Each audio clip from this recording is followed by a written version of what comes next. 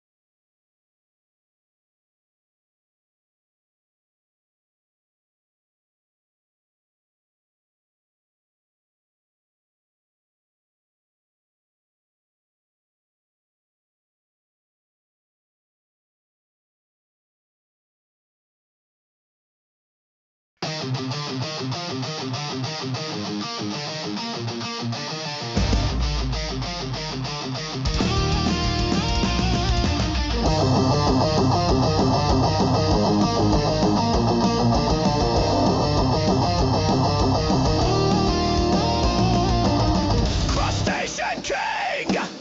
Digital screens! Canito Carginos, the name, a tidal wave of fame! He clicks and he clacks through internet stacks. A crab with a cause, defying all laws.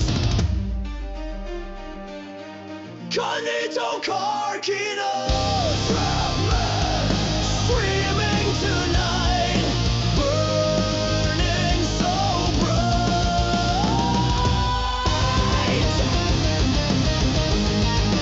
burning so bright. Pokemon X, Yu-Gi-Oh! Attacks, GTA Madness, MRPG Madness. Holy crap, scuttles through digital rumbles. No sleep for the wicked. This crap is addicted.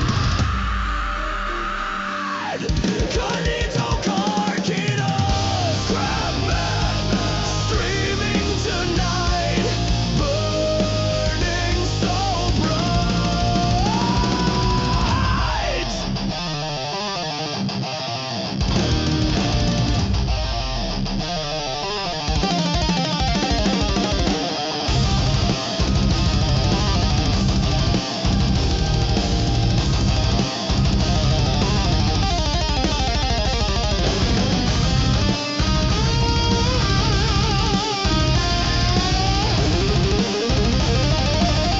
Canito Carginos, Crabman, streaming tonight, burning so bright.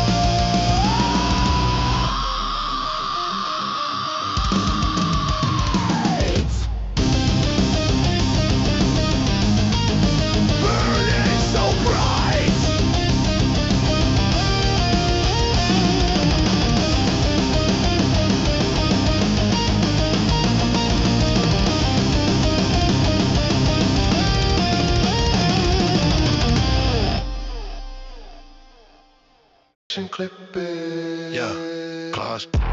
Claws clicking on the mouse after midnight. Shell hard, but my heart soft in the neon light. Another stream, another scream, another late night.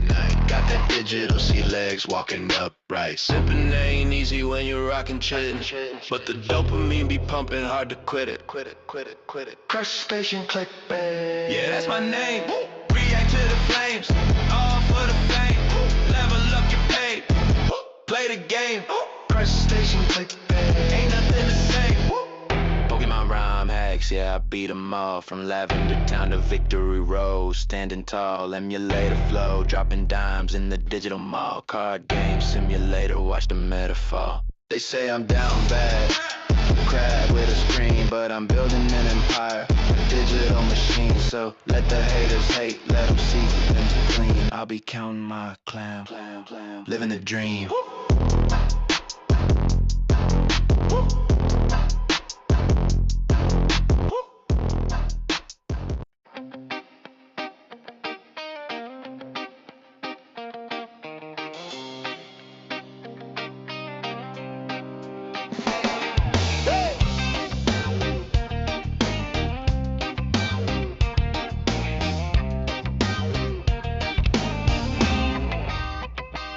Hey mama, hey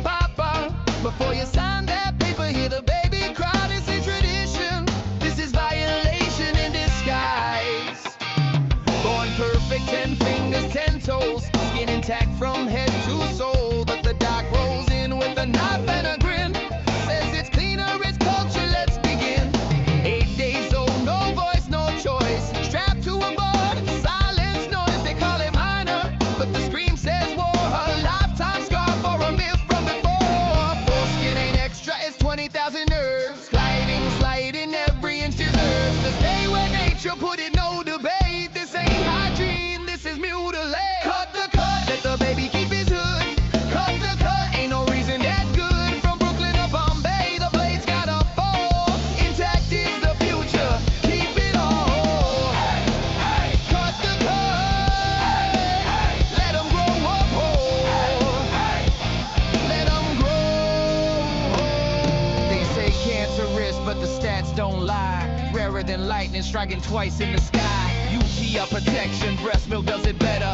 No scalpel needed, just love in the letter. Religious claim, God made the design. Why edit perfection with the surgical line? Consent is king, let the owner decide when he's 18 and why's not strapping wide eyes. Yo, 100 million nerves in the tip alone. That's pleasure protection, the natural home. Glands stay moist, no keratin shield. Sensitivity lost on the cutting room field. Europe laughs, Africa fights. America clings to outdated rights. Follow the money, hospitals cash the fee. 400 to snip, that's the real decree. Cut the cut, let the baby keep his hood. Cut the cut, ain't no reason that good. From Brooklyn to Bombay, the blade's gotta fall. Intact is the future, keep it all. Cut the cut, let them grow up whole. Let them grow.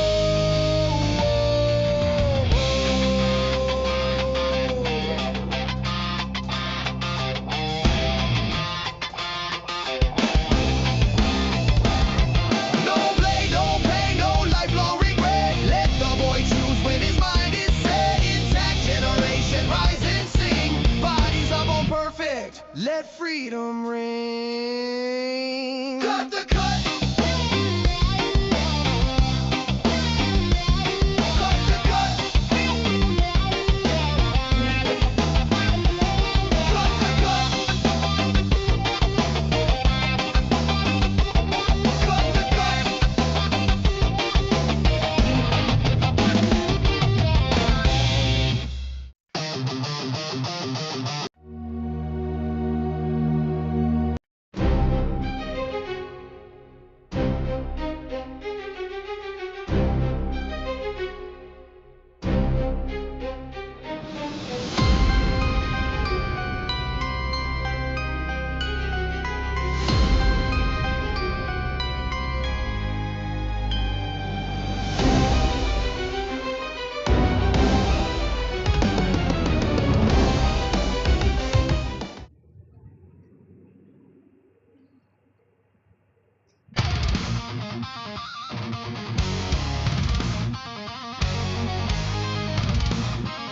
How's it going, everyone? Alright.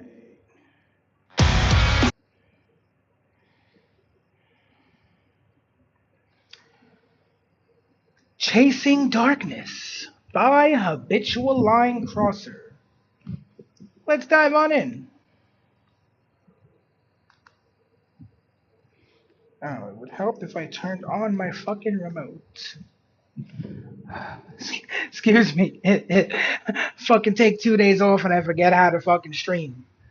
Jesus Christ, man. Alright, professional streamer here. Alright. Take two. Actually. Actually, since you might as well drop that one in. Click, clickety click, click. Okay. Chasing Darkness by Habitual Line Crosser. Let's check it out.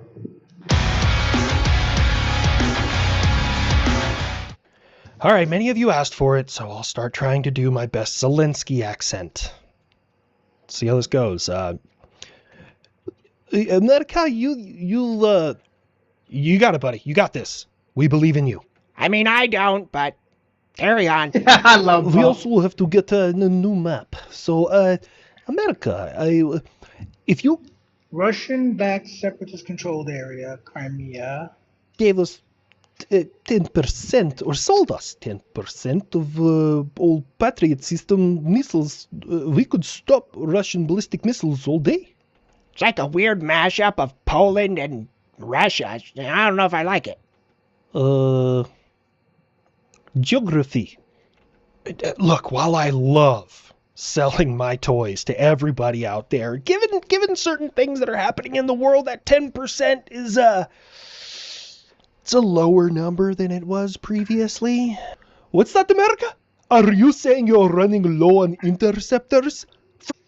No, we're not. Little old me. I mean, we have less bombs and rockets and stuff than we had before because we used all of them.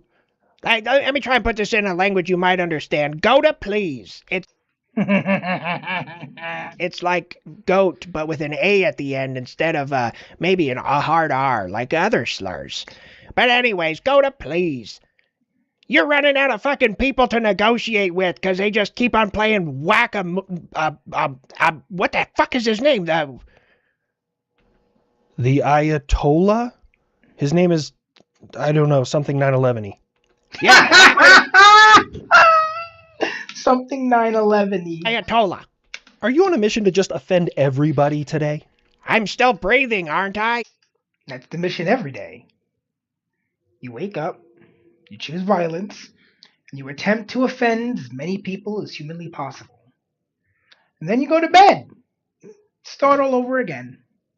Anyways, let's switch to the other continent. Russia's mom has got it going on. She's all I want, but I don't wait for so long, 'cause she puts out, anyways, Russia, can't you see? You're just too gay for me. I know it might be wrong, but I'm in love with Russia's mom. Words cannot express how much I hate that fucking plane. When the West falls, I will personally remove all your rivets by myself. Trying to strip off all my outer coating, huh? At least your Just like mom your buys mom. me dinner first, homo. Oh, it's coming. Everybody get outside. Hold on to something. Oh, it's the big one. Whoa, Colombia. Hey, are you guys okay down there? Oh, shit. We're going to have to help out. Man, what's going on? First Venezuela and now Colombia. It's obviously from the fascist in charge, drilling for oil. And Oh, yeah, sure. Everything is because the guy you don't like is in office. I'll try to remember that the next time a Democrat gets elected. the planet warming, global warming. Let me ask you a question, California. What if scientists discovered that those tectonic plates are gay and they're just making love? Science doesn't work that way, but if it Giggity. could prove that, we should never get in the way of love. You know what? I would like to animate a short hentai of tectonic plates making love. I think that would be funny. Yeah, that's what I figured. Wait, does that mean South America has canards? What a gay continent.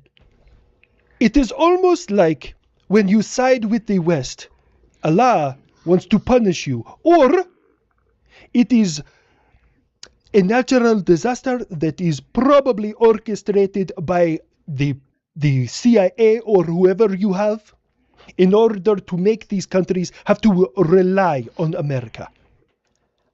All your bombs, planes, everything, and you sand monkeys are hidden underground. If I could make earthquakes, trust me. Yeah, we would literally just, like, you're already hiding in caves and underground. If we could control earthquakes, we could quite literally just bury you. Like, we could skip the execution, go straight to the fucking burial. It wouldn't be that hard. Fucking no. Well, we kind of did in Japan in 1945, but that's not really... It was more of a sun than an earthquake. But the arrival of the sun may have caused a small earthquake. You know, the sun's a powerful thing. important. I was going to ask you, what's up with the morale problems on the USS Abraham Lincoln? Yes, 8 months at sea. Stop laughing, vets. We'll get to that in a minute. Well, you know, and I don't know. Maybe this is because I'm an antisocial shut-in. but I would not mind spending 8 months at sea. Like, as long as there's no one who's like a real complete fucking douche lord on the fucking ship, or as long as I can at least avoid them for most of the fucking voyage, yeah, well, I wouldn't have a fucking problem. Hell, one of the things I wanted to do back when I was considering a career in the military was serve aboard a nuclear sub. I thought it would be awesome to fucking live at the bottom of the sea for a significant portion of my life, but my mom was like, "No, you're gonna die. What if something happens? Then I lose my son." So I was like, "All right, mom, all right. You know what? No military, fine." But I was almost a seaman. See, America, I like to think of this glass half full. You see, if those Transformers, ladyboys, dude chicks, bro, lady, whatever they're called, were still in our military, we'd probably have more people trying to jump off of that boat. Statistically accurate, but wildly fucked up to say out loud. Also, he didn't say it. That's just a joke. This is a leadership problem at all levels. First line leadership up to the command team. This is a leadership issue. Listen, I enlisted under President Bush, and I went to Afghanistan under President Obama. He took office while I was in basic training, when he pushed a whole bunch of extra troops there that had nowhere to live. We had nowhere to go because he wanted to finish the fight. I was in country when they killed Osama bin Laden. Should have ended right there. I mean, yeah, he was like the big bad guy. Unfortunately, with shit like this, you cut off one head and like two more grow. No, we stuck around for another 10 fucking years because politicians don't know how to fight wars. Did I blame President Obama? No, I didn't. I lived in an Afghan dude's house for 7 months, living off of MREs and whatever food we could scrounge up. I had no running water, no electricity. My bathroom was a hole in the ground. Don't fucking believe me? Go to YouTube right now and type in Afghan cribs. There's a video of me showing you around where I live for 7 months. We might have to react to that. I lived before that in an Afghan school because the Taliban had scared away all the students for threatening them because they were getting educated, especially little girls. I didn't blame... Yeah, Taliban does do that.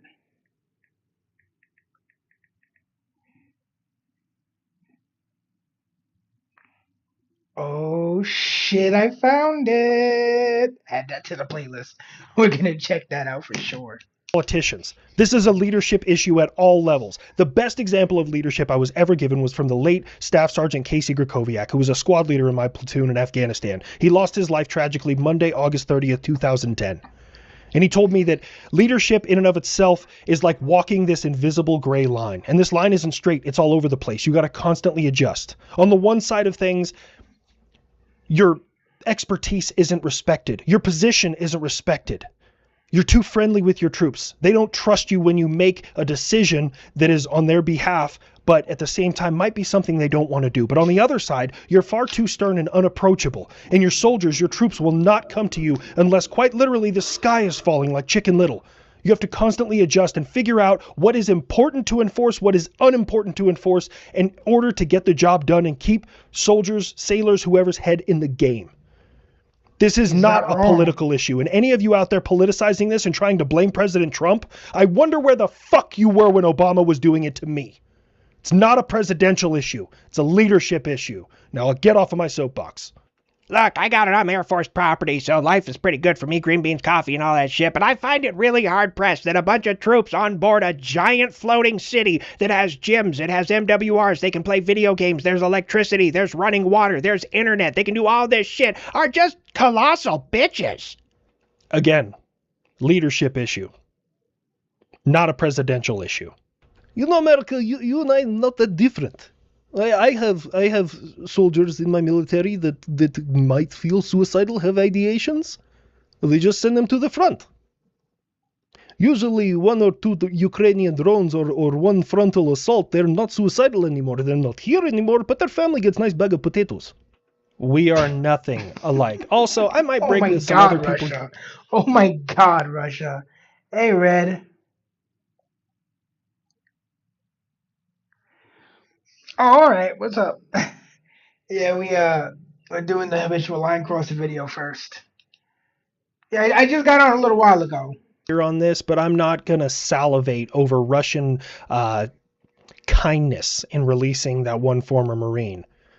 But Russia, I guess, thank you for releasing that guy. You guess, thank you. He was supposed to be in prison for 10 years. He is out in 4 years because it was important for him to get back to his family. And he was tried and convicted of kicking police officer in Moscow. You want me to thank you for the emaciated, beaten, Holocaust victim-looking prisoner that you gave back to a family? Oh my God. Are you out of your goddamn mind? And then in the same breath, you have individuals in Warsaw, Poland, who were trying to execute a Polish American. This wouldn't be the first time that Moscow has tried to do something on NATO property against a member of NATO. Now, it may be hard to swallow here, America, but why did we stop the Russian? Why not let him do it? Give us good reason to make Moscow Polish again. Knowingly ignore something terrible that was going to happen in order to justify me and my allies going to invade a country?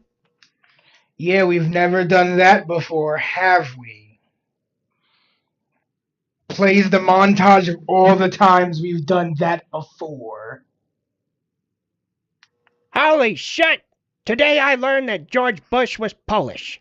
Hey, you watch your tone. That man allowed us to stretch out our war legs. We got reasons to invade the Middle East and all sorts of stuff. Plus, he loved America. Oh, no, I'm not talking shit. Honestly, I thought the guy was great. According to Kanye, he didn't care about black people, which Oh my God, I remember that song. is honestly right in line with me. Boff! What? I mean, like, I don't care in the way of, like, cool, you're black. Don't give a shit. That doesn't make you any better or worse than anybody else. It's all the content of your character and the decisions that you make. Sure, your life may have been a little bit harder than others, but you can still make good decisions and do well in this country. The fuck you think I meant? Well, shit. There you go. Unbelievable save, I think.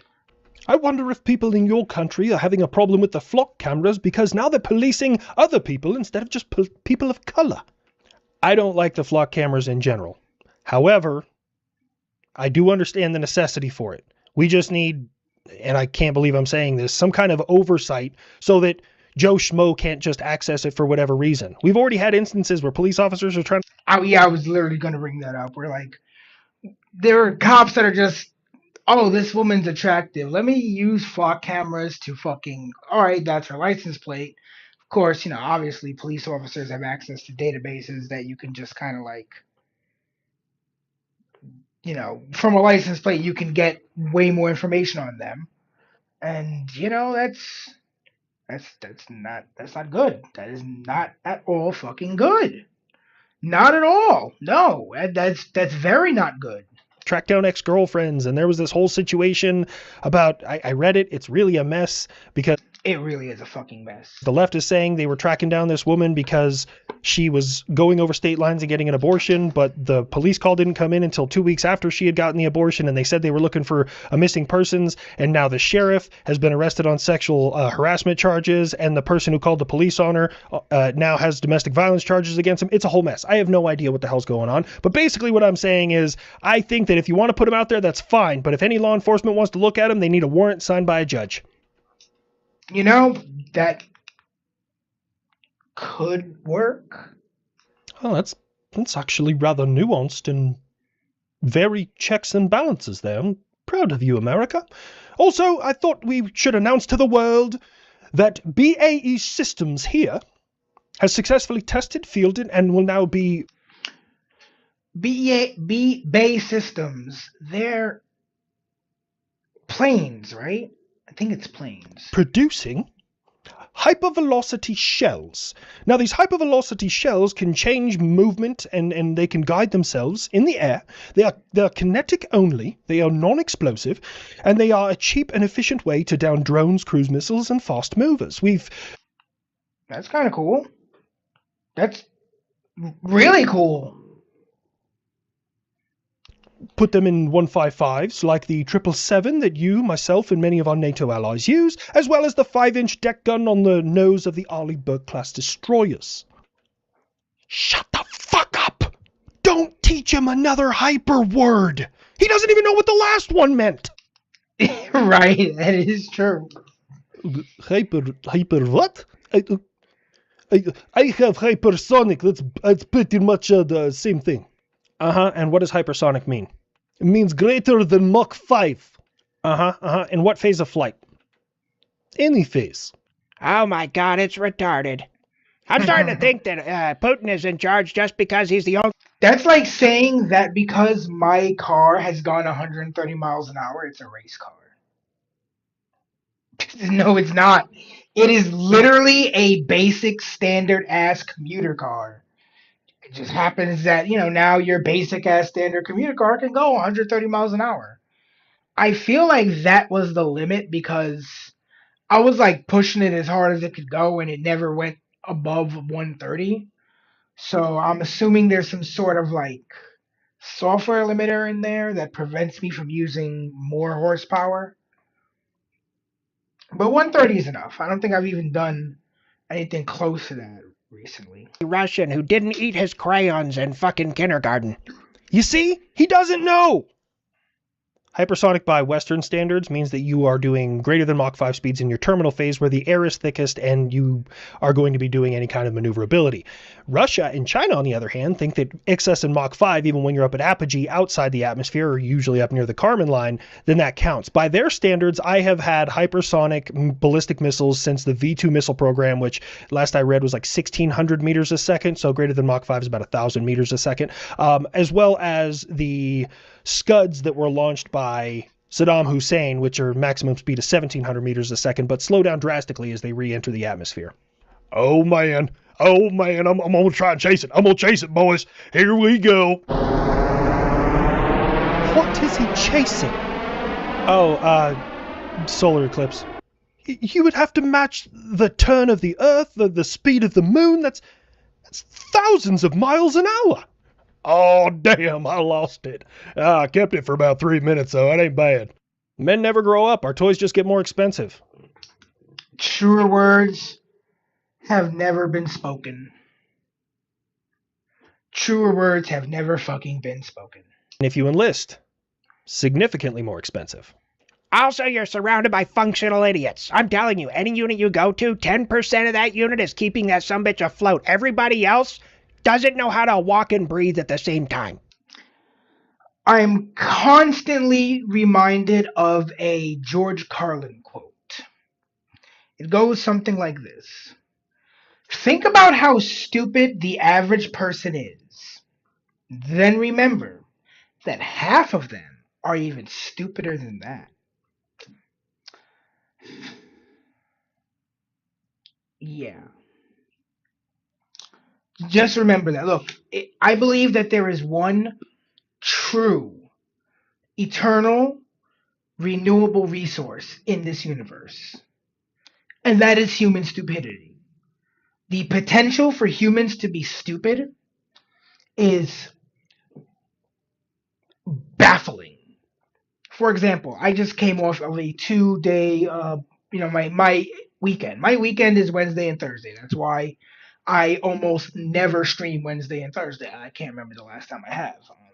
I almost did last night, but when I ate the leftovers that my girlfriend left me after she went home, one, I was no longer in the mood to stream about shit that pisses me off.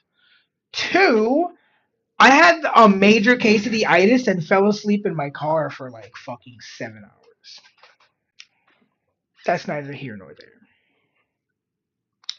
So I just came off of a 2-day being off. And so one of the things I was doing, Wednesday I had shit to do with my mom. We had to be somewhere like early in the morning. So I actually had to like leave work, go straight to mom's, take a 45-minute nap, and then essentially like be with her all day doing some shit. Just taking care of some business essentially. It was rough. So like there was a small part of me that was like, maybe I could stream on Wednesday night. And then I was like, no, I'm fucking tired. And my girlfriend came over Thursday, and I'm usually very tired when my girlfriend goes home because usually like we wind up having a big meal, and so I'm like super full and shit, and just in a good mood, full, just ready to kind of crash out. So I wasn't able to stream. I chose not to stream. But before my girlfriend came over, I was kind of just like just out and about. And it was like 8 o'clock, and I was walking around, and I noticed a tow truck hooking up a car. And I remembered that there was construction going on that street, and there was a sign that said, "No parking, 7 a.m. to 4 p.m. Construction, temporary, regulation."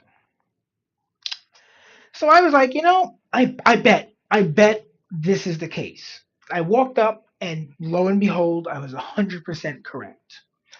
The person whose car was being hooked up by the tow truck had quite literally parked their car immediately in front of that sign. So they parked their car, they got out. Right in front of their fucking car was a sign with a big fucking placard that said, "No parking Monday through Friday, 7 a.m., 4 p.m., construction." And they didn't move their car. Like, what did you think was going to happen? At worst, you're going to get a ticket. At best, you're getting a tow truck, hook up your car, and tow it.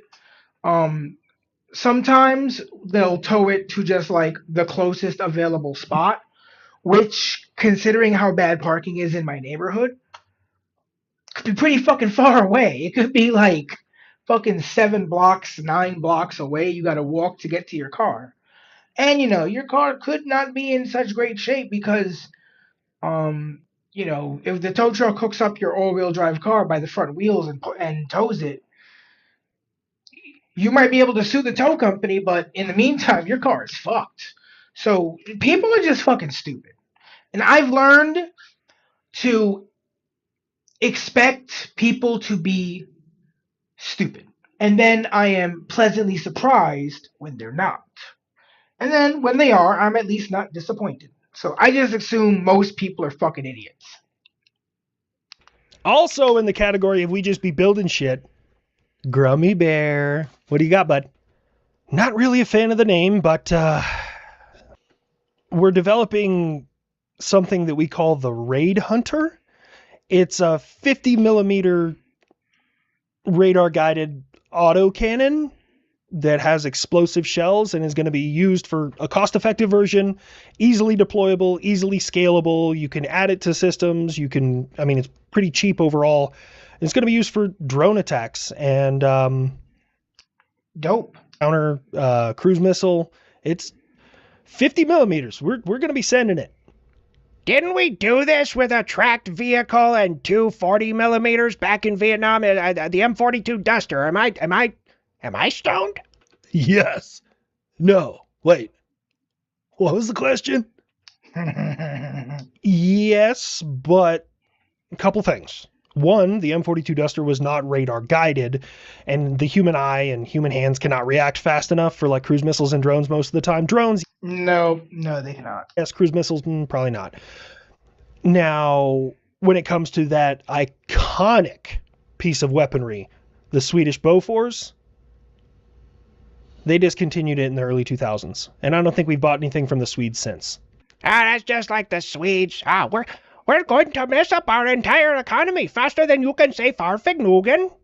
That's not even fucking close, but I counted. Anyways, kid, finish us off. Give us a great piece of advice. You can lead a horse to water, but you can't put a saddle on a duck. I hate that we're related.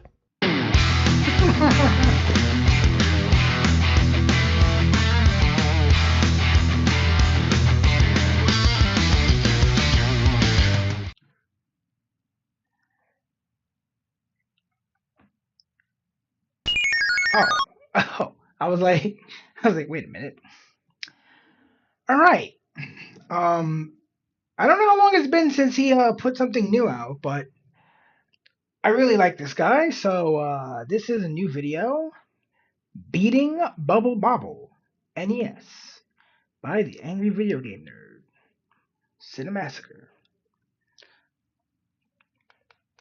Actually, no, let's try that again. Beating Bubble Bobble on the NES. Angry Video Game Nerd by Cinemassacre. Let's dive on in.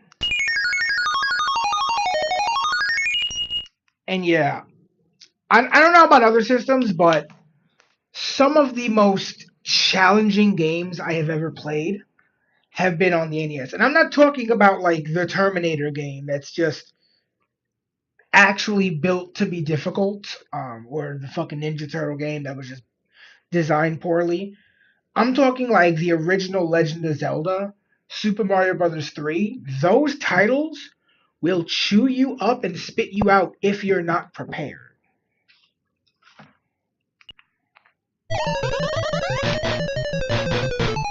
Ah! Come on! Come on! Ah! Oh, oh, oh, I won. I beat Bubble Bobble. Again, just like in my childhood. I beat this game every week. And same thing. Bad end. This is not a true ending. Try again with your friend. What friend? Who would ever Fucking what? play this with me, let alone have the skills to survive through 99 levels and beat the final boss? It's not happening. Only time I remember as a kid, vague memory, I had this friend who I was playing it with, and he got so fed up he just ran and hid behind the couch. I don't know about all you, but the summer is one of the busiest times of the year for me. I'm planning location shoots for some of my favorite movies.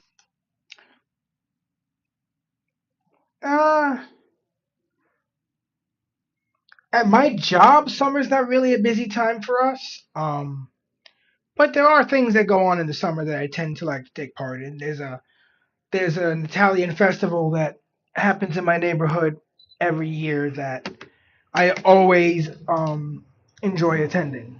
Busy with scripts and editing and eating whatever I can find laying around to keep up the energy for the day. That's why today's sponsor, Factor, helps me stay on track and eat well. This is the smoky Gouda chicken with potatoes and Parmesan green beans. It was very Gouda. Then I tried the loaded bacon shredded chicken with spinach, green beans, and ranch sour cream. Also very good. It's just 2 minutes with no prep or cleanup. Just in and out of the microwave in a pop. And with a freshly updated menu every week, there's always something new to try. And the best part is every meal is dietitian approved. It's real ingredients you know and trust, like lean protein, healthy fats, whole grain. You know, I'm gonna be honest. I kind of like those better than I like these prepared meals better than cooking for myself, because while I can cook, I'm very good at cooking. It is a pain in the fucking ass. And in all honesty, there's like a bunch of shit I'd rather be doing than cooking most of the time. And a lot of these are pretty good. Like I get these kind of things from the store. In fact, if you check out my twitter.com, you'll actually see like my meal prep for the for this upcoming weekend, because the weekend is ironically enough my work week. Friday is my Monday, essentially, because like that's the day I come back to work and start my work week, and then I essentially work through the weekend. So I always have on Friday I always stop in at the ShopRite by my job and pick up food. And I always pick up, you know, like multiple days worth of food, because it makes no fucking sense to make 3 stops for 3 days when I could just buy 3 days worth of food and put it in the fridge. So I did that today, and when I got here, I divvied up the food, and like I mixed the like I bought London broil and some potatoes, some roasted potatoes. I put that together. Chicken cutlet and mashed potatoes, put that together, and then grilled chicken and Spanish rice, and I like cut it up and put that together, so that all I gotta do when I get in tomorrow is throw it in the microwave, heat it up for 5 minutes, and it's ready to go. I can eat my food and begin my stream, because I started an hour and change late today because I was just kind of out of it. When I got here, and I just wanted to rest for a little bit. Um, but I usually try to start between 10 and 11. Um, and I get here at 9, so like I'll spend that hour like doing prep for for everything. But yeah, these prepared meals are pretty good. They're pretty good. And my mom she gets like some, and the more meat heavy one she gives me because my mom's not a real big carnivore, whereas I, on the other hand, very much am. And 2 types of fruits or vegetables per meal. I use Factor because it's quick and easy, and you should too. Head to Factor75.com or click the link below to use code AVGNFB50 to get 50% off your first Factor box, plus free breakfast for 1 year. That's code AVGNFB50 at Factor75.com. AVGN50 at Factor75.com. New subscribers only, varies by plan. 1 free breakfast item per box for 1 year while subscription active. Bubble Bobble is special to me and belongs to an exclusive category, what I call shoebox games, meaning it was one of the games I had back when my whole NES collection fit inside a shoebox. I played it so much it became... I also came up on the NES. It was my mom's, and she like taught me how to play. And it's mine now because she doesn't care for it, and she knows I'll get more use out of it anyway. And there were we had a handful of games already, and then when I started getting into playing games, we got a handful of other ones. And if I had to say what game like kind of fills this slot for me, it would probably be Marble Madness. For whatever reason, that game was super fun for me, at least as a kid. I haven't played it as an adult, and I would probably find it frustrating as an adult. But as a kid, when you have infinitely more time and patience to play games, something like that was just kind of fun. Especially considering it was I feel that game really pushed the NES and what it was capable of farther than a lot of other games in terms of... It almost feels like a 3D game. Second nature. There's something primitive and addicting about its simple, single-screen platforming style. The goal is simple. Just clear all the enemies and collect points. But if the timer runs out, the evil Baron von Blubba will come get you. With this simplistic nature, you can probably tell it was ported from an arcade game, which led to a sequel, Rainbow Islands, The Story of Bubble Bobble 2, which was followed by Paracel Stars, The Story of Bubble Bobble 3. But then there was Bubble Bobble 2 on NES, which was unrelated, and then there was Bubble Bobble Jr. on Game Boy, which was called Bubble Bobble 2 in North America. And Bubble Symphony in the arcades was also known as Bubble Bobble 2, and the sequel to that was Bubble Memories, The Story of Bubble Bobble 3. Also, there was Final Bubble Bobble on Sega Master System, which came out before most of them. Not to mention Kraken Pop was like the... Of course, the one that says Final in the title comes out first. Spiritual successor, Bubble Bobble Zero, if you will. Then there was Bubble 4 Friends on Switch, which is in no way the 4th one. It's more like the 400th if you count the whole Puzzle Bobble series, also known as Bust a Move. But forget all that. I'm talking NES. You take control of Bub and Bob, who are dragons. I guess you can call them Bubble Dragon, or Double Bobble, if you will. Double Bobble, Double Bobble. You trap the enemies in bubbles, and then pop them before they get angry and come out. These bubble physics are crazy. You can push them, bounce on them, pop them, and once you've cleared the stage and all those food items drop down, it's so satisfying. Cake, candy, burgers, popsicles, ice cream, it's such a tasty game. It's like all that cartoon food in Tom and Jerry.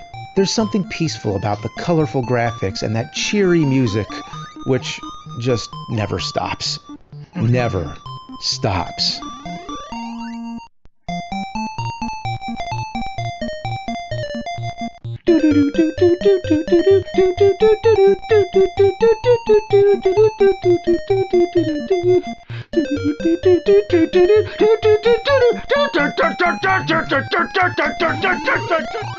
I kid you not. It's the same music the whole game. So hit the mute button and put on some AC/DC or telekinetic Yeti. This game can be frustrating and might drive you a little insane, but with unlimited continues and some of the shortest, kindest passwords ever seen on the NES, you can just fail your way through. So finishing the game is very doable. I've done it many times. But I'm guessing the real ending requires 2 players, which is a very interesting design choice. I feel like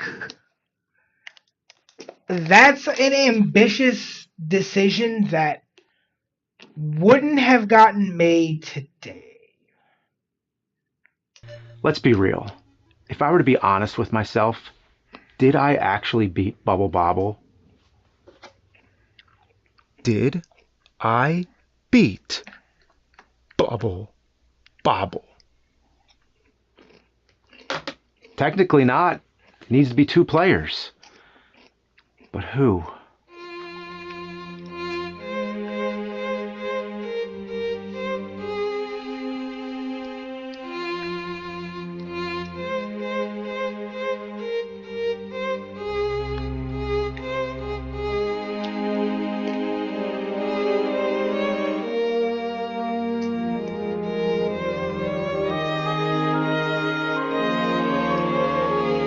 Guys, this is theme song?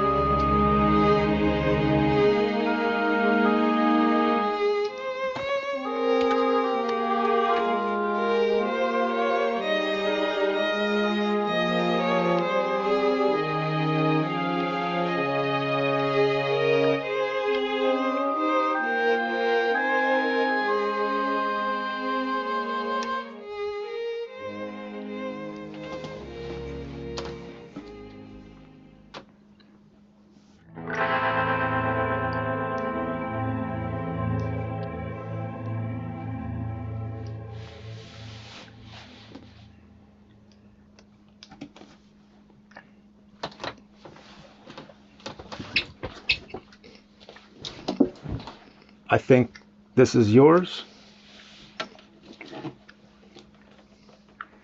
And this?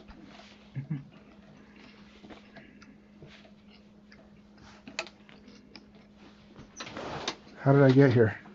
I need your help with something. Mm-hmm. Oh, please don't tell me you're still playing those shitty games. Yep. Yeah. Oh, you gotta get out more. There's a whole world out there. Beyond this room. Beyond this couch. I've heard about it, yeah. I've been out traveling. I saw all kinds of things. Besides looking at the back of a goddamn couch. So you've been all over the fucking place, huh? Haven't you? Oh yeah, you got a fanny pack. Got some stickers on here. Let's see that. Yeah. Venezia, Venice, Sydney. Well, aren't you just a pompous bastard? I've eaten all kinds of foods. Oh yeah? In Indonesia, they have coffee made from animal feces. Sounds appetizing. Not really. Well, sounds like you had a nice vacation, but I need your help. I need you to help me beat Bubble Bobble. Bubble Bobble. What? What? As they say in Romania, du ten pies damati. What's that mean? It means fuck off, you Nintendo dork. Every time I try to help you play these games, it's a disaster. Yeah, pound the guy into the ground. Oh, what the fuck? Oh, the hell with this shit! The hell with this fucking shit! The hell with this banana buffalo wearing bastard bullshit! Oh yeah, a lot of these games were harder with Hey, John, 2 you were players, watching but at least we the beat video game Akari video. Warriors, right? No, you beat it. I just kept dying and slowed you down. You're really stuck. Just kill me. I'm trying. That's what I'm trying to do. No, kill me for real. But this time is different. Bubble Bobble, you actually need 2 players to get the happy ending. Don't you like happy endings? I've been to some places that give happy Giggity. endings, but I got He's the angry video game nerd, and he's the guy who does the angry video game nerds theme song. diseases from it. What else happened on this vacation? I've had scorpion stings, alligator bites, tsunamis, volcanoes, and sunburn. Have you seen enough? Yeah. Yeah. Look, I'll even let you be the first player. Okay. But first, one question. Where did their hair go? Where did their hair go?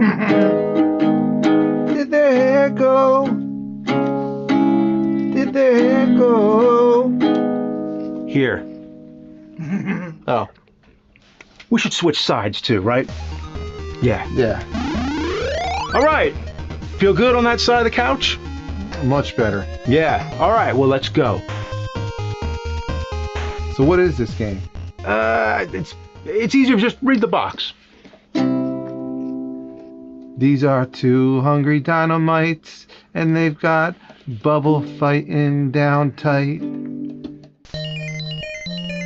All right. You're the first player. You like being first player? Yeah. Yeah. Is that good? So you're Bub. You're the green guy. Okay. And I'm the blue guy, Bob. You get it? No. Bub and Bob? No. Bubble Bobble? Bubble Yeah. Bobble. Say Bubble Bobble, it's fun. Bubble bobble, bubble bubble, bubble bobble. It's fun, right? It is fun. So all you gotta do is blow the bubbles, pop the bubbles, ride the bubbles. I'm having trouble. You're having trouble with your bubbles? Double Bubble, toil and trouble. trouble. They float in all different directions. They're so random.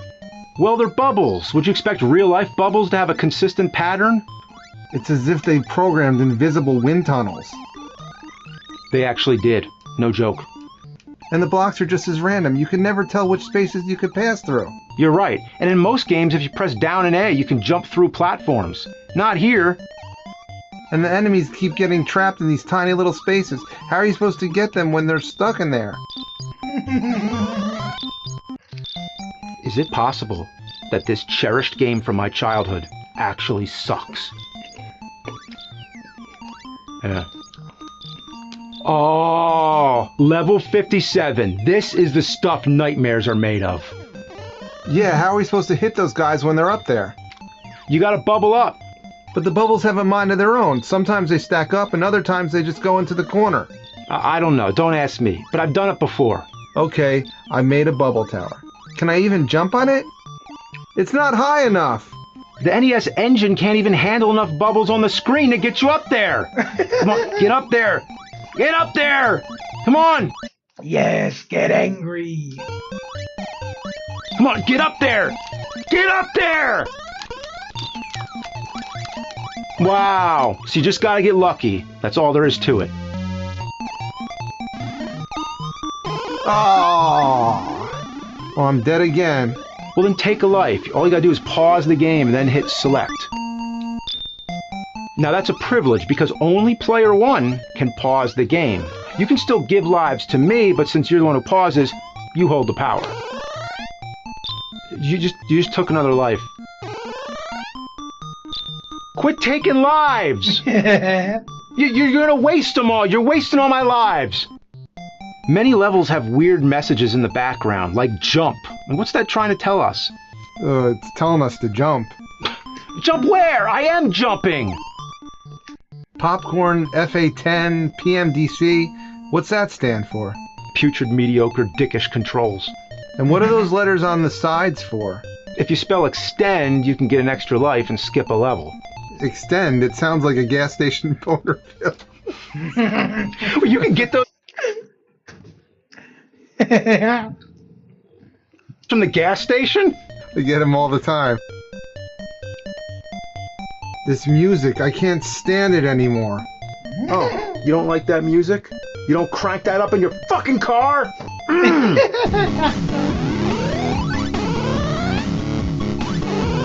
Ah!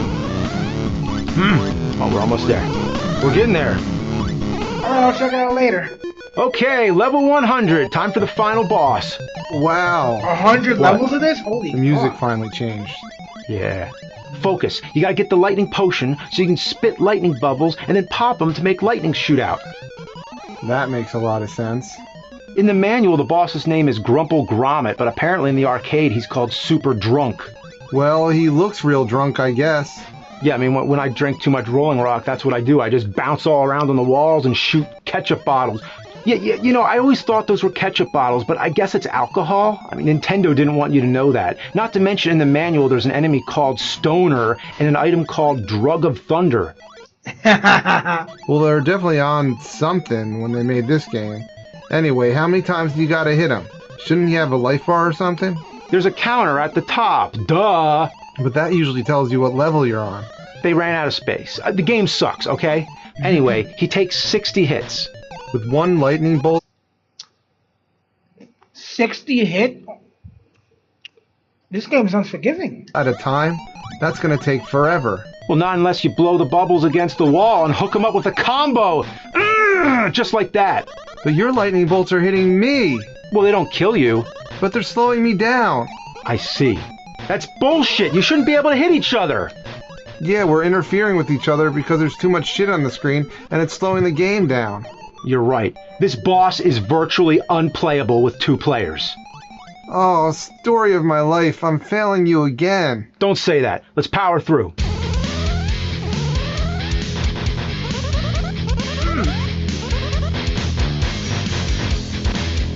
Oh shit. Come on, come on, come on, come on, come on! Run! We got him. He's in a bubble. Where are you? I'm dead. Oh, no, we both got to be alive. Take a life. Take a life. Okay, you're back. Pop him, pop him, pop him. Oh, fuck! No, my God! It goes up back to 60. No!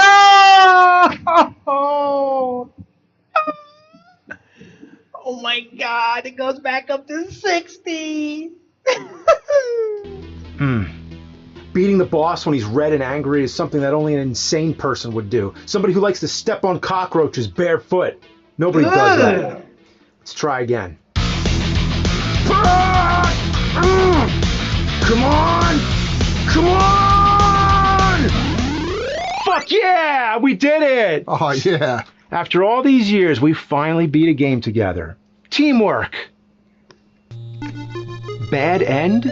Take the magic crystal ball? Huh? We beat it with 2 players.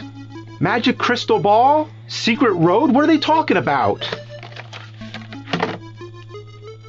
To be clear, the manual says there's a crystal ball on round 99, but it doesn't explain what it does. It should just say, get this for the good ending, you asshole. I know what you need. Get the power, Nintendo power. Get the clues that you can use, Nintendo power. Higher and higher, fighting your way through. I remember this magazine.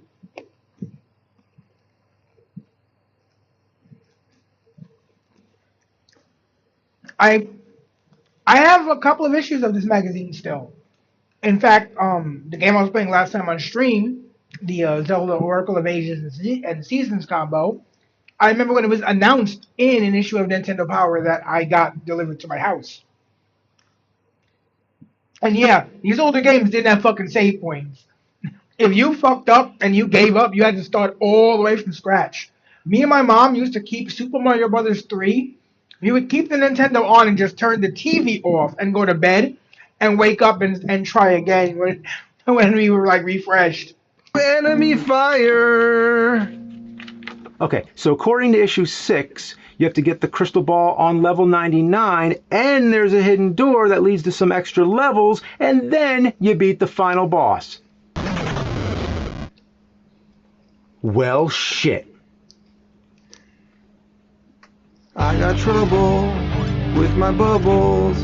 Gotta pop 'em on the double. Some float up and some go under. Eating yogurt, drug of thunder. Looking for that crystal ball. Little dinos slipping around. Bubble bobble, they got stuck in the fucking wall. Alright, level 99. You gotta keep your eyes peeled for that crystal. There it is, there it is, I gotta get up there. Oh no, it's gone! They expect you to be faster than a greased turd. Okay, good. I got it. Now, where's that secret door? Is that it? They put the door behind an enemy that's spazzing out? Where? Right there. You see it? Go before it disappears. Oh, thank God. The door was open to go to Secret Road. All right, so I guess this is the Secret Road. Just a bunch more levels, as if this game needed any more levels. What's going on here? This level's as I mean, yeah, this shit has 100 levels. Like, motherfucker, what do you think you are, Aincrad? Think this is Sword Art Online or some shit? if they forgot to put a level here. Yeah, you're just falling through empty space. You're just free falling.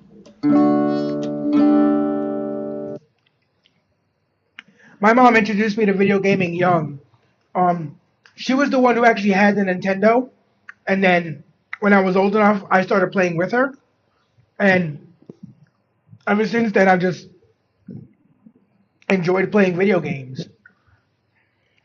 No, stop that. This whole episode will get demonetized. Look, now it's the opposite. How are we supposed to move around? Yeah, it looks like a bathroom wall. Like we're stuck in the tiles of the shower. What's that in the background? Is that the return of the scrotum? Scrotum in the wall with big balls. Hairless as a turd, free as a bird. Final boss, again. Let's do it. My mom got me into reading too. That was another big hobby I had. Reading books and playing video games, which sounds opposite, but I enjoy doing both. I actually read. In fact, this was probably my mistake, was that I read the Harry Potter books before watching the movies.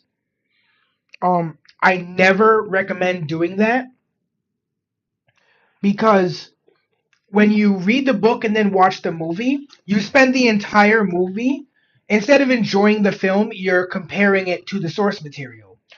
But if you watch the movie first and then you read the book, it's sort of like you're accessing an exclusive director's cut of the story you saw in the movie. You know, you're getting more rather than seeing what's taken away, if that makes any sense to you guys. But yeah, after that, I decided to never read the book first.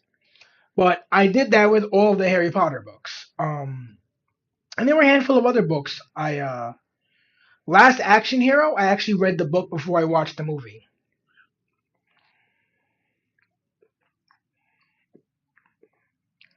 Yeah, and if you've already read the books, then it's gonna you just spend the entire thing just comparing, and it sucks all the fun out of what's supposed to be an enjoyable experience. Come on! Come on! Ha ha ha! Yeah, yeah, yeah! We did it! We did it! I can't believe it. So they rescue their girlfriends, they revert back into human form, and happy end. Happy ending! Let's go! Are you happy? I'm very happy. How happy are you, man? Congratulations, Bobby and Babby. Bobby and Babby? I guess that's their real names? You saved your lovers, Betty and Patty, at last, but your adventure is not over yet? What do they mean it's not over? We beat the game. What? It said happy end.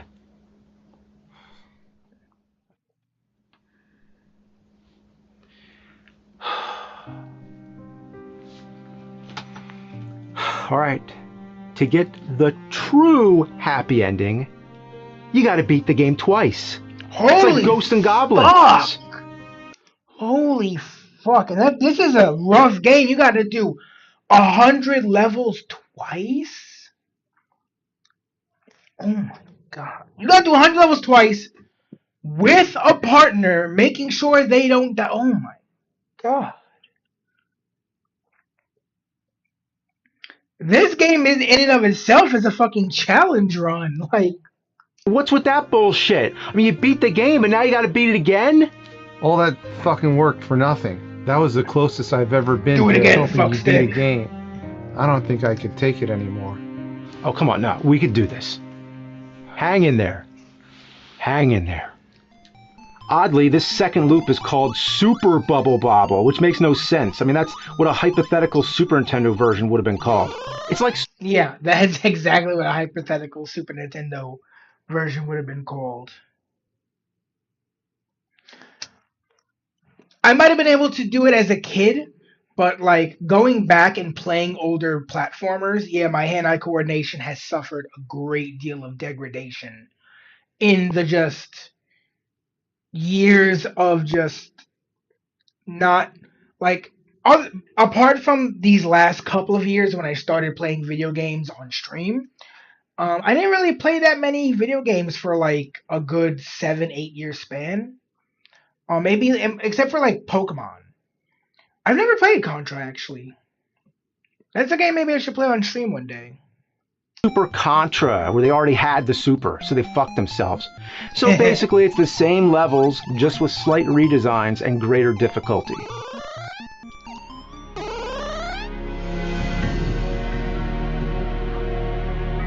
Oh, no. Don't leave me! Don't leave me! No! Oh, no! Let's just hang on.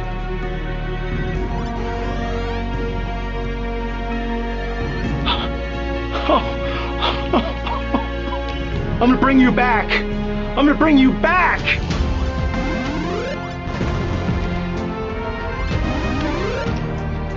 Gotta get the crystal! Can't jump down! I'm stuck!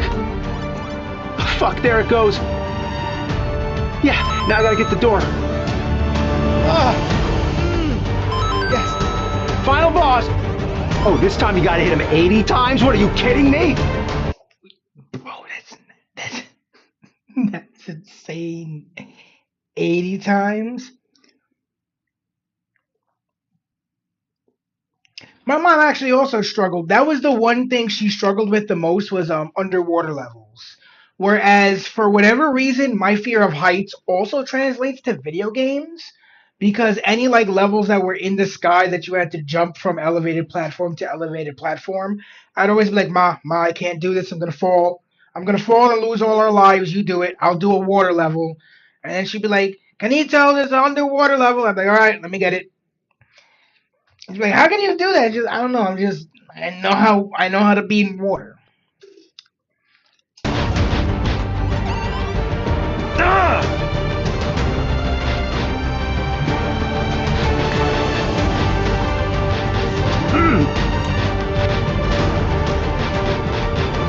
Three more hits! 3 more fucking hits! Come back! There you go! Pop it!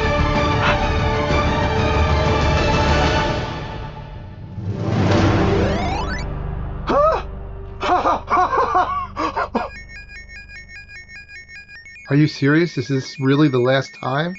Look, happy end. They saved their parents too. Look, there's the cast, and then congratulations. I helped you beat a game? Yeah. Yeah? Now you've found the most important magic in the world. It is love and friendship. Oh my. That's one thing I noticed is that I play that's one of the reasons like I play Pokemon and trading card simulator games a lot because you know it's not something that requires like reaction speed or whatever. It's more just decision making, which is still thankfully one of my strong suits. And yeah, heights fucking terrify me. Spiders terrify me, but it's not just spiders. I wish it was just spiders. It's spiders, scorpions, centipedes, wasps, bees. Anything that can sting or bite and inflict venom, it's something I'm like, oh, no, get it away. I don't want to know how painful that sting is. Oh, that's cool. Understand my purpose. To help you beat a game. To see the true magic of friendship and teamwork. I once had a childhood friend. We tried to beat games together, but then he hid behind my couch. That's right. I've been with you all along. I'm your guardian guitar angel. Every time you hear that tune in your head, you know it's me. Speaking of tunes, It's been a while. Do I it. know, it's good to be back. There's no couch like home. There's no couch like home. No couch like home. No couch like home. No couch like home. No couch like home. Well, that's elaborate. You could have just walked around. Whatever. Just play the song. Do it. It's gonna take you back to the past to play some shitty games that suck ass. He'd rather have a buffalo take a diarrhea dump in his ear. He'd rather eat the rotten asshole of a roadkill skunk and down it with beer. He's the angriest gamer you've ever heard. He's the angry Nintendo nerd. He's the angry Atari Sega nerd. He's the angry video game nerd. Nice. Nice. Well, now that we've proved our teamwork, my mission is fulfilled. It's time that I return underneath the couch. No. Stay with me. We could play more games together. I'm sorry, I must go. No. Give me the Terminator 2 thing. No, don't do it, please.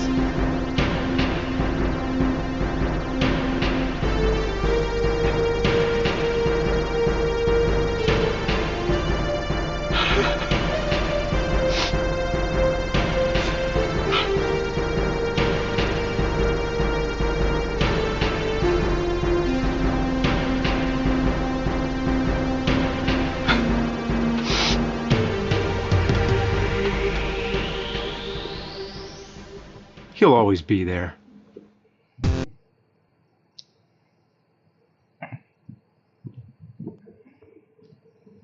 right. That was fun.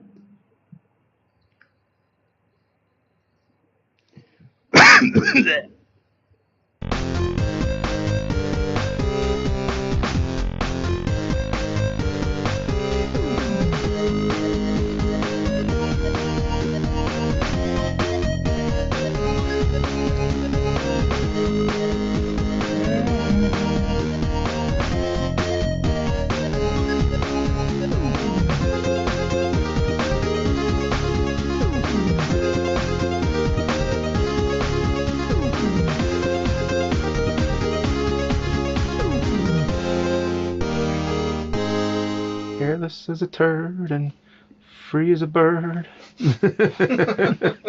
Hairless as a turd. That's actually good. Okay, all right.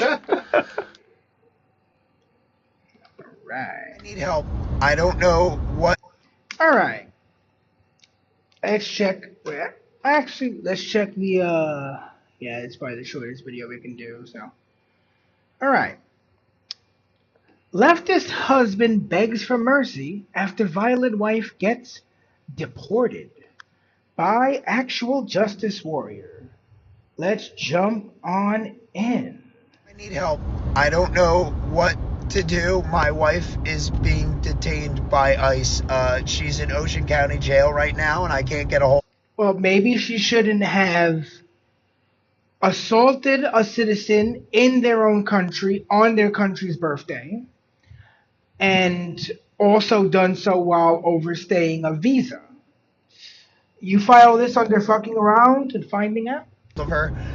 She keeps trying to call me, but they won't let me put money on her card. The kiosk in the Toms River jail is broken, and all the numbers and stuff they gave me wasn't right or wouldn't allow me to put money on her card.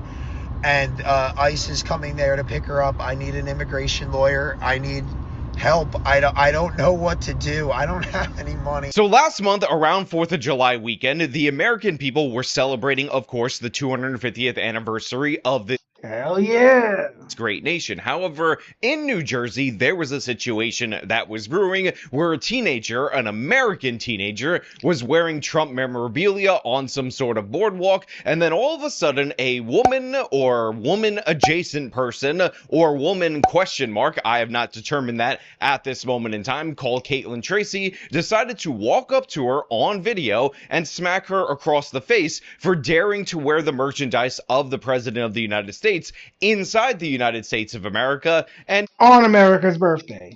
yeah, this person was obviously not remorseful after the fact, flipping off the camera, celebrating this. But the thing is, it turns out that this was an illegal alien, a visa overstay from the nation of Canada. Build the wall and get the Canadians out. And now this lady has since been deported. And by the way, her husband is El Bozo. very upset about this. His innocent Bubba Angel wife was Oh, someone call a ambulance.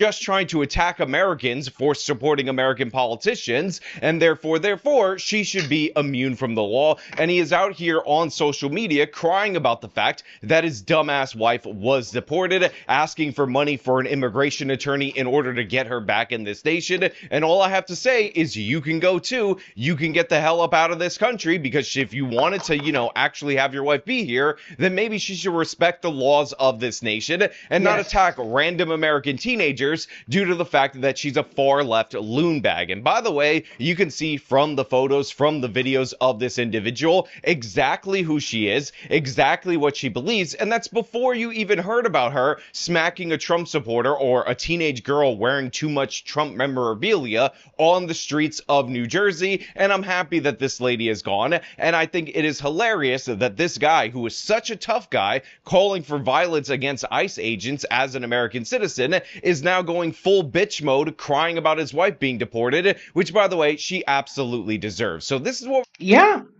Look, if you're in this country, like, even if you're in this country on a visa, you shouldn't just go assaulting random people in this country. Like, that's not, you should be on your best behavior, not fucking acting a fool. We're going to talk about today. This is what we're going to discuss. But before we do, I want to thank everybody who supports this channel via actualjusticewarrior.com/join. Oh, give me the money. Give me the money. Okay? But I gotta figure something out. I gotta save her. I need help. I need you to figure out. I don't know. This just happened. I need help. I need my wife. I don't want her to get hurt. I don't want to see her get... Maybe you should have told her not to slap random teenagers across the face. I don't know what to do. I don't know what to do. So according to this article, Caitlin Tracy was charged with endangering the welfare of a child, simple assault, harassment, and obstruction. This is her mugshot, and let's just say that this woman is looking particularly rough in that mugshot. But again, she's about to be deported, but I want you guys to know the merchandise that this girl was wearing that made Caitlin Tracy think that she was entitled to attack her. Caitlin Tracy, age 33, was living in the U.S. on an expired visa when she was recorded confronting a group of 4 teenage girls on Point Pleasant Beach Boardwalk in New Jersey on July 3rd. 2 of the girls were reportedly wearing sweatpants bearing the words Trump and ICE. So just when you thought irony couldn't be any more irony, you have an illegal alien, a visa overstay, somebody who is too lazy and too stupid to update her own paperwork as she was married to an American in the state of New Jersey, that decided to attack people for wearing Trump clothing and ICE clothing because she was absolutely disgusted by the fact she should be perma-banned from the nation. That we have immigration enforcement in our country. And what was her reward for this? What were the consequences for this? She ended up getting deported, and I'm absolutely 100% here for it, because a Texas judge that was reviewing the case actually did order her to return to Canada. That is absolutely amazing. And this was despite the fact that according to the article, it was argued that she was such a productive member of our society. The outlet added that Tracy's defense lawyer, Frances Hodgson, described her as a productive member of society. So yes, as everyone has noticed, we are back in Jersey. We've been here for about 2 months trying to get our lives back together, trying to get jobs, trying to get a house. We have yet to get either one. Quote, she arrived here on a passport some years ago. She met her husband and didn't leave. But while she was here, she maintained employment and was a productive member of society. Close quote. That's what he said. He then added that Tracy had taken responsibility for her role in the incident, and that is consistent with other similar type matters that happen every day during the summer on the boardwalk. So this is what was stated by the attorney during the immigration hearing, but we know that her and her husband absolutely did not take responsibility for this. They didn't take responsibility for any of their actions, and in fact, we have a long pattern of her and her husband on video talking about how you need to attack ICE agents, and her husband, being the disgusting, reprehensible individual that he is, decided to recommend that people actually crap in their hands like a chimpanzee and throw that Fucking ew. That's fucking disgusting, man. fecal matter at ICE agents whenever they see him, because he thought this would be an adequate solution to immigration policy that he and his illegal alien wife did not like. New challenge, throw shit at ICE members. Just throw shit at ICE agents. Like, shit in your hand and throw it at them. And videotape Bro, get him out of the country too. Fuck that shit. it, post it on TikTok. That's the challenge. Yeah, I don't really feel like extending sympathy to this man who thinks that the proper behavior against policy that you don't like, that the American people That's literal animal behavior, dude. That's literally what animals do. absolutely voted for, is to act like a chimpanzee, is to actually hurl poop at people, and yeah, I'm not really all that sympathetic to him bitching and moaning and crying about how, oh my god, I need the attention of the news media because I absolutely have to save my wife. Well, congratulations, you are free to go to Canada, navigate their immigration system, and I hope it works out for you. I hope you find their system to be far more appealing than the United States of America system that you flouted for years, that you continued to have her work, by the way, illegally after her visa expired in this nation, and think that that's somehow a badge of honor and something that we should consider. That's true. She wouldn't have been able to legally work on an expired visa. I mean, she's doing not sorry. They ain't tracking her. You know, she was working under the table or some shit. While allowing this person to assault regular Americans who believe in the current government right now at this moment. No, we're not interested in that. We're not doing that. Get the hell out of here. You can go too, and you can take all your weirdo friends with your crazy tattoos and your ridiculous piercings with you. Yesterday, July 13th, my wife was detained by ICE and brought to Delaney Hall in Newark, New Jersey. This is my attempt to reach out to any news outlets, especially local ones to New Jersey, like News 12 New Jersey or NJ.com, or any journalists or reporters that are local that want to hear our story.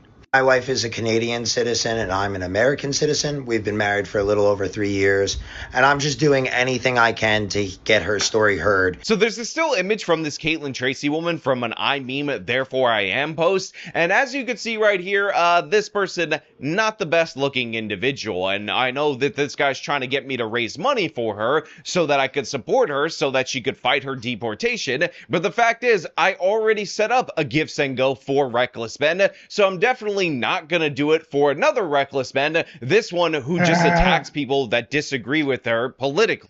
Oh shit, they actually do kind of look similar. Yo, they actually do kind of look similar. Holy fuck.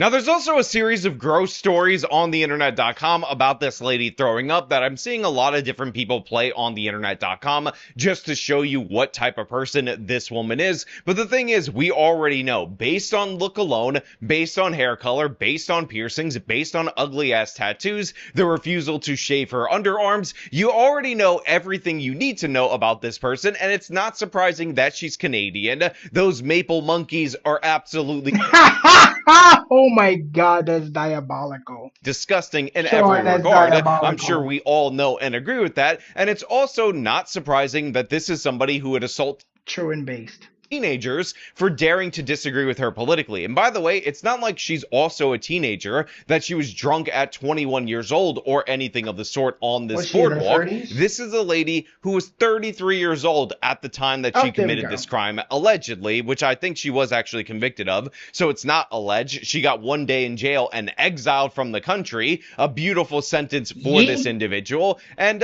yeah, she definitely deserves it. She needs to be removed from this country. She has been removed from the country, and I don't give a damn about her husband crying about her removal. And bring any help to and attention to her situation so that I can get her released, even if that means back to Canada. My main goal is the safety and well-being of my wife, and that is about it. I don't care what your opinions are of me or the situation. That's kind of irrelevant. All that matters is her safety and her well-being. And if anybody would like to talk to me, please reach out here. I also have an Instagram. The handle is GravMasterHash. And of course, I also have links in my bio for different ways that you can reach me.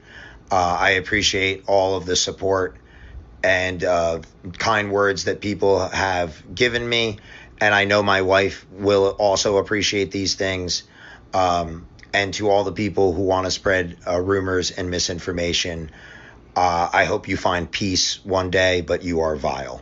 Yeah, you can go too. You can get the hell up out. No, you're the one who's vile, buddy. If you don't like the United States of America, if you don't like the fact that people disagree with you politically, you don't belong in the United States of America. So see you later. Don't let the door hit you on the way out. We already have one iDubbbz and Anissa in this country. We definitely don't need another one. And by the way, oh my God, they're the same picture.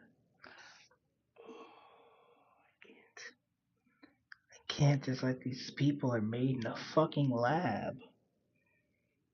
It's like they're literal fucking NPCs. Just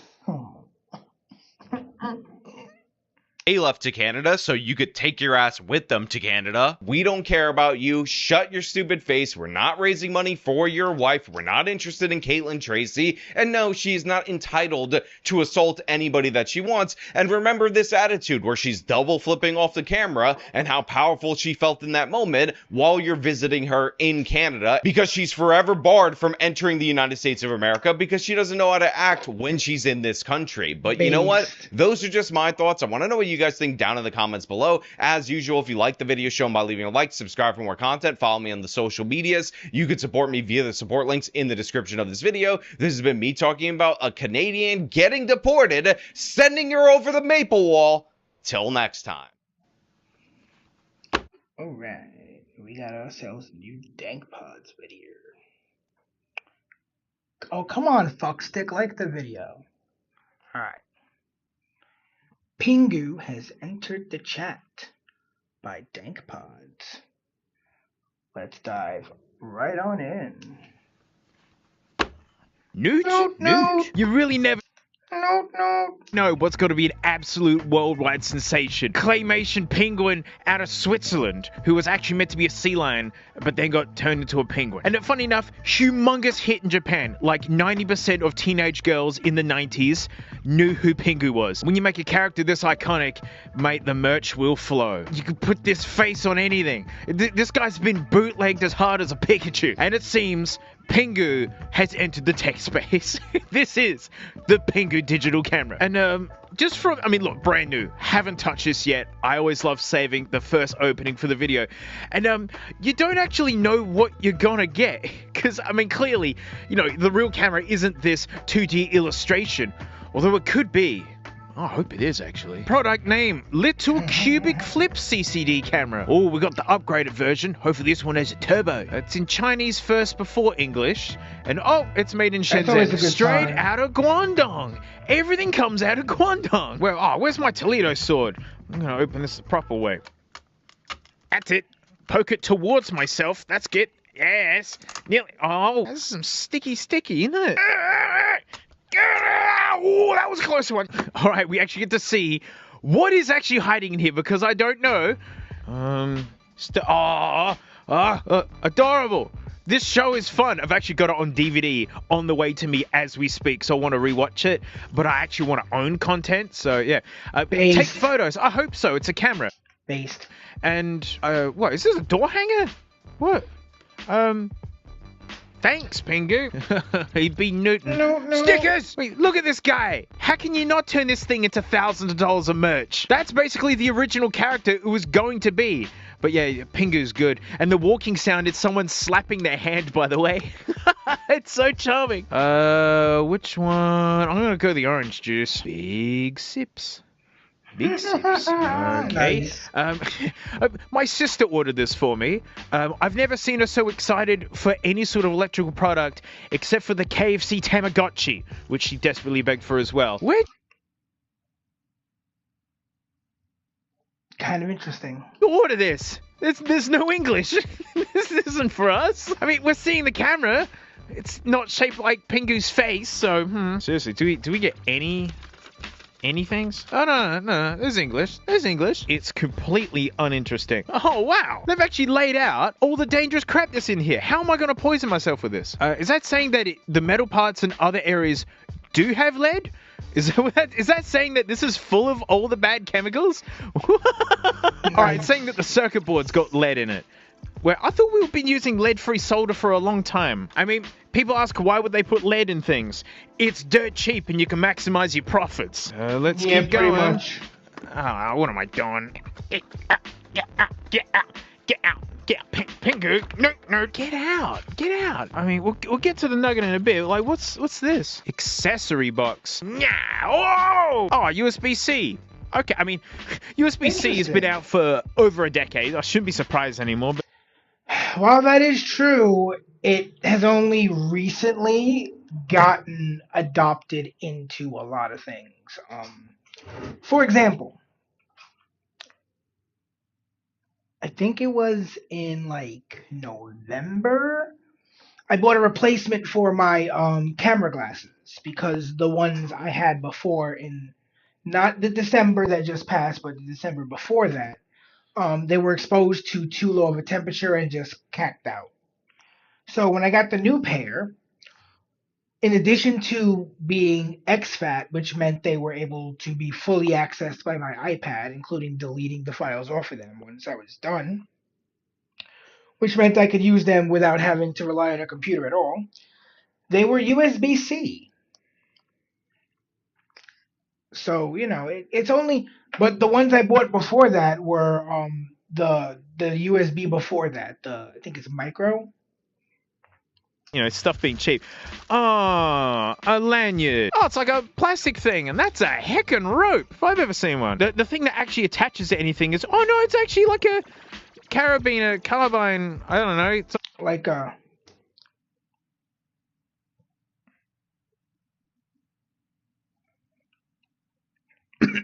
Excuse me.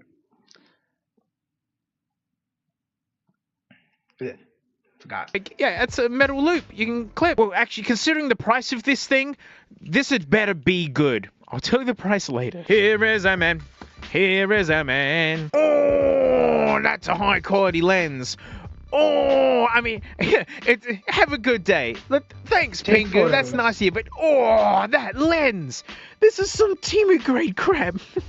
Oh gosh, this was expensive. My brand new Nug, Shenzhen. Shenzhen. But yeah, USB-C has only recently gotten inexpensive enough for common devices to sport them, if you will. It doesn't weigh nearly anything. There's a rattle to it. That's fun. Oh, it's got a spring in it as well. It wants to do that. So you can do selfies. That's cute. The plastic feels pretty good. I mean, considering how absolutely lightweight it is. Is that the recording light on the bottom where you can't see it? On.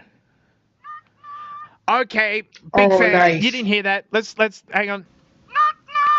Isn't that what we... Yo. Okay. No. That's cool. They could have just slapped a decal onto a regular ass device, but they actually, put a little thought into it. You gotta give credit where credit's due. What should we turn off? There he is. Nice. Dude opens his eyes to turn it on and closes it when it turns off, and he does the newt. Right, you see why I was so mad at that SpongeBob speaker, even though it was perfectly cromulent, had no sound bites, had no yes, resell Tumi grade crap that's in Chinese and not really made for me at all. Okay, that's, I'm learning a lot about this. Hey, this thing's got autofocus. You can't see, the lens is motorized, it's going bzzz, bzzz, bzzz. It's actually doing something. It's doing it. You can see that Ringus triangle that's upsetting to look at. Oh no. Okay, we got... Google Translate maybe? I don't know. Gotta crawl our way to the language section. Oh no. Oh dear. Oh, okay. Yep, that's settings. Oh, why is it like this? 50 hertz? Like, give it 60? Oh! Let's go! I mean, it's kind of low-grade crap, but it's like on the higher end of low-grade crap. Image quality. Oh, give us... I guess you could call it like mid-grade? Max it out. Very video settings? I saw that it did, like, video. Oh, for this money, you don't even get, like, a Doinkers card? Alright, this was about $60. I wonder if I think the price of memory cards has also gone up. I know the price of flash drives has gone up because I'm taking it up the ass for fucking flash drive prices. Considering I know former tech here, I know that this is not optimal, but I use flash drives to store my Twitch VODs, my dashcam videos, and my glasses cam videos. And I just buy a buttload of flash drives from Micro Center for $10 each. But I do so because where once there was plentiful, inexpensive hard flash drives of all different brands, now only one is still reasonably priced.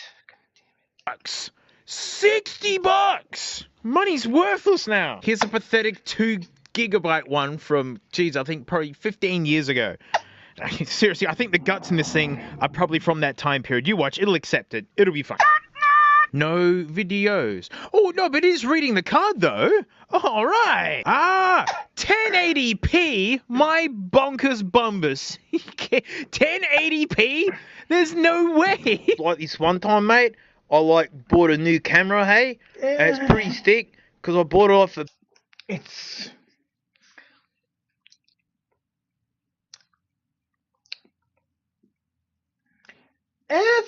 Well, I think maybe my camera glasses are a little bit better than this.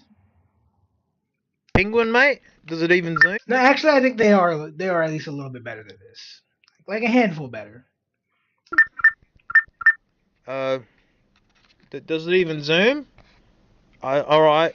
But yeah, it's fully sick, mate, because I bought it off the Penguin, and even better, mate, it was like $60, and it does quality that looks like this. And, I might be an idiot, but I'm not stupid, but I think that's a pretty good deal, mate. I think we need to go and have a meeting with our beauty model, Miss Frankie, and we need to go take some photos and some videos. Frank, you love it. You love cameras. You love cameras. Look at that big Tungan flick. You're coming back for more, are you? Frank, you love it. This isn't a phone, but you like it all the same. You're licking it.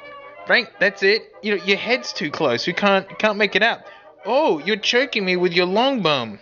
That's not good, actually. Frank, you're getting really dark. You're gonna shed in a couple of weeks.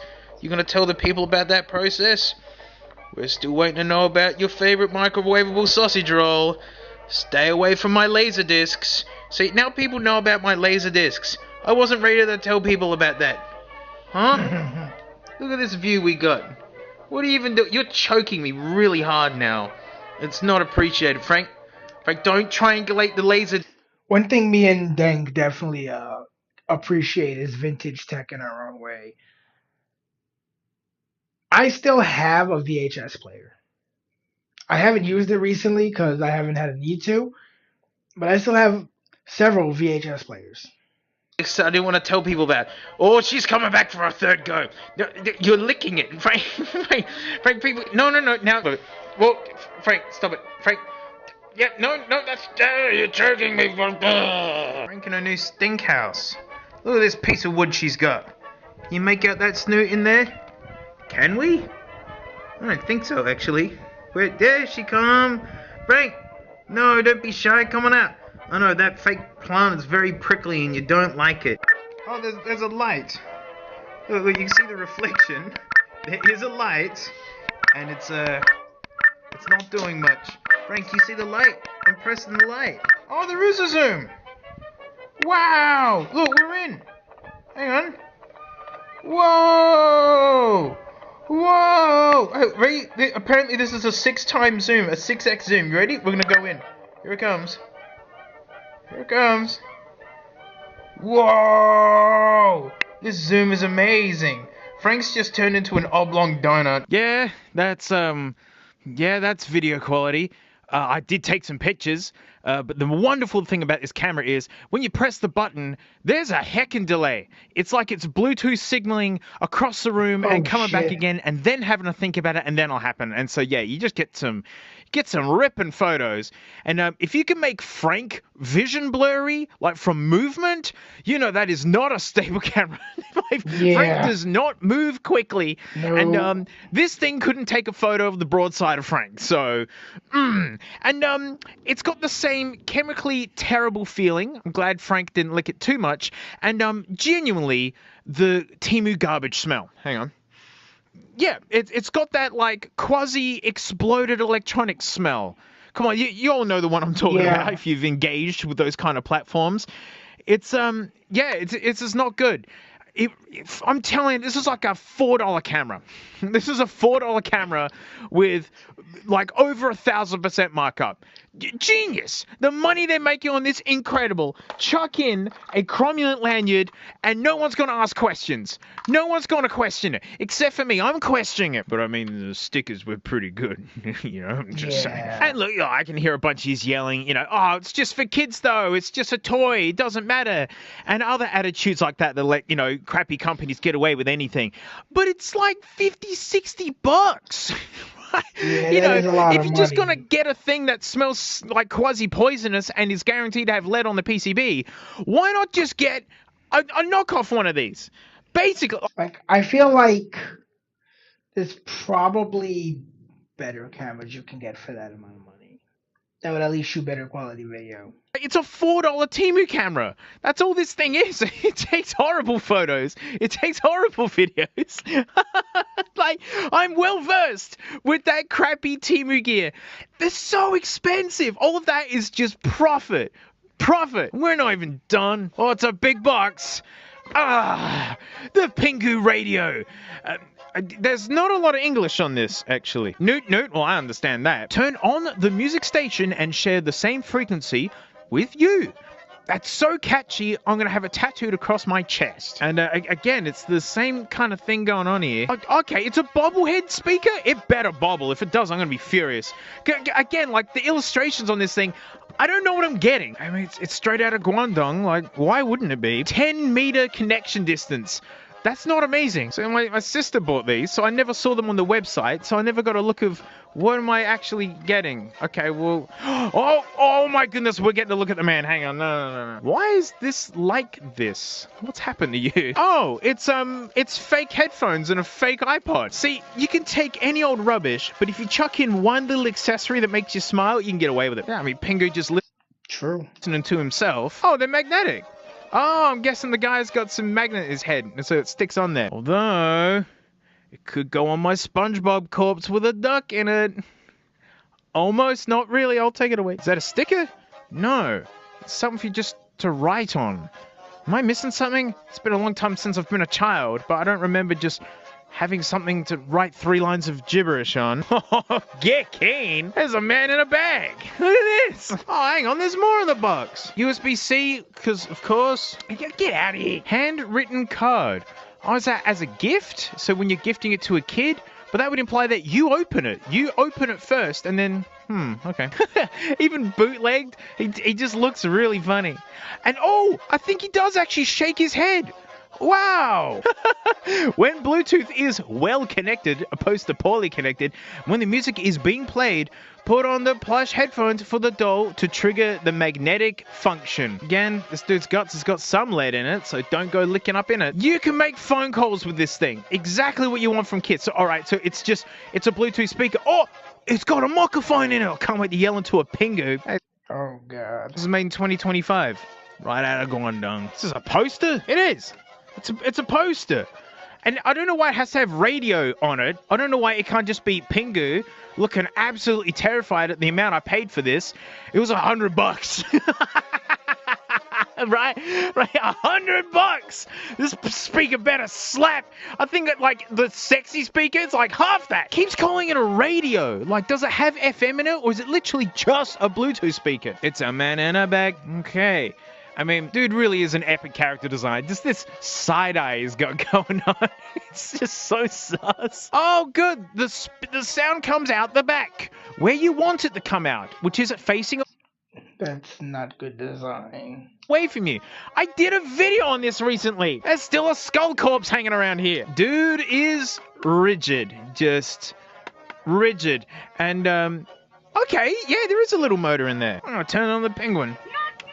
Okay, you probably didn't hear it, but it's the same Newt that he made with the camera. Again, nice touch. Again, why I was so mad when the SpongeBob one didn't even do it, considering, you know, that... Anyway, put these on right away. Hey, I thought there'd be magnet. There is no magnet. Speaker better be called Pingu. Yay! This is all I've ever wanted. Yeah, it goes Newt and it's called Pingu. Thank you. Bare minimum's achieved. That's worth $100-something bucks. Now, I know the speaker's out the bum end, but it's going to be facing you. You're not going to use it like this. Yeah, that's already an issue. I can see being something that takes away some real points from this. Not you're going to do it this way, so that's how we're going to record them.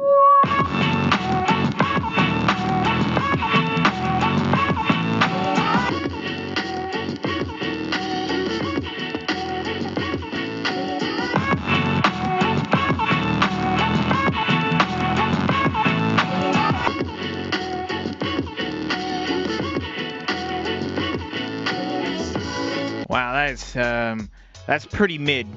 Super average.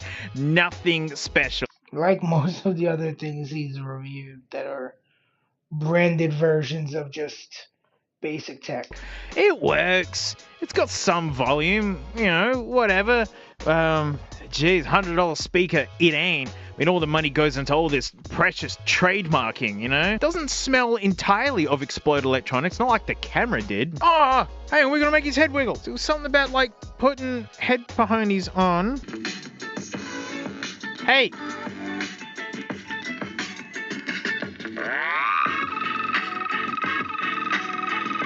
Oh, come on. Dude's meant to bubble and he ain't bubbling. Alright, so... Oh, my SpongeBob corpse. Oh, gosh, he looks like he's incapacitated like this. Yeah, there's magnets. I mean, it is cute. It's in this, and it's meant to start and stop the music when you put them on. Seriously, they don't fit around his rotund head. Oh, he did it! Oh! Wow, these fit terrible. Why? Why is it this bad? Wow, these suck. They're like half an inch too short. Oh, there we go. Can we angle it? Hang on, I'm angling it. Oh, okay, it does do it, and it looks fun, and it makes me want to clap my hands with childlike delight.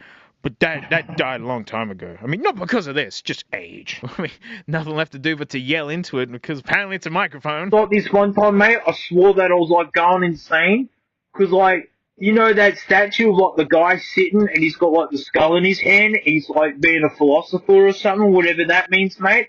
That's actually how I'm currently sitting, but instead of a skull and philosophizing, I'm talking into a big plastic penguin from Guangdong. And I'm pretty okay with it actually, because dude's got this side-eye look and he's kind of staring into my soul, and I haven't questioned any part of my life up to this point, not even once. Well, no surprise from Mr. Side-Eye here. That microphone beast suck. and the speaker is heckin' mid, and he tilts his head, which is fun if only the headphones will fit. But you know, get this piece of paper, and I guess that makes up for it. Look at him actually wearing them with like room to spare on the top. That's false advertising. But yeah, this is some pretty cheap low tier stuff. But it's shaped like a beloved character, and that's what loosens monies from people's pockets. Because yeah, what an iconic design. And the show's freaking hilarious. Seriously, that dad character. What a vibe. Quality wise, gosh, the profit margins they're getting on this. This is like a $6 speaker and a $2 camera. Put Pingu on it, $150. Crazy. I mean, there was a discount for getting both together, maybe because they just feel bad for you. And of course, I'm not going to destroy him. Again, like, it's just so charming.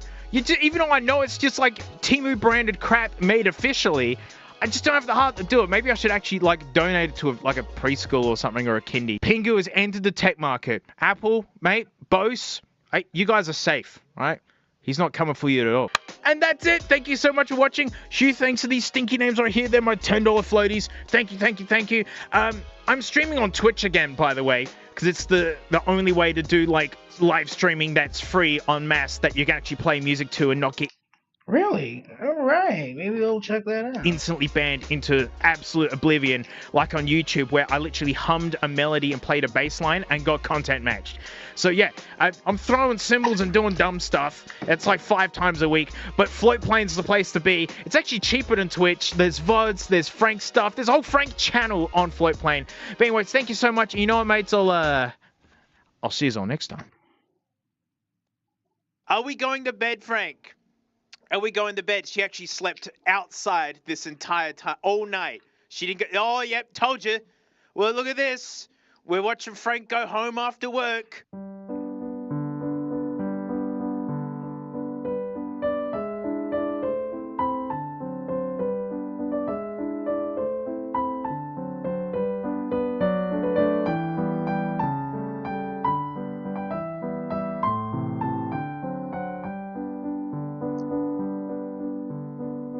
Good morning, good afternoon, or good evening, ladies and gentlemen. I'm your host, Habitual Line Crosser.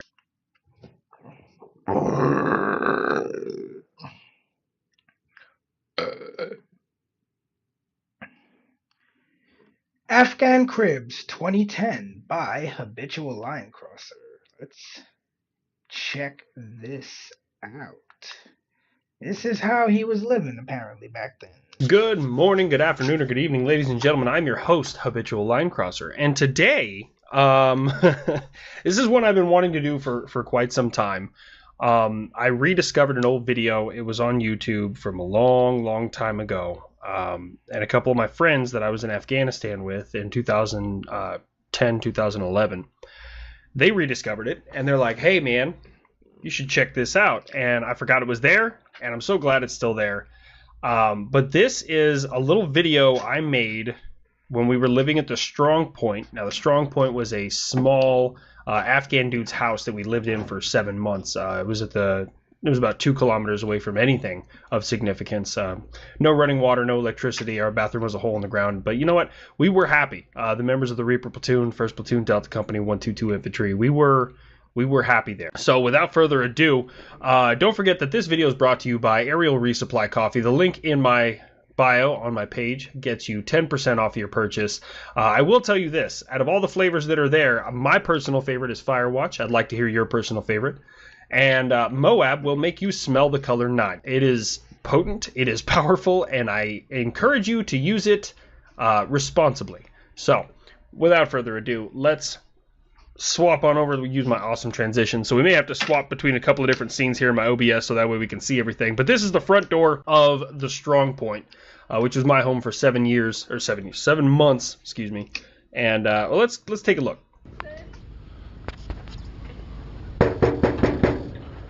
Afghan Cribs, what's up? Come on in. I've been waiting for you. I just want to point out, I immediately feel old. Immediately. I look at that. That's a kid. That's a kid that went to Afghanistan. I am unbelievably old. Okay. Did you get blown up on the way here? Okay. Let's check this out, right? Alright, this is where we're living at.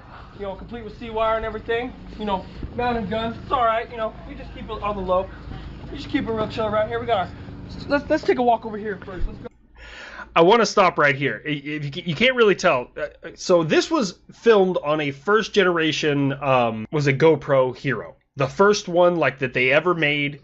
This was way back then. I mean, it was revolutionary technology, but compared to today, this is just so unclear. But if you look over here on the right, over in this tree, that's actually a sling load net that we turned into like a 5-person hammock, right? And this little ditch used to be full of water, but this is wintertime, and wintertime, all the water levels in Afghanistan go down. So during the summertime, like that tree would be all full. It was like a shady area. We'd hang out there. So this was actually pretty nice. But this is the outer compound. There's an outer compound, and then there's an inner compound. The inner compound is where we slept at. The outer compound, we kind of had some lighter security there, but we had like fallback positions just in case.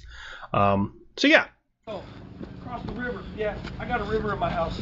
That's right. If you look right here on the left, this building, this was actually a shop that belonged to the guy who owned this house. Now, this is the thing. We didn't just say, like, hey, get out. That wasn't a thing, right? This house, some other Americans, some MPs were living in it for like a month, and then we just took over and it became our permanent residence. And we paid the guy, like the guy whose house it was, we paid him. I just don't know what happened to him. I mean, he just wasn't around. So, yeah, let's continue. We're gonna come on over here. We got where we burn trash. Oh shit! You know, I inadvertently gave every single member of my platoon evidence to put us on the burn registry. Every single one of us to put us on the burn pit registry. Oh God, different time. I remember standing over top of that the burn pit, reading an Army Times newspaper, and it said, "No more burn pits. The Army gets rid of burn pits." And I'm standing over my burn pit like, huh. And then I threw the newspaper into the burn pit. The trash pit.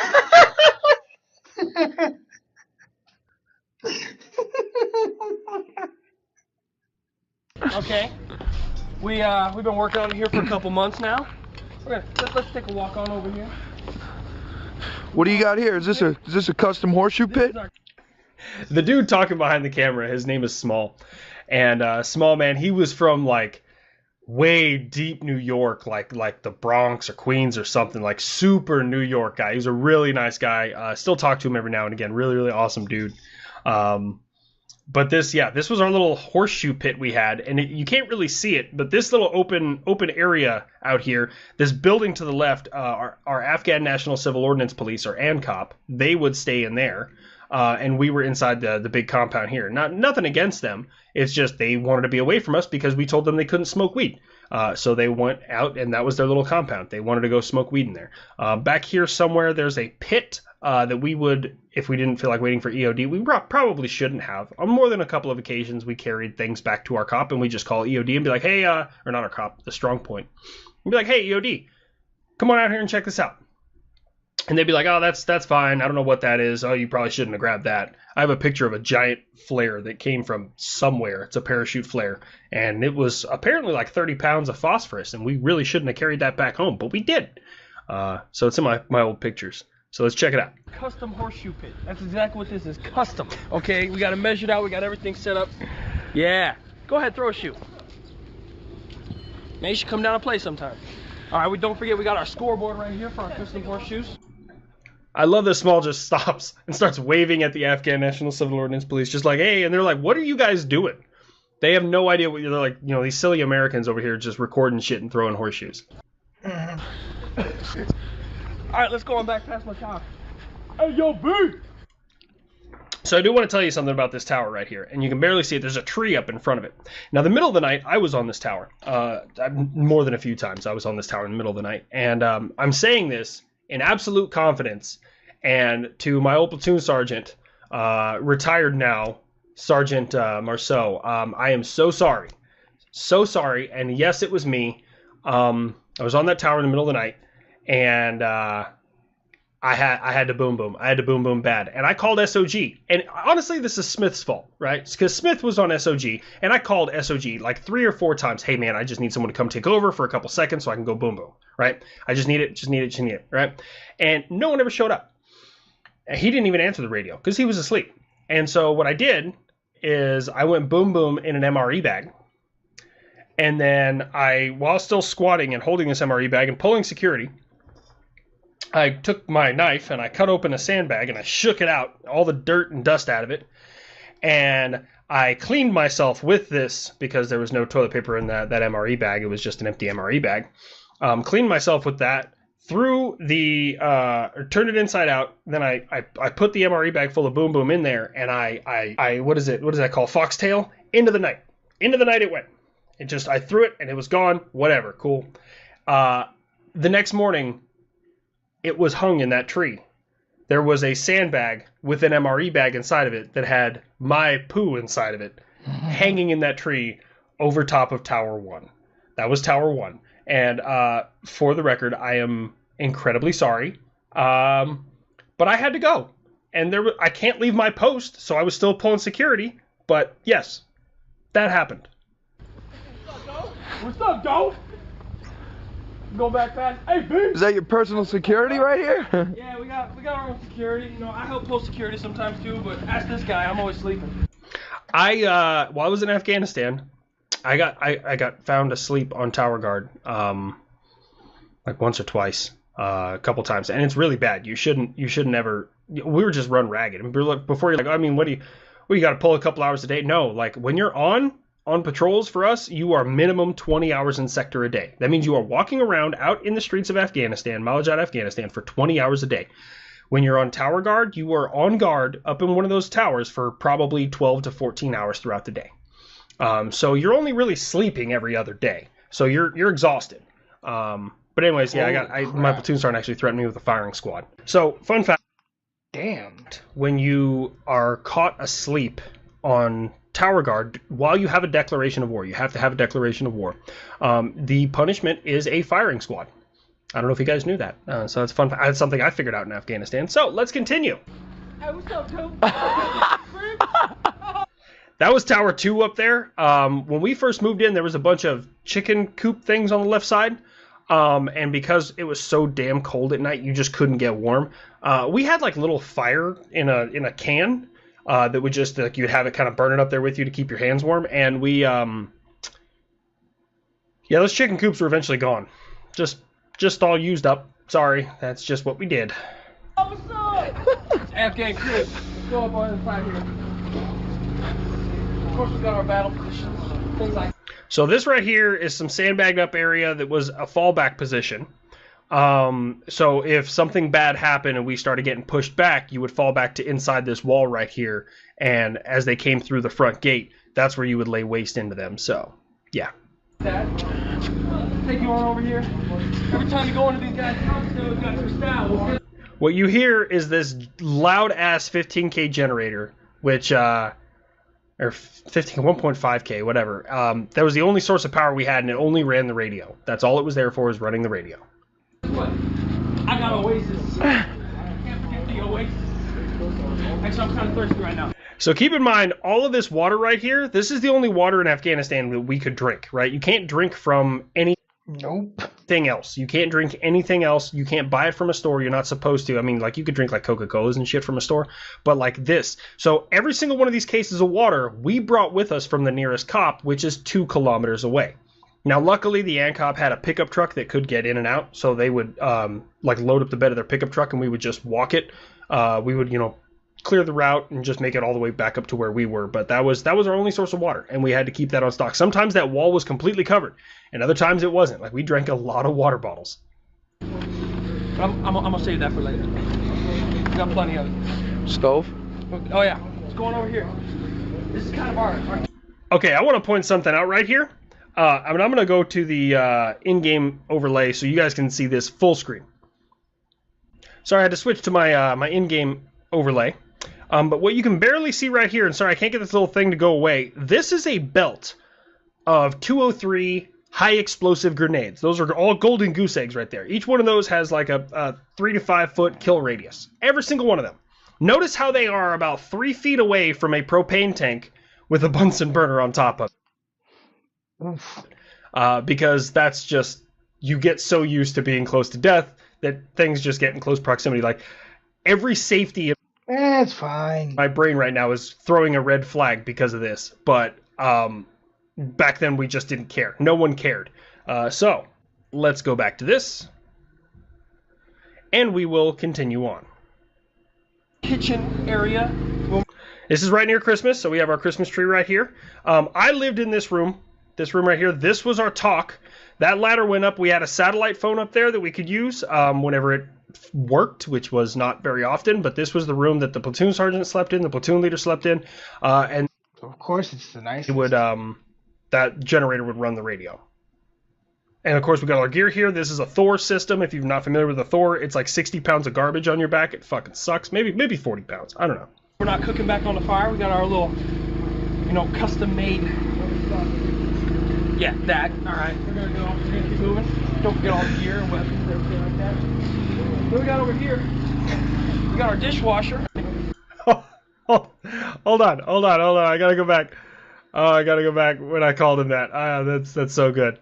We got our dishwasher.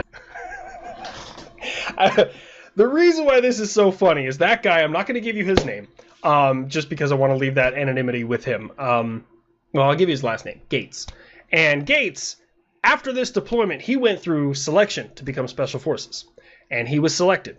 And then he went through the Q course. I don't know if he was weapons, medical, I don't know what 18 series he was. And he was 18 series for like a number of years, like 8 or 9 years. He got out of the military, and now he plays college football. So we called him the Nerd Hulk.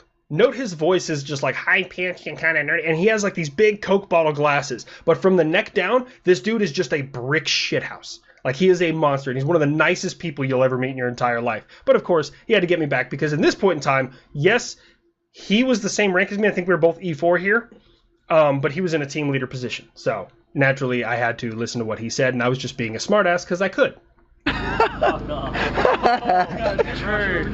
Dishwasher / laundry / I want to point out this car mirror right here. Look, I don't feel good about everything that we always did, but we needed a shaving mirror. We needed a mirror for shaving. We were in the middle of nowhere, so there was a car that was in pieces, and as we were walking by, one of our guys just went, yoink, put this in my bag, and they put it in his bag, and we duct taped it to the top of our pump, or our little well, and that was where we shaved at. Toothbrush, shower station. Hey, camera, get a hold of this. Drop, bitch. Gotta love it. This is our personal smoke area. Get up. What about the shower? Show us the shower. Alright, let's go on over to the shower. Listen for it. I love how in the back you got Gates, like, note the custom wood floor. So before we show you this, right up here, this is all grapevine. And when we first moved in here, it was still like fall time. It was tail end of summer. And this little wooden rack right here is where I slept. I didn't want to sleep inside one of the rooms. I'd like to wake up every day underneath the grapevine. And like, to me, that was like, hell yeah. And then it started getting cold. And fuck that. And I moved inside a building because god damn, it was cold, man. It was really cold. But this was our little custom shower we made. It had a solar shower you hang from the top. And then, custom wood floor. Yeah, can't forget. Real wood grain, yo. Real wood grain. Let's pull it back a little more. Okay, we got our custom shower right here. Can't forget the custom shower. Okay. Now, this is like a 3 or 4 person shower. You get yourself a couple girls in there, except there ain't none in our unit. That's cool. This is back before they allowed females in combat arms. So that's not like there's no women here. It's just back then they didn't allow women in combat arms. So we're gonna go on back over here.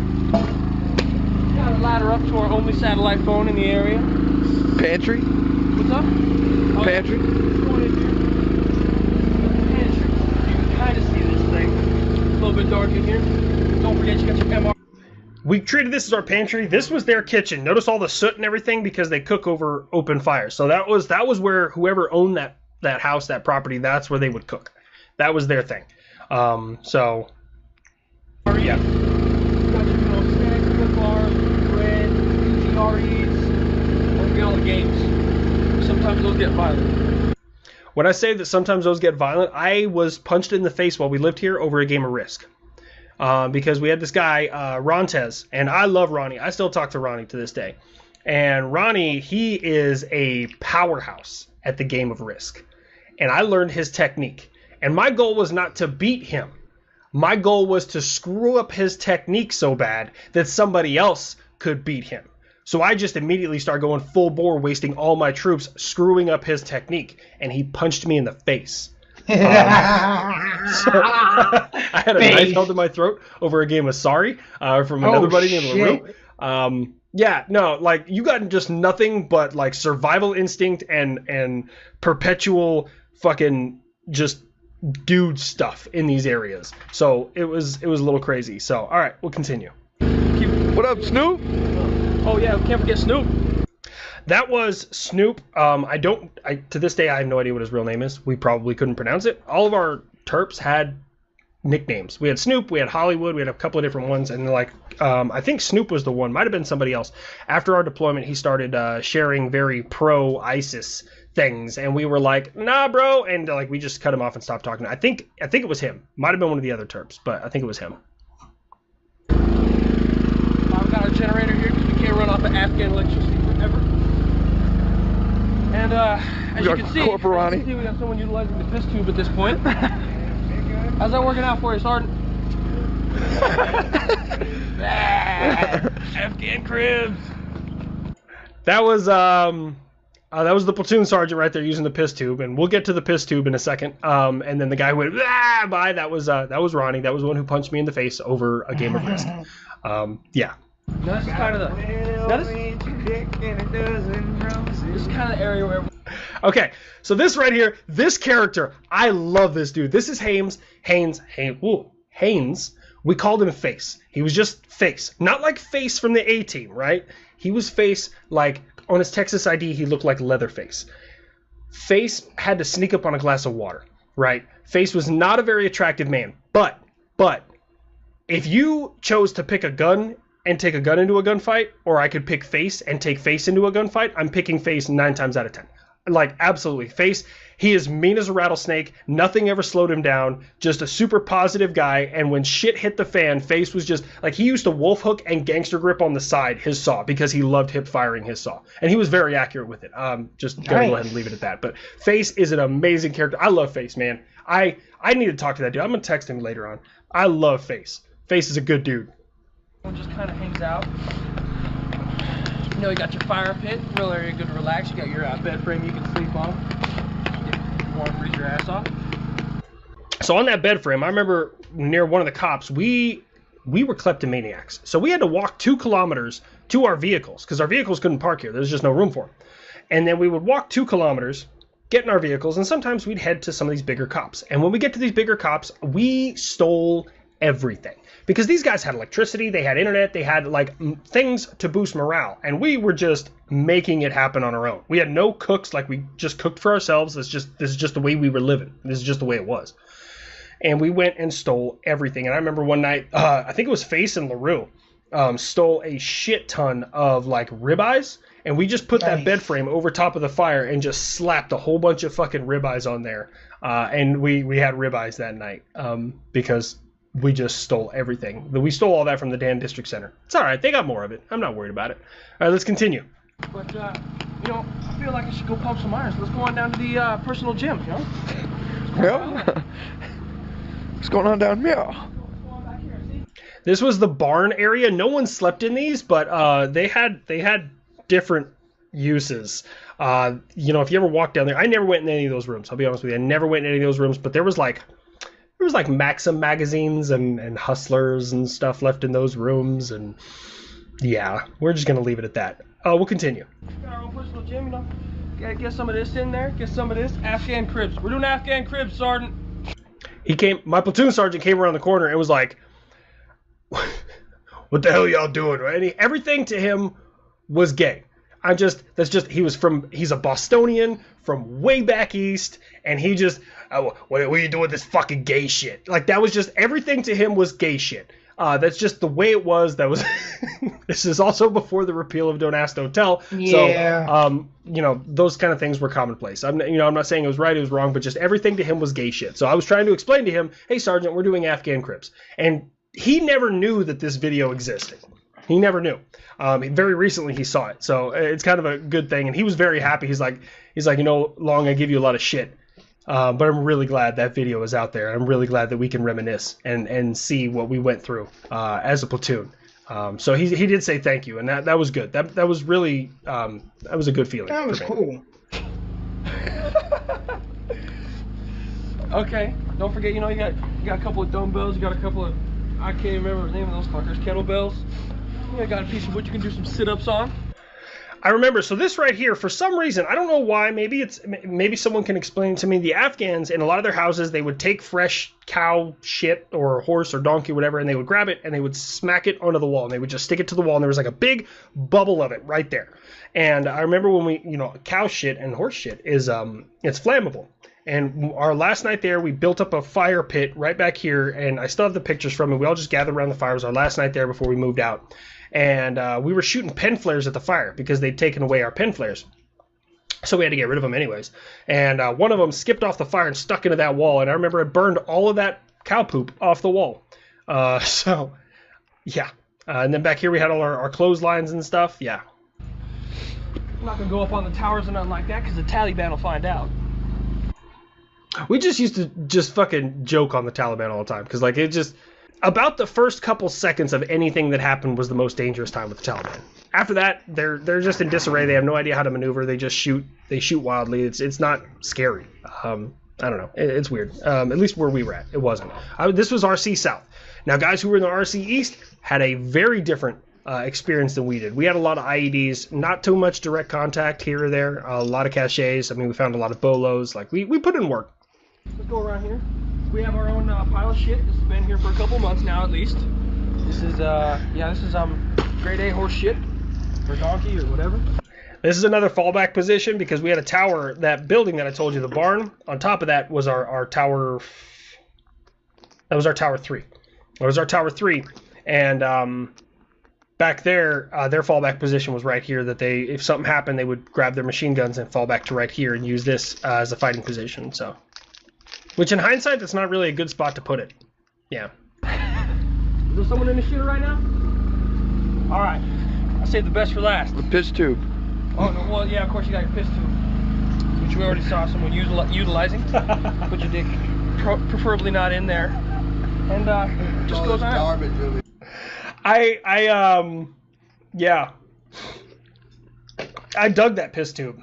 I think it was me and LaRue. So this is the thing, man. When you put a platoon out in the middle of nowhere, and they kind of have to fend for themselves, we become the most ingenious individuals, and we just make things. So like me, LaRue, Face, couple other guys were just really, really like big rednecks. So we just made things happen. We just built stuff.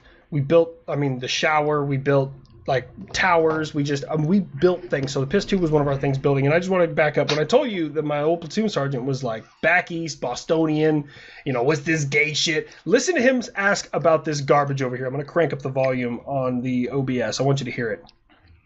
And just goes on. Garbage over here. Yeah, with all this garbage over here. I love it. Oh man. He was a good dude. He was good. I still talk to him. He's still around. He's a good dude, though. Oh, shit. All right. And that was me just doing the E4 Mafia thing. He's asking about something. No one answered, so I just act like I'm doing something else. I go, oh, shit, and then I move on. Yep. That's the inner E4 Mafia right there. You can't forget. I saved the best for last. Our Afghan shitter. Okay? There's a hole here. There's a hole here. That was an upgrade, that little stand we had there to go boom boom. And then on the outside of this wall was the river. So when it got full, you had one person on the inside that would get buckets of water from the well, and they would pour those down in there and hopefully knock everything out. And then sometimes, if they didn't knock everything out, you'd have one person on the outside with a shovel, shoveling it into the river so that way the river could just run it down creek. Before you're like, that's awful. Yeah, that's pretty rough living, man. The amount of people who go boom boom and piss in the rivers of Afghanistan would blow your mind. It happens all the time. So, yeah. Oh, I don't doubt that. Look at that. 2 holes. You can look at each other while you're shitting. How many times have you ever seen that? Look at that. Shit staring contest. All right, well, you know what? I feel like hanging with the boys. We got some business to do. So, Afghan Cribs, get the fuck out of here. It's funny. I love seeing it. It's a little bit of spicy nostalgia. There's a little part of me that doesn't like it. There's a little part of me that's like, you know, that was a kid. That was a kid that you made live like that for 7 months. And I see other kids that the Army made live like that for 7 months because the mission came before us. Yeah. So, like, there's a little bit of me that's salty in there. I wouldn't... But a little bit of nostalgia, too, because you had your brothers with you. And that made it tolerable. Trade these experiences for the world. Exactly. I also wouldn't give a lot of them to my worst enemy. So I don't know. It's a weird nostalgic place to be. But that video is on YouTube. It's on an old YouTube I used to have way back in the day. You can literally just search for Afghan Cribs and take a look at it. I left it up there for a lot of my old buddies. I think my deployment video is also up there. I think there's a lot of different things, at least a few different things on that channel. So it's you ever watch something of your old self and you just feel really, really fucking old? Like you just... Oh, yeah. Oh, yeah. That's wild, man.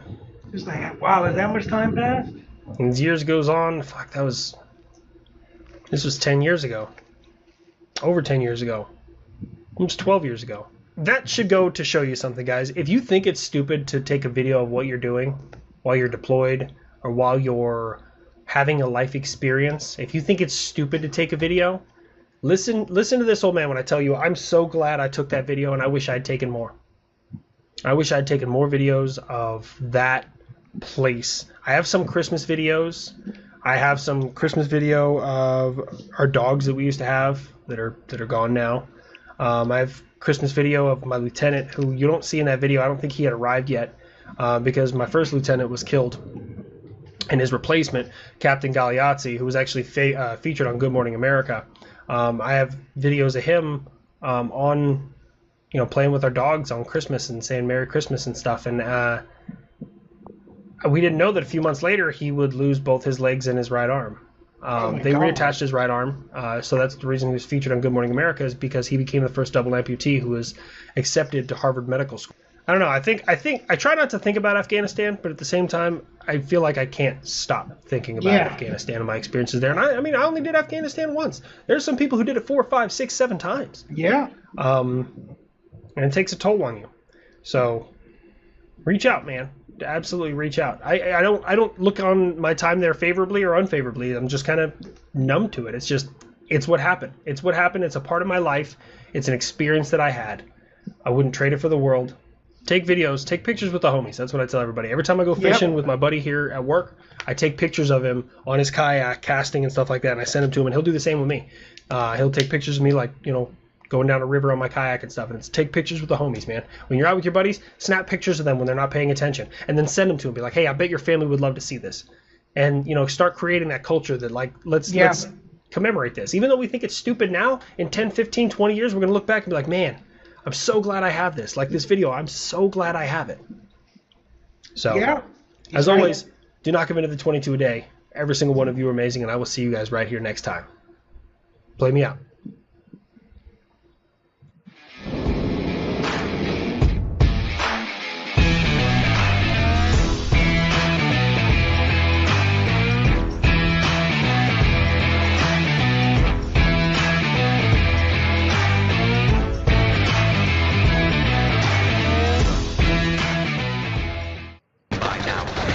Hi, Johnny. Oh, wait.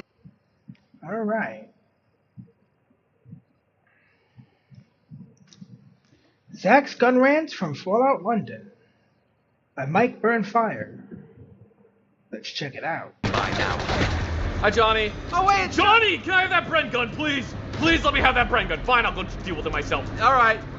I need a Bren gun, Johnny. You don't understand. I need a 303 fully automatic, top magazine fed light machine gun. I'm sure you'd take any firearm at this point, but yeah, starting off with a Bren gun. I need a gun. I can't use a frickin' knife anymore. I hate it. Well, this is definitely an option. What the fuck is that? A musket is a tiny little blunderbuss pistol. Yeah, it's a flintlock pistol. You'll have to tell me more about it in detail once we're out of the radiation. Well, I don't really know much about black powder guns, unfortunately. I guess you don't see them very often, no. I can shoot this guy Oh with... my the God. reload. Hang on, no, leave me alone, leave me Bro, alone. no. It's not fair. It's not fair. Hang on. You're cheating. I wasn't ready.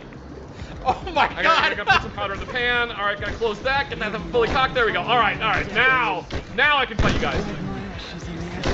Oh, hang on. No, I'm not ready. It's not fair. Yeah, the weapon does seem effective. I mean, I'm just shooting a soft lead ball into their face, so I would presume that it's somewhat effective. You're just describing how bullets work. No. This is a very soft lead ball. Hi.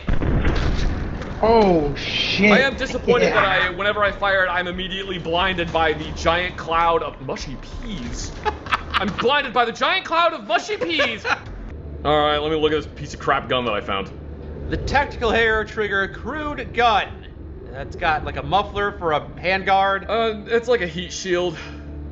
Yeah, honestly, this looks better than the pipe weapons in the base game. It's not awful. I think this is more of a functional firearm than the pipe weapons in the base game. Yeah, I don't think I could do better. Still not ideal, but... Oh, no wonder I wasn't hitting anything. Look at how big that barrel diameter is for a 32 ACP. Jeez, bullets are rattling around through the end. It's just bouncing down the sides of the barrel as it leaves.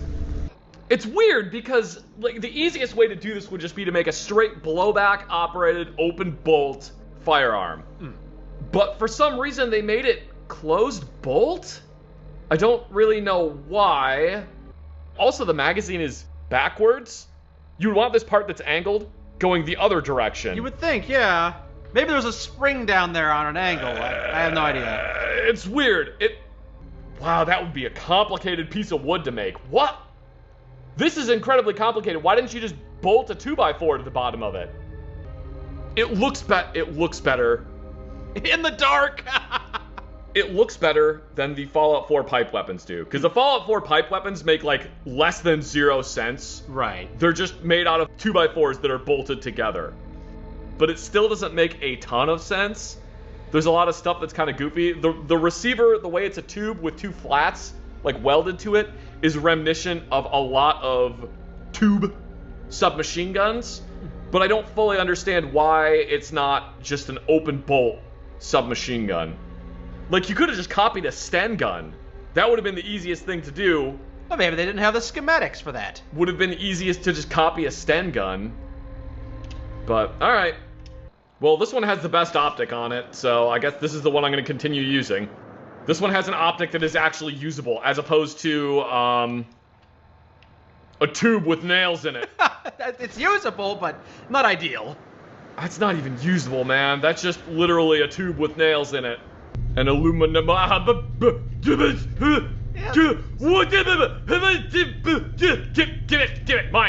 Mine. Oh my god, it's an EM2. Hey, look, it's a bullpup. Oh my god, it's an EM2 bullpup. Yeah, you were speculating there might be some of those floating around. Oh, hell yes. I cannot even tell you how excited I am about this. The sight's not looking the best. I don't know a lot about the optic. From what I've heard, it wasn't the best.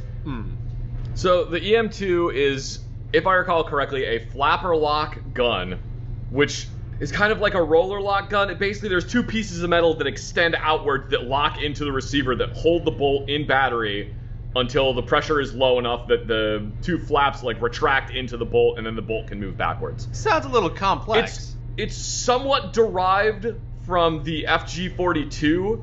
This rifle was basically made post-World War II. The reason it didn't really get adopted is because basically at the same time that the British military was trialing this rifle, the United States was pushing for a standard cartridge for NATO. The 5.56 eventually is what they settled on. That was way later. This is the 1950s. Oh, alright. The cartridge they settled on at that time was 7.62 by 51 NATO. And basically the US government was like, you can't have it be in .280 caliber. That bullet's way too small. It won't work for anything. It needs to be in a man's caliber, which is 7.62 by 51. So yeah, the US threw a bitch fit that the British were testing out an intermediate cartridge. Basically, the US forced the United Kingdom to drop this gun, even though, by all accounts, the gun was actually pretty good. It still needed some more work done to it, but it was actually working decently well, and the .280 caliber would have actually been a really good idea. Interestingly, they also put a little tiny magnified optic on it, which, to get off on a very slight side tangent, I'll keep it incredibly brief. The US government spent an incredibly long period of time and entirely too much money trying to figure out how to increase the hit probability of the average soldier by doing all kinds of goofy stuff like, what if we stack 2 bullets on top of each other inside the shell casing? Or what if we have a gun that shoots tiny, tiny darts called flechettes? Or what if we made a gun that has like a hyperfire feature that's incredibly complicated and does a burst? And what they eventually settled on is, oh yeah, if you just slap a 4-power optic on top of the gun, that makes the soldier a lot more accurate. Is that all it takes? Yeah, literally, just put an optic on the gun, it makes soldiers way more accurate. Oh, alright. That's it. Yeah, one of the things I absolutely love about this gun is it, like, screams 1950s technology to me. Because it's flapper lock, but then it's got this intricate wood handguard that's made out of 2 separate pieces of wood, a wood pistol grip, and then this wood extrude. It's not an extrusion, but it looks like it should be an extrusion of wood for the rear stock. I love how this thing is designed. It's so cool. That's pretty neat looking. It is a bullpup. You cannot shoot this gun left-handed because there are no left-handed people in the British military. Well, you can fire it left-handed, but... No, you can't. Why not? You will end up eating all of the brass. It will go directly into your mouth. Oh, I see. Your cheek would be right there. Where your cheek is supposed to go is like right about somewhere on this piece of wood back here. I see. You're probably going to end up eating all of the brass if you try to fire this left-handed. Even if you try to hip fire it, it's going to shoot up and hit you in the face. You will lose some teeth. EM toothless. You know, we found a .280 caliber earlier, so I don't know why this gun isn't in .280. Somebody rechambered it, and you have a workbench nearby, so you can fix that. Fuse 455 round. Am I gonna find a Webley? Of course. Maybe. Am I gonna find a Webley at some point? You might. Oh, that's weird. Oh, it's so weird with a aim point sight? It's so weird with a pick rail and then an optic on it. Oh. Oh, that's weird. I know that it shouldn't have a Trijicon SRS-02 on there. Like, I know it shouldn't. We're gonna pretend this is the optic on the EM2, okay? Okay. That's what we're doing. We're pretending. Right. We're pretending. I know it isn't. You know it isn't. Yeah, I know it isn't. It's fine. We all understand there should be a carry handle under it, but because I don't like how that optic works, we're gonna put the Trijicon SRS-02 on there, and it's fine because the Trijicon SRS-02 is also obsolete as hell. So it's okay. I put an obsolete as hell optic on top of an obsolete as hell rifle. Everything's fine. We're all good. Yeah, slap a bayonet on there and it'll be fine. I don't know if there's a bayonet lug on this gun. Oh, okay, it does. It does. It's just not. It's not in this. Right in front of the wood handguard, there's a little lug right there that you attach the bayonet to. So yes, there would normally be a bayonet lug on. But we have traded in the bayonet for a sight. A red dot sight. Also, this little tab that's in front of the trigger, that is the safety. Oh. It moves backwards and goes into the trigger guard. So when you want to fire the rifle, if you stick your finger into the trigger guard and there's a piece of metal blocking it, that means the safety's engaged. Aha. Yeah. Okay. It's really, God, this rifle's so freaking cool. I am surprised that I found this before I found a Lee Enfield rifle. Yeah. I'm really surprised about that. It does seem like there wouldn't be very many of these if they weren't mass-produced because America slapped their wrist. Maybe this is like an alternate history where the United Kingdom adopted the EM2. Ah, yes. But for some reason, they had to adopt it in 303, which again doesn't make much sense because rimmed cartridges don't really play well with automatic weapons. Yeah, from what I've heard, they tend to have feeding issues. Modify one of these. Oh, shit, you can. You can turn it into a whole rifle. I can turn it into a what? Bro, what the fuck is that? What in the fucking Davy Crockett is that? Long laser rifle. What? Laser? That's not how a black powder rifle works. Or do That's it. like that. So you're skipping modern powder and going all the way from old school black powder to lasers. Turn into a blunderbuss. Fires junk items. Oh, I don't know if I like the sound of that. Loading your shotgun with a teddy bear. Yeah. Look, I can make the revolver have literally no barrel. What? How does that even work? Is like this even safe? Yeah. No, I think not. I don't know. Like a pepper box. Extreme damage. Yeah. We'll leave the standard barrel on there.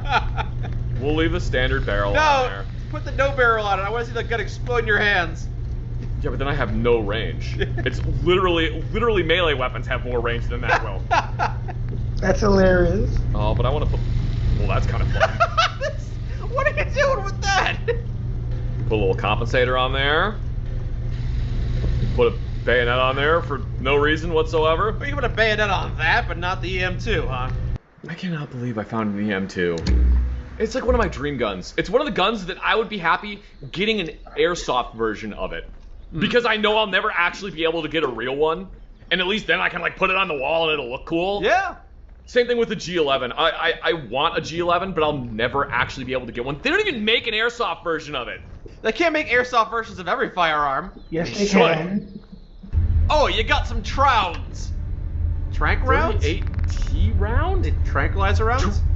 Tround pistol. What? My guy, did you oh my god. Oh my god. Okay. He really just handed me. Oh my god, you just gave me a Tround pistol? Apparently? Is that not a tranquilizer gun? Whoa, I can't believe this is what you get. Bullet Tooth, come here. I'm gonna kiss you. Bullet Tooth. Look out, Tony, okay. Here comes the tongue! I'm amazed that this is what he gave me. Oh my god, it's actually Dardic Trounds. Not a round. Which is a triangular round. That's odd. They're shaped like a little triangle, like a round-edged triangle. And the reason for that is because they can stack on top of each other better. They fit together like little triangles instead of when you stack a bunch of cylinders on top of each other, there's just gaps in between each one. Yeah. It means that they can stack together. The case is a thing that was called Fortiflex, as it says here, which is a type of plastic. It was such an interesting concept. I don't want to call it caseless, because it's not. It's not caseless. It seems like it would be if it's all triangles. No, because caseless would mean that the thing would have to be it's embedded in a brick of explosives, but it isn't, because the little plastic Tround case comes out of the gun after you fire it. Oh, okay. It was a really interesting idea. As far as I know, really the only ones that got made were like 38 Special. There were plans to make them in like a machine gun that fed from Trounds. They're so weird, and I want to get a Tround at some point. Not even a gun that fires it, because they're almost impossible to find. I just want one Tround. The novelty bullet. Just to collect it. Alright. I'm not even a cartridge collector. I just want a Tround. I can't believe this guy gave me a Tround pistol. I can't believe it. You got it, alright.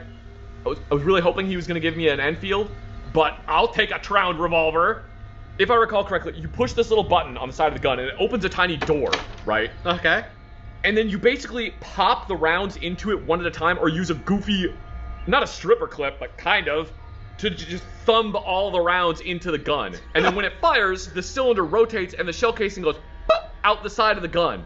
Huh. It's so weird, and it's like, the body of it is made out of sheet metal. It looks like a fucking hairdryer. Oh, that's not supposed to happen. I imagine not, yeah. Ignore that. That's not supposed to happen. That's the idle animation for a revolver, and because this is technically a revolver, that's why I just did that thing. But you got to see what the Tround looks like when it did that. Yeah. It's such a weird, goofy gun. And again, it's like weird 1950s technology, and I love it. They even have a Tround round on the carrying handle on the they put that grip. They put that iconography on everything. Oh, that's They're really proud of it. We need to go to a workbench so I can fix this, because modify the Tround pistol. For some reason, it's missing a front sight, so I can't really aim it. Okay. Here, I'm gonna. Did you see the little Tround fly out of there? Here, I'll do one more. But you gotta give me some warning. I didn't know you were gonna fire it. All right, ready? We're gonna fire it I saw again. a butterfly. I was staring at it. Watch the thing come out of the gun. Ready? There it goes. I didn't see it. It moved too fast. I'm gonna reload it. That That was silly. Ah, I know, isn't it so goofy? It's so goofy. It looks like a hairdryer and it shoots triangular. Well, they're not triangle, but it shoots triangular shell casings. Looks like you shoved a bunch of candy in it. That's so goofy. We found 2 weird guns today. 2 weird guns that I never thought I was ever going to see in a million years. And here, night vision crude rifle. Oh God, what is this? It's a pipe rifle. Crude indeed. What? Why does it look like it's a Soviet-era bolt-action anti-material rifle? That's pretty cool looking, though. It's got a suppressor on it. Okay, all right. What? What? And it's scoped. The suppressor needs to. The scope needs to come off. I mean, oh my God! It's actually a single shot. Single shot, suppressed, That's scoped hilarious. Soviet rifle. Well, it's clearly it's made here. All right, this thing is weird. We got 2 things to modify now. The Tround pistol. Standard receiver, light frame, heavy D. Okay. All different frames. Short barrel, long barrel, cut. Oh yeah, that's right. This was one of the things that you could do to the Dardic pistol is you could change the barrel on it and turn it into a carbine. Okay. Yeah. That is so crazy. Yep. Yeah, you kind of need sights to be able to see. Some kind of sights. Which one you gonna go for? Well, the standard sights apparently it doesn't have a rear sight. You're just aiming across the. You see how like you see how there's like no a rear seam? sight. Yeah. You see how there's a seam of the 2 halves of the clamshell that are put together? You're just aiming down like that seam. So I would like to actually have a rear sight and be able to aim. Thank you. Yeah, we'll do that. Why is it putting a PU scope on A it? night vision scope Ignition muzzle. adds fire to projectiles. Ooh! Okay, that's something. I might also be a fan of the Tround pistol soon. That might be kind of fun. There we go. Now I have sights. Now I can Yeah. actually aim. Looks pretty good that way, yeah. Nice. That's great. All right, so now we need to modify The thing you just picked up. yeah, the goofy night vision crude rifle. I don't want changes ammo to shotgun shells with a capacity of 3. Adds oh my God. Adds fire damage. Apparently you can change it to a high explosive 50. There's a lot of fun stuff we can do with this thing. Oh, you can put a magazine in it. I kind of like the stub barrel. Or a long barrel. The longest boy. I like that. Silly. I want the stub barrel. That's cool. That's the cool paint. That's cool. I like it. Makes me hungry for Christmas cookies. Change the burlap wrappings on it. Oh, you can make it blue tape. Hey, make it electrical tape. A crude suppressed rifle. Why is this the cool paint? Yeah, it's pretty cool.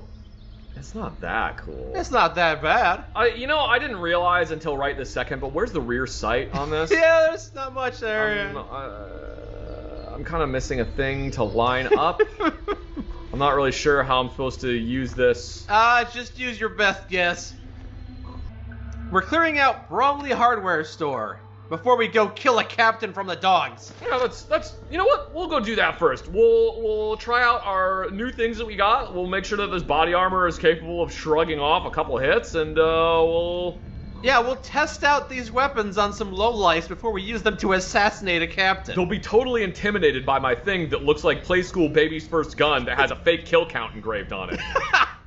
Every time I scroll past the crude rifle, for a split second, my brain thinks it's a PTRD rifle. And you get excited briefly? Well, it's a single-shot anti-tank rifle that the Russians used in World War II. And every time I scroll past it, I think that's what it is, and I'm like, oh, it's just a crude rifle. So you get excited about that. I feel like they did. Oh my God. No, they actually. I'm looking at it. They 100% based the crude rifle off of a PTRD. There's a bulge right here where the chamber is. Why are you looking at my bulge? Same thing on the PTRD. There's a plate right there that you rest your cheek on. Same thing on the PTRD. On the right-hand side of the gun, there is a plate with a hole in it. I don't know what the purpose of the plate with the hole in it is. For protection and to make it go faster. I don't know what the purpose of the plate with the hole in it is, but that is literally on the Yeah, so this is just 100% a PTRD with a wooden handguard added to it, and then an extra plate or something. Is the PTRD also crudely made out of pipe? I mean, it might as well be. This is 100% based off of a PTRD. I don't know why I didn't realize that before. Before. You don't see them very often. The PTRD 41, and if I said PTRS 41 earlier, it's because they're literally the exact. They're not the exact same. The names are exactly the same, with the exception of one letter. Okay. The PTRD is a single-shot, bolt-action, quote-unquote, anti-tank rifle that was designed during World War II. It fires a 14.5 by 114 millimeter cartridge.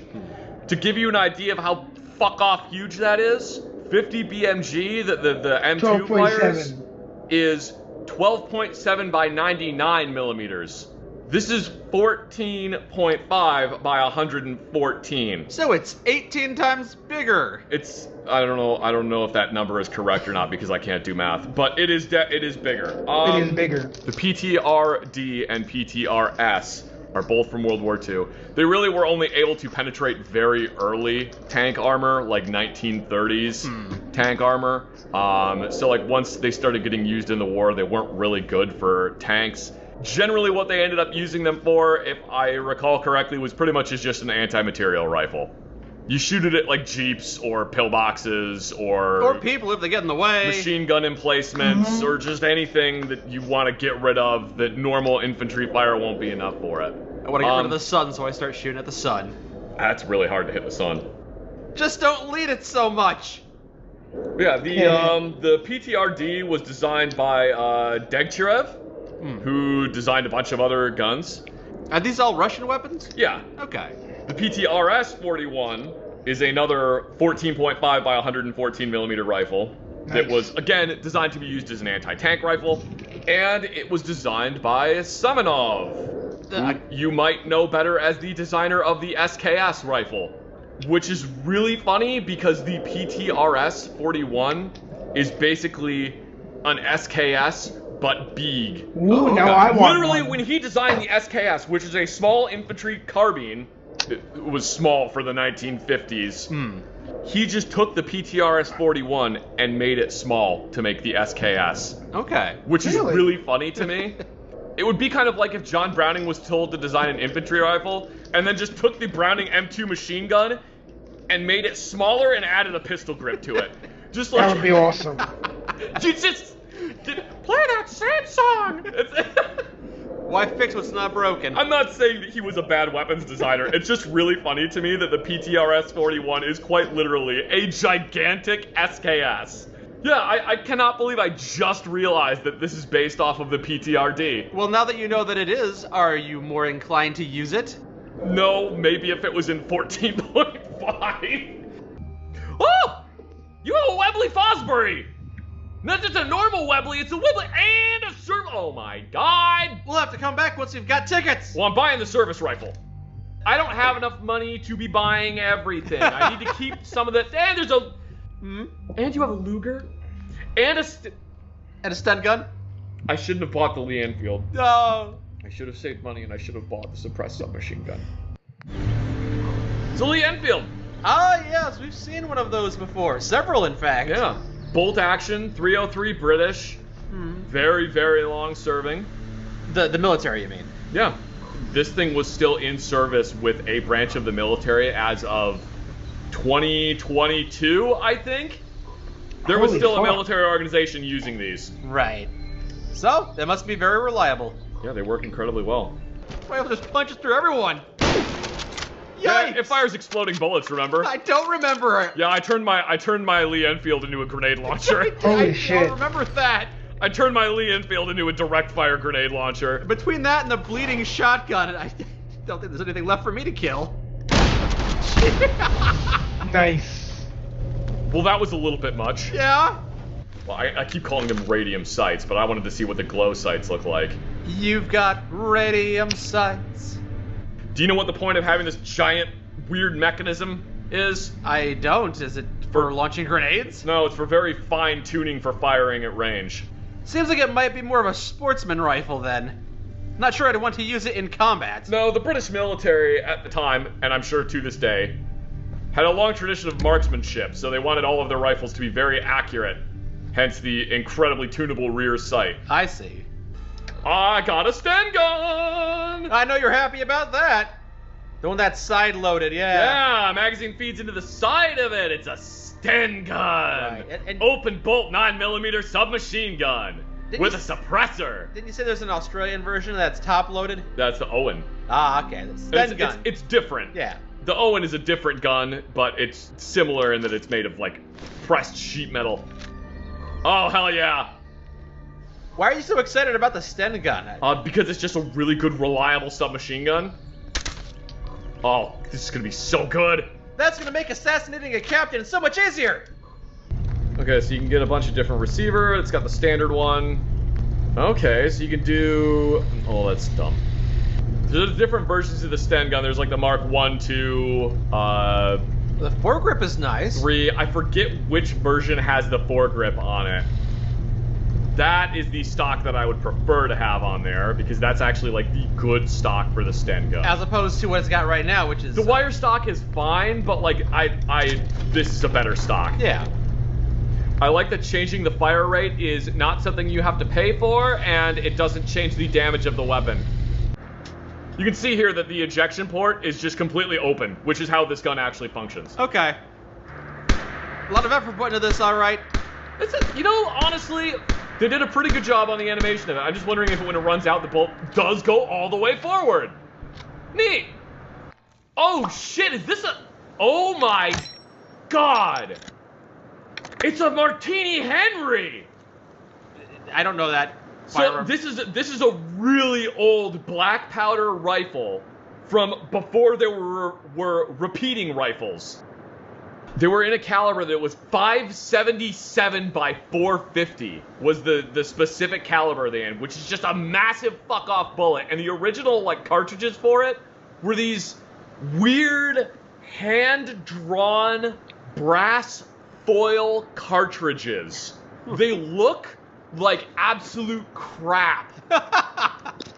I am kind of amazed that this thing is still kicking around. They did make 303 conversions for it. This one is what's called a large lever, because you pull down on that lever and that lowers the bolt, or I guess... So it's a lever action rifle. Block, yes, but it's a single shot lever action. So you pull down on that lever and that lowers the block and ejects the empty shell, and then you put a new shell into it. What is this, from the 1920s? It's older than that. They're from like the 1800s. Damn! Oh, that sounds chunky. Oh, it would have to be with a bullet that size. Oh, that's meaty. All right. I'm excited about this thing. Surprised not more kick. Suppressed grip. What do you mean Chinese submachine? This has just been a playground of paradise. I am finding so many cool guns today. Why is it a Mauser broom handle with a stock attached to it, and then a weird foregrip with a vertical grip on it? I'm into it. And also a suppressor, yeah. I'm into it. Yeah. I'm not mad. Oh my god, I'm finding so many cool guns today. It's just so many cool guns. The really cool thing about the Mauser broom handle is that it is designed to go into this stock. That's what the hole is for. The Mauser broom handle goes into this gun goes into the stock. The stock is also a holster. Oh, okay. I don't know about this one because I think the barrel would be too long, yeah, and then you would have to find a way to take this heat shield handguard thing off. Who knew there'd be so many cool guns floating around London? Oh, this is great. There are, if you look around, you can find so many weird versions of this gun, like versions where people turned it into a shotgun. Found a dog! Oh, hey! No, that's a pup. That's a pup. By himself for some reason. That's not the one we need, though. We need an enforcer. Yeah, nothing on his lapel except blood now. I don't know if you're gonna be able to hit him from this distance. I believe. Yeah, you hit him all right. Didn't drop him in one shot, but... I mean, it should have. This thing is firing a bullet that's as big in diameter as my finger is. All right, a little bit of cleanup here. It's like you're firing a brick at them. So, on this one, when you reload it, for some reason, the bolt is just teleported to the rear. Right. It just magically does that. Telekinetically pull it back. On the normal Mauser broom handle, when you fire the last round, the bolt gets locked to the rear, and the thing holding the bolt to the rear is the magazine follower. The moment you push down on the magazine follower, the bolt is going to try to move forwards. So you have to reload it with stripper clips because the stripper clip keeps the bolt retained to the rear of the gun when you push the rounds in and push the follower down. Well, I'm glad they modified this one to use magazines then. So I don't know if maybe the magazine-fed version, if when you pull the magazine out, that would allow the bolt to go forward. Because what's happening on this one is the bolt is far enough back. I'll be right back. I gotta use the bathroom.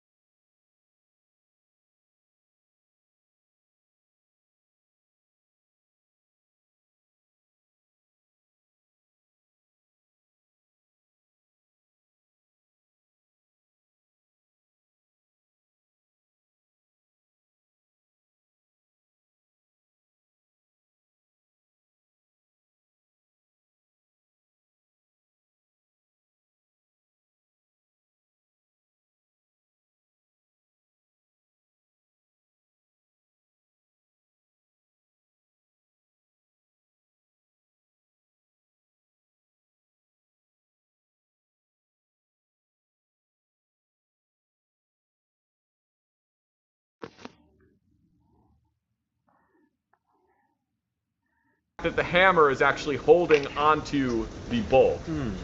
So when you reload this one, you're pulling back on the hammer slightly, which is relieving the tension on the bolt and allowing the bolt to go forward.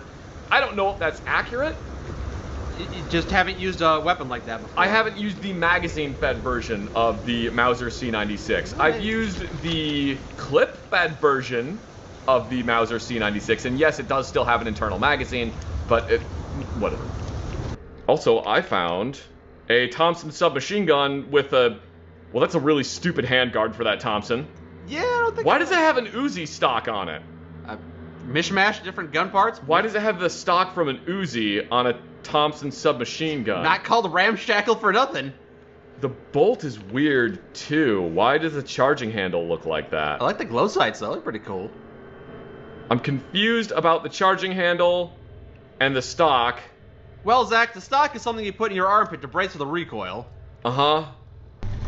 Why isn't it the wood stock if it's a Thompson submachine gun? But it's not. It's a ramshackle submachine gun. That's so weird. That this is the handguard that it has, and then that's the stock it has? Yeah. It's not Looks like an exhaust tube for a It's vehicle. not wrong, it's just weird that that's what they defaulted to. Oh my god, you put an aim point. Put an aim point on it. Okay, so that aim point micro is way too small for that. The Martini Henry is big, but it's not that big. That's weird that those optics are like that They large. seem so tiny, yeah. What? That's... Oh, okay. It's a revolving shotgun. That's pretty dang cool, alright. What is going on? I don't know what's going on. I mean, that's a way to do it, I guess. Oh, you put a plus sign in there, huh? What? It's a 4-shot revolver cylinder shotgun. That's a way to do it, I guess. If it's stupid and it works, it's still stupid. Well, okay. So your sight radius is like pistol sight radius, which is dumb. Okay, spiked muzzle, I guess that's a thing you could do. The heat shield is a nice touch, but it doesn't really stick out far enough to do anything. More of a heat conductor. The way this works is so weird, though. What, the 4-shot revolver? Yeah, that's kind of goofy. You'd think you'd want to put at least 6 bullets in there. You would think so. Maybe 8 you might be able to squeeze in at this point. 8 might be a bit much, but... 4 is an odd number. That's weird. Resolute combat shotgun. Time slows down for a moment when chambering the final round in the magazine. That sounds annoying. 1, 2, 3. All right. Yeah, I'm glad you have that on the shotgun. Imagine you had that on like a belt-fed machine gun. You fire 50 rounds, but that 50th round gotta make it count. Bam. I found a 9mm Luger pistol. Okay. Yeah, the grip looks awfully square, which is a little strange, but everything else looks good on it. Yeah, I'm familiar with the Luger. It's a 9mm toggle lock handgun. Hey, here's somebody else who wants to sample it out.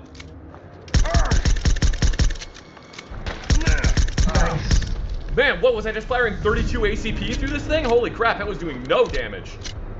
Yeah, 32. That is like the artillery carbine version of the Luger P09 pistol. That gun seems silly. I know why it looks silly, because it's got the suppressor and the stock and the drum mag. Yeah. And also a very long barrel with the front handguard thing. So there was a version of the Luger that was the artillery carbine version. You can think of it as an early PDW. The reason it was the artillery carbine version is because generally your artillery are not going to be frontline soldier. You don't really need the dudes operating artillery all the way on the front line with a full infantry rifle. No, probably not, no. Raiding trenches. Nah. So they gave them a Luger, like a pistol, but the problem with giving them a pistol is harder to be more accurate with. You have to do more training with it. And they're not as good for ranges beyond like 50 meters. Mm-hmm. Anything beyond that, you gotta really, really train with a pistol. You're not going to be in a lot of frontline combat, so here, take this pistol. Oh, it's not very accurate. Here, have a stock and a longer barrel and a drum mag. The thing was, the Luger, much like the Mauser C96, came with a stock that you could drop the pistol into. So the stock just acts as the holster. You're giving the infantry a weapon that drops into a stock. It's very small, it's convenient, they can carry it around, they can use it if they need to, and they can still get some more range out of it because it has a longer barrel. This barrel is way longer than the artillery Luger would normally have, and it has a wood handguard on it, which again the artillery Luger wouldn't have. Also, this stock apparently is not a holster as well. Doesn't seem like it. No. They did make these, they called that a snail mag. Yeah, they did make those for the Luger. They are a bastard to load, I can tell you that. Oh, I wish more people would make toggle lock firearms. Do they not? Because it's kind of... It's overly complicated. Yeah. To be completely honest, there's really no reason for a toggle lock gun. The only times I've seen modern toggle lock firearms are manually operated bolt actions that are toggle lock. Huh. Mechanically speaking, unless there is something that I am unaware of, there really is no good reason to make a toggle lock firearm. They look cool. That's it. Gotcha. There was a rifle that was, I hesitate to call it a competitor to the M1 Garand because it was not a competitor to the M1 Garand. It's a rifle that's called the Pedersen rifle. So the Pedersen rifle is a toggle lock and block clip rifle that, if I remember correctly, actually ejects its clip like the M1 Garand does. So yet another instance of a firearms designer named John for the United States designing a gun that launches the clip out of it. It wasn't a competitor to the M1 Garand because the U.S. Army was already adopting the M1 Garand at the time. But Pedersen was basically like, look at my rifle, it's really cool, you should adopt this instead of the Garand. And the Army was like, we'll test it. We'll test it, we'll try it out. Yeah. From what I understand, it did okay, but it didn't warrant adoption over the M1 Garand. If it had done everything the M1 Garand did and more, there would have been a reason to adopt it. But because the Army was already adopting the Garand, they basically just went, no, we don't need it. It was just an example of Pedersen being day late and $1 short. I see. It was definitely a decent rifle. Maybe we'll find one of those around here. Probably not. Now, we've been surprised before. I mean, we did find a Tround pistol, so... Yeah. What was basically the first semi-automatic pistol was the Borchardt C93. Borchardt tried selling the C93 to a bunch of different militaries, and basically every single military he showed it to was like, the cartridge is weird, it's got too much recoil because the grip angle is stupid, we don't like this big thing hanging off the back of the gun, we want it to be in a cartridge that we can actually use, will you redesign it please? And every single time Borchardt was like, no, it's perfect the way it is, and if you can't handle me at my Borchardtedness, then you don't deserve me at my Borchardtedness. And they were like, that's not how the joke goes. And he was like, I'm not changing it for you, which further reinforced the thing. He refused to compromise his artistic vision. I guess, but like when you're a firearms designer, you kind of have to be willing to compromise your artistic vision if your gun is, I don't know, stupid. Don't get me, I love the Borchardt C93, but it is stupid. Okay, yeah, kind of. He had a young, enterprising individual that was working for him that had helped design it. That young, enterprising individual went, well, I could make those changes to it. So he left and did make those changes to it. And that was Luger. All right. Broadly speaking, the Luger is derived from the Borchardt C93, but just with a bunch of good improvements made to it. All right. I found a compensated crude shotgun. I will shoot someone with it. Wow, this is shit. Maybe you'll shoot yourself with it by mistake. It might just blow up the moment I pull the trigger, to be completely honest. The left here is a booby trap. He can't resist a new firearm. We know he can't resist new guns, so leave a piece of crap gun behind. There he is! Yeah, it's literally just a pipe with a nail sticking in the back of it. What is it compensating for? Your accuracy and skill? I don't know what it's compensating for. It's compensating by making itself worse. We're just gonna... Savages. And it is immediately getting burned. It's the first thing that gets blown up. Plasma attachment? Plasma pistol looks like it's got a... Is that a Very pistol frame? That's a British term for a flare gun, is a Very pistol. Oh. Yeah, that looks like a flare pistol handle. Huh. Okay. And you but jam it's the got electrocution cell in there. Weird. That rear sight is straight off of a Smith & Wesson revolver. That's the Smith & Wesson adjustable rear sight. The bullets you fire out of there rectangular?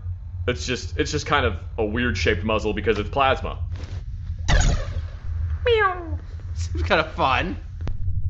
Normally I wouldn't really use plasma weapons, but I like plasma weapons that are kinetic weapon adjacent. And strong enough to liquidate a person in one shot? Were you sacrificing stuff to the machine spirit? What's going on here? Bayoneted Zap Rifle. So many fun weapons to find. Fun is a word. Fun is a word that you could use to describe this. Yeah. I was thinking more along the lines of, shit. It's full of red fluid. Yeah. Ah! Okay, it kind of works. It works. Yeah. Yeah. I don't normally use energy weapons, but... When you finally get bored, I'll take it off your hands. Until then, enjoy. Well, I really don't have much ammo left for it. It's got a bayonet attachment, I think. Wouldn't a bayonet for a laser weapon just be a taser, though? No, it would be a bayonet. A bayonet goes on a ballistic weapon. Mike, here's the fun thing about a bayonet. Yeah. You could put it on literally anything. I'm just saying, feels like a taser would be a more appropriate version of a bayonet for a laser gun. No, because a bayonet's supposed to stab people. A taser you don't stab someone with. Well, the end result is the same. You're gonna do some damage. You're not. It's a chunk of plastic. Well, maybe you want to pacify somebody. Maybe that's... Then why are you using a bayonet? Don't be fucking stupid. I'm not. I'm using a taser. Oh my god. You are the dumbest motherfucker. This is how you make a laser weapon non-lethal. All right, fine. We can move on. The plasma pistol's kind of neat. Oh, that's because the reason the muzzle is weird is because it has a splitter on the end of it. Oh, okay. Toaster capacitors? Oh my god. No, those are not good. Those are worse than what's on there. It smells like burnt toast. It makes the gun... It's literally just using a bunch of capacitors from the inside of a toaster. I see.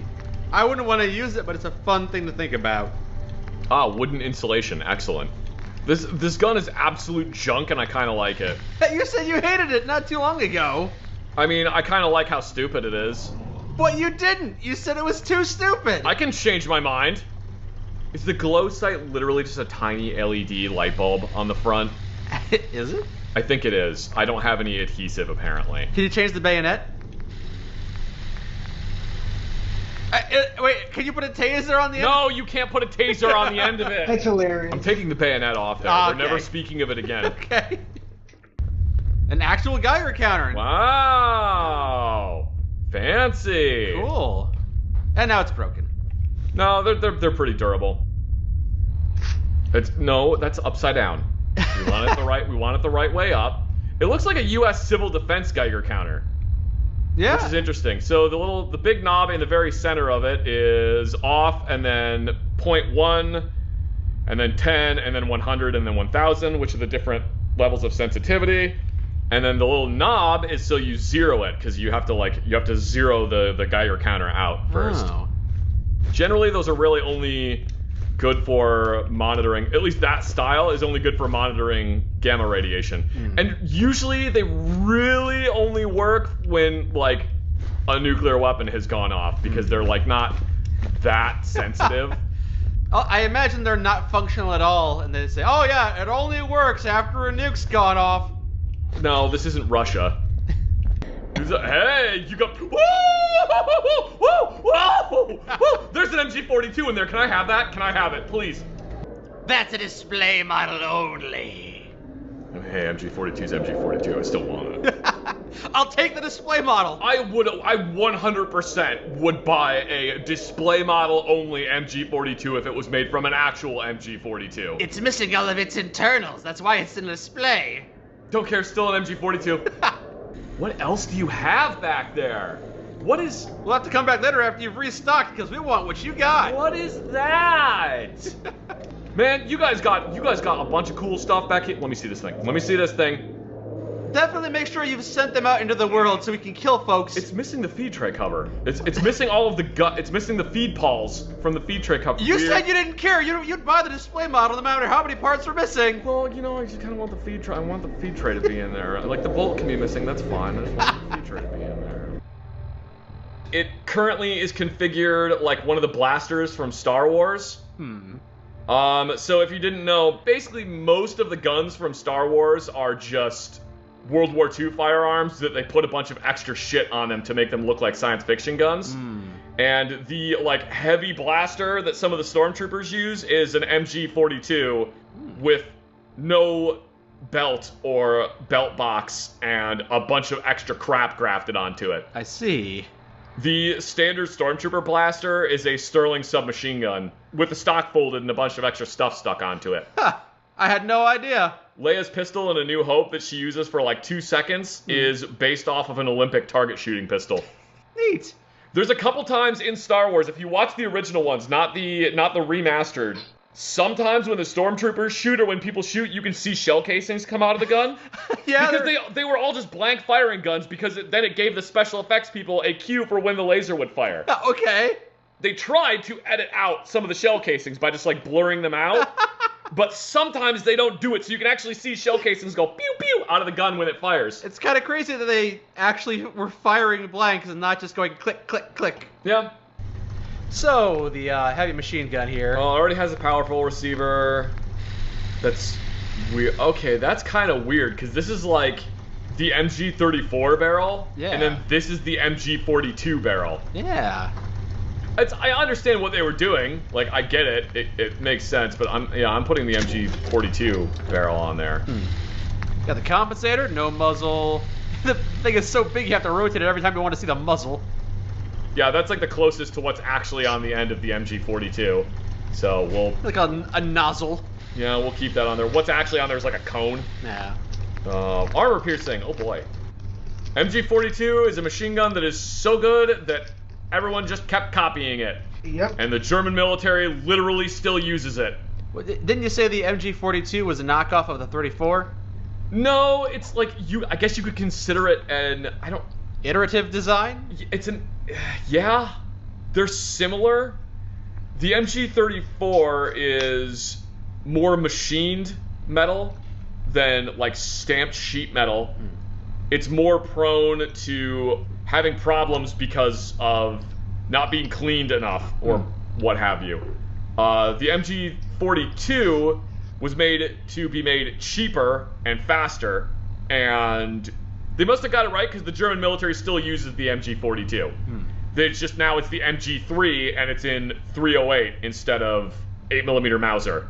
Still using it so many years later. Yep. I really like the gigantic T handle for the charging handle. I just think that's cool. I love that. So this little tab right there on the receiver just ahead of the feed tray cover is you push that forward and then the barrel pops out. And then you can grab the barrel and just slide the barrel out through the right side of the gun, slide a new barrel into it, and then basically slap that tab closed, and the gun is ready to fire again. Nice. And you can give that first barrel time to cool. Yep. Yeah, MG42 is just a very, very well-designed, very good machine gun.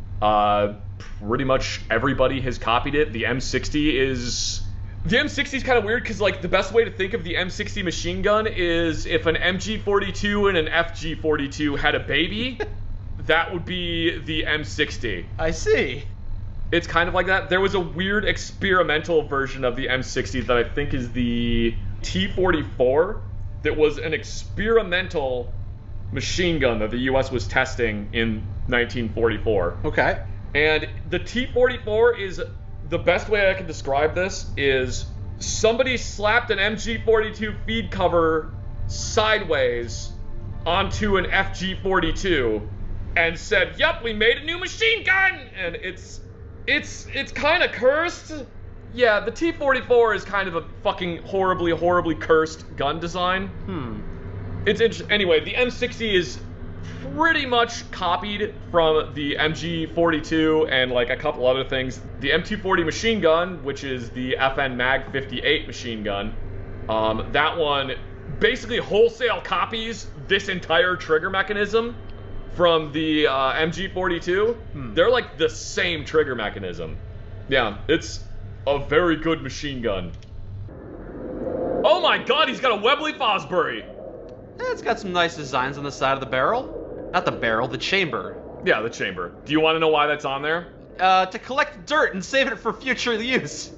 No, I wonder how dirt would affect that though. No, the reason those divots exist on there, when you fire this revolver, the entire top half of the gun recoils backwards and then moves forward again. Wait, on this revolver pistol? Yes, on the revolver, the entire top half recoils backward and moves forward again. No, there's no way. I can see the screw. It's bolted in place. No, that screws the pivot mechanism for the brake action. So it's a revolver pistol that tries to absorb recoil? You can just say revolver. You don't have to say revolver pistol. I could, but they didn't.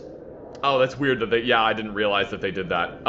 It has... The recoiling has two functions. One is that it does absorb some recoil. Two, the reason for these grooves is there is a small tab on the inside of what would be considered the frame.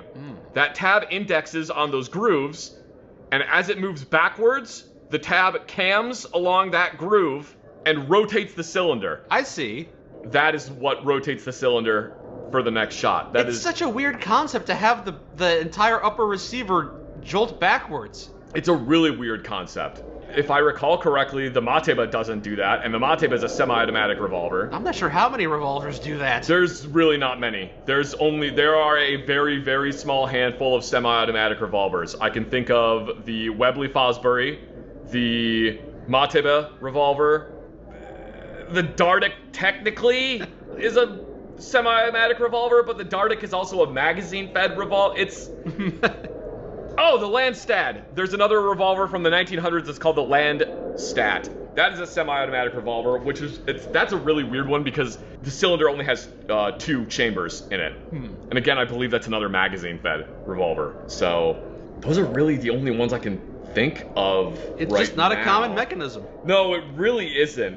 I don't want to say there's not a good reason to make a semi-automatic revolver, but there kind of isn't really a good reason to make a semi-automatic revolver. If you're trying to make a pistol semi-automatic, why not make it a pistol? The reason to make a semi-automatic revolver is you want a Magnum cartridge in an automatic handgun, because generally Magnum cartridges are rimmed, and rimmed cartridges do not play well with autoloaders. But yeah, the Webley Fosbury is really cool. It is a top brake revolver, which I absolutely love top brake revolvers. They're one of my favorite things ever. It's a top brake semi-auto revolver that has the upper receiver kick back. Yeah, the entire upper receiver moves back. Do you want to know what those 2 little weird things in front of the cylinder are? The little wings right there and there? Yeah, I'm curious now that you've pointed them out. They're literally just for holstering. Oh. They're so that when you try to shove the gun into a holster, the leather flaps of the holster or canvas flaps of the holster don't get stuck on the cylinder. It pushes the canvas or leather flaps out of the way so the gun can be holstered easier. Well, that makes sense. Yep, that's its purpose. $355, I might have to buy that. We're gonna Yeah. I can think of one movie that uses a Webley Fosbury revolver. Zardoz. The gun is good. The penis is evil. That's that movie. It's an American classic. That's the movie that has Sean Connery wearing a sling bikini. Okay. You think I'm kidding. I am not kidding. I believe you. Oh, hey, there's a weapon crafting bench back here. Hell yeah, let's there go. You go. Can I do anything to, standard, lightweight, hair trigger? Can I make it case hardened just for fun? The service revolver? Yeah. Well, you can do snub nose or long barrel. That's kind of neat. Yeah. And standard grip. Okay. Not a lot of options here. Wad cutter. You know how normally a bullet's like rounded? Yeah. Wad cutters are just completely flat. Huh. And generally when you look at a wad cutter shell, it is like flush with the end of the cartridge. They're usually lightweight, low recoiling projectiles that are generally only used for target shooting, specifically because they punch a very nice, neat, clean hole through the paper. Uh-huh. If you use like a round nose bullet, they have a tendency to kind of rip the paper when they go through, but a wad cutter is just gonna go doop like it's a hole punch. Huh. Strange. Man-stopper! Those would probably just be like hollow points. Yeah, probably. High explosive! Those, explode on impact. I guess like a mercury-filled bullet? I don't know. Oh my god! I did not realize that you could make shot shells for the flare gun! Well, now you know, and some Shea shells. Do not put 12-gauge shells into a flare gun. Don't do it. But you could do it. No, a lot of the time you can't. They just won't fit. But this one apparently will. Triple slug shells? Triple armor penetration slug shells. Lachey, H-E. High explosive shells. That's concerning. Alright. Oh, that's cool! Oh, I love top brake. It's been a mess. God, I love top brake revolvers. Ooh, I found another Webley. Oh, all right. Yeah, this thing is goofy. It's a semi-automatic pistol. It's a giant brick. It's a big old square. I don't know a whole lot about this gun, unfortunately. I don't know a ton about it. I know it's got a grip safety on it. It's hammer fired. That's what the goofy looking curve on the back of it is the grip safety. It's like, that is like, Oh, so if you're not squeezing it hard enough, the gun won't Yeah, fire. if you're not holding it properly, it's not going to fire. I know other versions had the safety mounted onto the, what would be the slide, the square thing on there. It's from like 1912 or something. It's pretty old. I mean, it says 1913 on the side of the slide. I mean, that might just be the year that one was made, specifically. Yeah. I believe it was adopted in 1912. That rifling looks kind of goofy, but also not, like, incorrect. Oh, damn, that's actually modeled on the inside of it. Holy shit. Yeah. You can actually see the firing pin in there. So some versions have the safety on the slide. Other versions, like this one, have the safety on the frame. I feel like it must have had a bunch of problems because they used it in World War I, and then in World War II, they were back to using the Webley revolver. Apparently, it has a feature where you can insert the magazine, but not all the way, and you can single-hand load rounds into the gun. So you fire it, you load the magazine into the gun, you pull the slide back, and it'll stay locked open. You drop a round into the barrel, close the slide, and fire it, and then it locks open again. So you can drop another round in, close the slide, and fire it. What would be the point of doing that? So that might be kind of a holdover from the Enfield rifles in World War I. That was actually a thing that a lot of militaries did with their rifles in World War I, which was you had a magazine cut off so that when you are all in a line at defilade, aiming out of a trench, you can one at a time load bullets into the gun. Because the theory is you have a bunch of people who are all shooting, so they all don't need to shoot very quickly. Yes. Because they're all shooting. Yeah. But when the enemy starts coming towards you en masse, then you disengage the magazine cutoff, and now you can fire 8 rounds or however many rounds are in the magazine very quickly. I see. Well, I mean, it's a magazine, so just have a second magazine at the ready. A lot of times, and the reason for this with bolt-action rifles was because they had an internal magazine or a non-detachable magazine. Oh. Or they were only issued with one magazine, and you're supposed to load it with stripper clips. So loading rounds one at a time is theoretically faster than firing 5 rounds and having to reload your rifle with stripper clips. Okay, fair enough. I think that's kind of dubious with a pistol. I don't really understand the point of doing that with a pistol. It does have a gigantic ejection port on the top of it. Just a party trick. Apparently, it is very flippy recoil. Flippy? Like when you shoot it, it feels like the gun wants to flip backwards. Oh, you mean heavy recoil then? No, because heavy recoil is like pushing into the web of your hand and it's very painful. Flippy is you shoot it and it feels like it wants to go whip and rotate. So it wants to flip upwards. Yeah. Yeah, okay. This whole thing seems very boxy. It looks like a gun that you would draw if you were 5 years old. It looks like someone said draw a gun and you drew a gun. Yep. People accuse the Glock of being blocky, but like, my guy, holy crap. Look at this thing. Yep. No. No, you don't want that stock? No. I kind of want the. I do kind of want the no grip. That's stupid. Just no grip. It's just what? What? No! No! You do not put an Elk Inspector. Oh my God! Could. That's an option. No, that isn't an option. It's not even that small. The Elk Inspector is way bigger than that. Yeah, it's the Elk Inspector Mini. God, that is so incredibly stupid. Mortar? Buy a single mortar? Maybe 7 of them? Why do you have a... Can I craft an RPG with it? Why do you have a mortar? I'm buying it. Alright, fine, I'm not buying the mortar. I was gonna look at it. Oh wait, I can still look at it. What am I doing? Yeah. That looks like a 60mm mortar. There's no propellant in the back of it. The propellant gets sold extra. Yeah, because normally on the back, when you look at a mortar, you've got the body, which is the Nerf football looking part right here. You have the fuse, which is the little cone that goes on the end of it, and then you have the tail fin / propellant assembly. Normally what you would see on the back of the mortar would be almost like a rifle cartridge, where there's a primer in there. What happens is you drop the mortar down the tube, and because it's a very tight fit, it just slides down the tube relatively slowly. Once it hits the bottom, it hits the firing pin, and this entire fin assembly has a bunch of holes in it that is filled with a propellant. When the firing pin is hit, the explosion is now trapped in between the body of the mortar and the base of the mortar tube. And that's what goes thoop and launches the mortar out the end of it. Okay. It doesn't make a thoop noise. Mortars are very, very loud. Thoop! I would like to buy one, but I can't afford it right now. You'll have to sell one of your other 24 guns. What the? That's a new gun. Well, okay, so this is actually, what is the name of this gun? Yeah, this is the MTR-8 revolver, which was one of Matiba's first firearms. And somehow it ended up in the ferryman's hands. Somehow, yeah, it's a really weird revolver. It's cool. It's really cool. It's just also weird.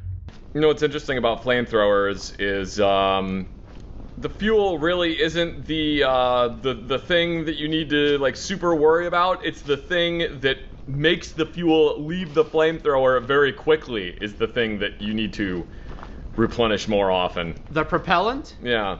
Ah. Depending on what the propellant is. Because usually the propellant is a heavily compressed material. It's something that's just really compressed. Okay. Yeah, because see, you've got like a tank on the back. You've got a fuel can, which is where the fuel is, and then you have a second tank, which I don't know what it would be in this instance. I know on some flamethrowers it was just nitrogen. I think the US military flamethrower had a 30 seconds worth of fuel. Really not that much. Not as much as you would think. Okay. But also 30 seconds of fuel is a lot longer than you... No, actually, was it 90? I wouldn't survive 30 seconds of being alighted. And it was the first one, I think they had a few problems with the first US M1 flamethrower, and then they went to like the M1E1, which became the M1A1 flamethrower. And that got like a much longer range. I want to say like 45 yards on the M1E1. All right. And then that one used a thickened fuel, which is basically napalm. They are completely legal in the United States and require zero background check whatsoever.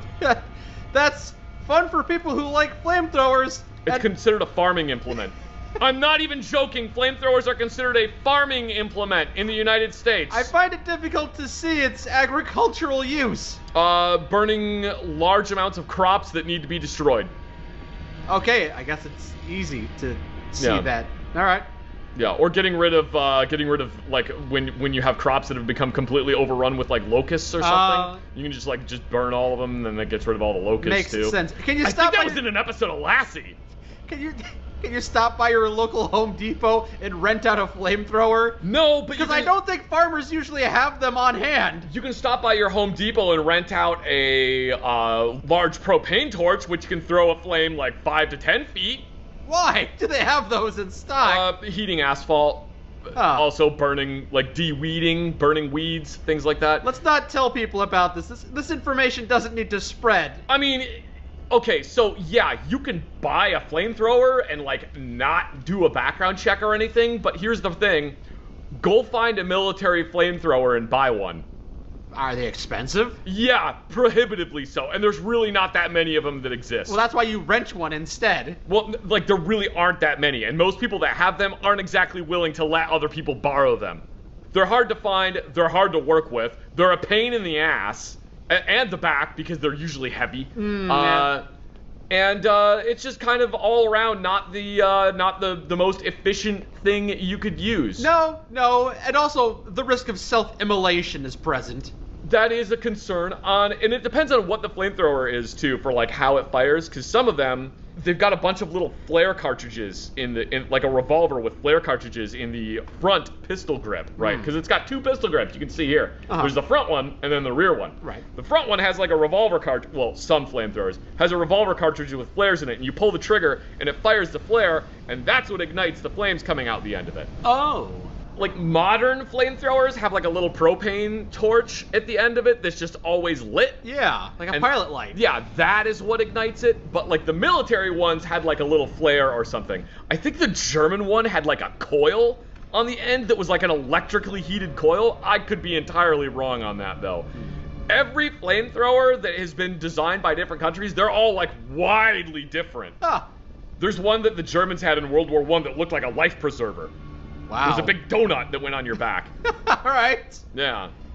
Yeah, flamethrowers are really interesting. And I also want to add, not a war crime to use. Well, some might disagree with you on that. No, there is literally no disagreement. It is not a war crime to use a flamethrower. Isn't it a type of chemical warfare? No, it isn't. You're spraying the enemy with chemicals. It's a flame weapon. Okay. It's a flame weapon. It's not a chemical. It's not chemical weapons. Well, let's hurry up and get this translator device. No, I'm not done talking about flamethrowers yet. Okay. Flamethrowers are not prohibited by the Geneva Convention. Okay. Well, then why doesn't anybody use them anymore? Because it's a lot easier just to launch a bomb at a pillbox than it is to try to run up there with a flamethrower and get shot with a machine gun several times while you're trying to put flames into it. Right, I'm sure they're just not very efficient. Yeah. That's why nobody uses them anymore, Yeah. because we have this thing called thermobaric rockets, which is basically a flamethrower but in a bomb. Yes. They're cool as hell. I mean, look at this. Yeah. Yeah, it's really cool. That's cool as hell. Oh, That's yeah. awesome. I love that. Yeah, I love it too. But they're not very efficient. Yeah, and if we get back to the submarine and the Germans try to backstab us, it'll be a very ironic way to kill them. It will, because they invented flamethrowers. Yes. Yeah. Yeah. You know what is technically a war crime? Spitting on somebody? No, using pepper spray. Technically, Yeah, if you're running through a trench, and you spray someone with pepper spray, that is a war crime. Running up to them and shooting them in the face is not a war crime, but spraying them with pepper spray is a war crime. I see. Yeah. Getting mauled by a bear, stay back. Bust out the bear spray. Oh, come on, man, that's a war crime. No, that's fine for civilian use. You just can't use it as a war crime. It's a weird side effect of the rules of war of chemical weapons are actually prohibited. Mm-hmm. The reason chemical weapons are prohibited makes sense when you think about it, because like if you're on a battlefield and if you decide to pepper spray the enemy in combat, there is a very real possibility that the enemy could think, oh my god, they're using nerve agents on us. Now that means we get to use nerve agents! So now they're shooting chemical weapons back at you, and you've suddenly turned this, what was a conventional war, into people being horribly maimed and dying instantly, or being crippled for life with horrible, horrible, debilitating nerve injuries. No, this doesn't sound real, because if you used tear gas on an enemy, it's not like they have a bunch of nerve gas in reserves and they were just itching for a chance to use it. I take it that you are not at all familiar with Saddam Hussein's love of using chemical weapons. Okay, well, Saddam Hussein aside, the reason it's there is to prevent that from happening. I it's see. It's not that's going to happen 100%. It's to prevent that from happening. An ounce of prevention. Anyway. Yeah. Flamethrowers aren't war crimes. Stop calling them war crimes. You Okay. can use flamethrowers as much as you want. Okay. Also, just stop calling anything a war crime. You're not at war. It's not a war crime. Yeah, calling things a war crime is a war crime. Ooh, looks quite sharp. It is a Fairbairn Sykes knife. That is the type of knife that is. You can recognize that, huh? Yes, it's a very famous type of knife. Oh. It was made, it was issued to the British Commandos during World War II. So it was created by two different people named Fairbairn and Sykes, and they designed it before World War II. It's a really neat knife. It's really cool. I believe, if I remember correctly, it has a full tang on it, which is important. A full tang? Yeah, so basically the entire handle is connected to the blade. Ah, so the blade can't be knocked off. Yeah, that's something that people will do on like cheaper knives. The tang will only go a certain distance into the handle, and then the rest of the handle isn't actually a part of it, which theoretically can reduce vibrations if it suffers like a really heavy impact. But I mean, this one is just a full tang knife. Usually the pommel, the thing on the back of it, is developed for like striking, so that it will hurt a lot if you hit something with it. It seems blunt and made of metal, so I can see it being used for that. Yeah, it's a really cool knife. They're basically considered to be like the precursor to all modern fighting knives. Probably be more effective than the chainsaw. Probably. The neat thing about the commando knife is it was literally designed so that you can use it either as like a slashing implement, or it's designed with a very fine point to it and double-edged and like what is called, is it a spear tip? There's a lot of different terms about knives. I don't know all of them. I believe it's called a spear point knife. It can stab and it can slash. Multifaceted. But can it shoot? Yeah, it's designed very, very thin and relatively long so that it will easily go in between someone's ribs. Oh, jeez. That's the intended purpose. Explosive crude launcher does increasing amounts of damage the more withdrawal effects you are suffering. What the fuck am I supposed to do with that? You don't even take drugs. I'm taking it because it says launcher, and I need to know what it launches. Where's the Fair. explosive crude launcher? What does it use? Shaped charge. Well, I have 5 of those. I gotta find some unfortunate. Oh, never mind. Let's try it now. Oh, it's a rocket launcher. Okay. It's made out of pieces of pipe, and it uses a motorcycle brake for a handle. That's kind of fun. That's it. Yeah. I have nothing else to say about this. Okay, not your favorite. I. It's got a bayonet attached to it. You didn't mention the bayonet. Why is there a bayonet? It's a rocket launcher. Just cut to a Marine holding a SMAW and trying to figure out how to attach his bayonet to the end of it. Oh, hey, Private, it looks like you're trying to attach a bayonet to the end of a rocket launcher. I'm gonna need you to eat these crayons, because that sounds like a really smart idea, and if you eat these crayons, it'll make you smarter. Well, obviously you need to have the bayonet because if they're that close, if they're in bayoneting range, you can't fire the rockets at them. It just makes sense. You look like you have an FAL on your back, which you do. Hell yeah. Why do you have an AK-47 bayonet attached to the end of your FAL? That's not where that is not what bayonet goes on there. Moreover, that isn't where the bayonet lug is. Look at that. How do I like pause everything? Not only is that not where the rear bayonet lug is on an FAL, well, I guess this would be an L1A1 because it's British.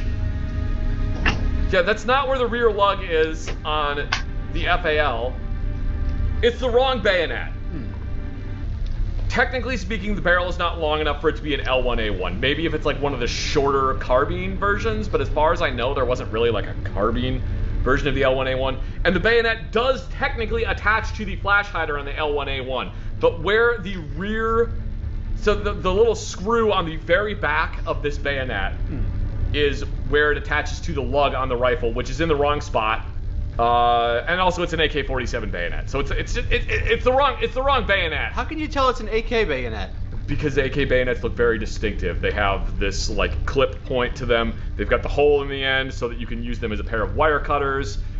So the L1A1 bayonet is kind of similar, but it's like it is still a clip point knife, but it's got a blood groove in it. It doesn't have the rectangular hole for turning it into a pair of wire cutters, and it sits upside down of how this one sits.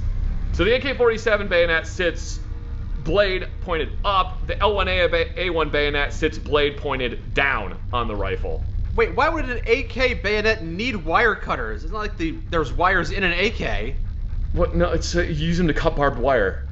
You take the bayonet and then the bayonet locks into the sheath on the little rectangular part, and then you push the sheath and the bayonet together, and it turns the bayonet into a pair of wire cutters. Which, funny story, the US M9 bayonet is directly stolen from the AK-47 bayonet. When someone's got a good idea. I mean, I would hesitate to call it a good idea because the M9 bayonet is widely considered to be one of the worst bayonets ever designed. That just means bad execution, not bad idea. It's like a really terrible bayonet. It's got god-awful ergonomics. It's massive, like way bigger than... Yeah. There's a reason the Marines don't use the M9 bayonet, that they have their own bayonet, which is also a fighting knife, and then it doesn't have the wire cutters in it. Because I promise you that nobody in military history has ever actually used the wire cutters on the M9 bayonet for their intended purpose. Also, is it bad that I know exactly what arsenal that bayonet came from? It came from the Izhevsk arsenal. So you know where it's manufactured? I know the company that well, okay, so Russia had, when this bayonet would have been produced, arms arsenals. They don't really have gun companies like we have gun companies in the US. They have different arsenals that all produce the same weapons and equipment. And this one is from the Izhevsk arsenal, which is, you know it's that because it's the triangle with the arrow in the center of it. Okay. Yep. That's cool. I guess it's fine that he's attaching an AK bayonet to it. I don't know how it's magically attached on there. Don't ask me how. You know what's one of the interesting things about, so this flash hider that's on there, this one is what is known as the FN flash hider. One of the interesting things about it is it's threaded on the inside of the muzzle for attaching a blank firing adapter.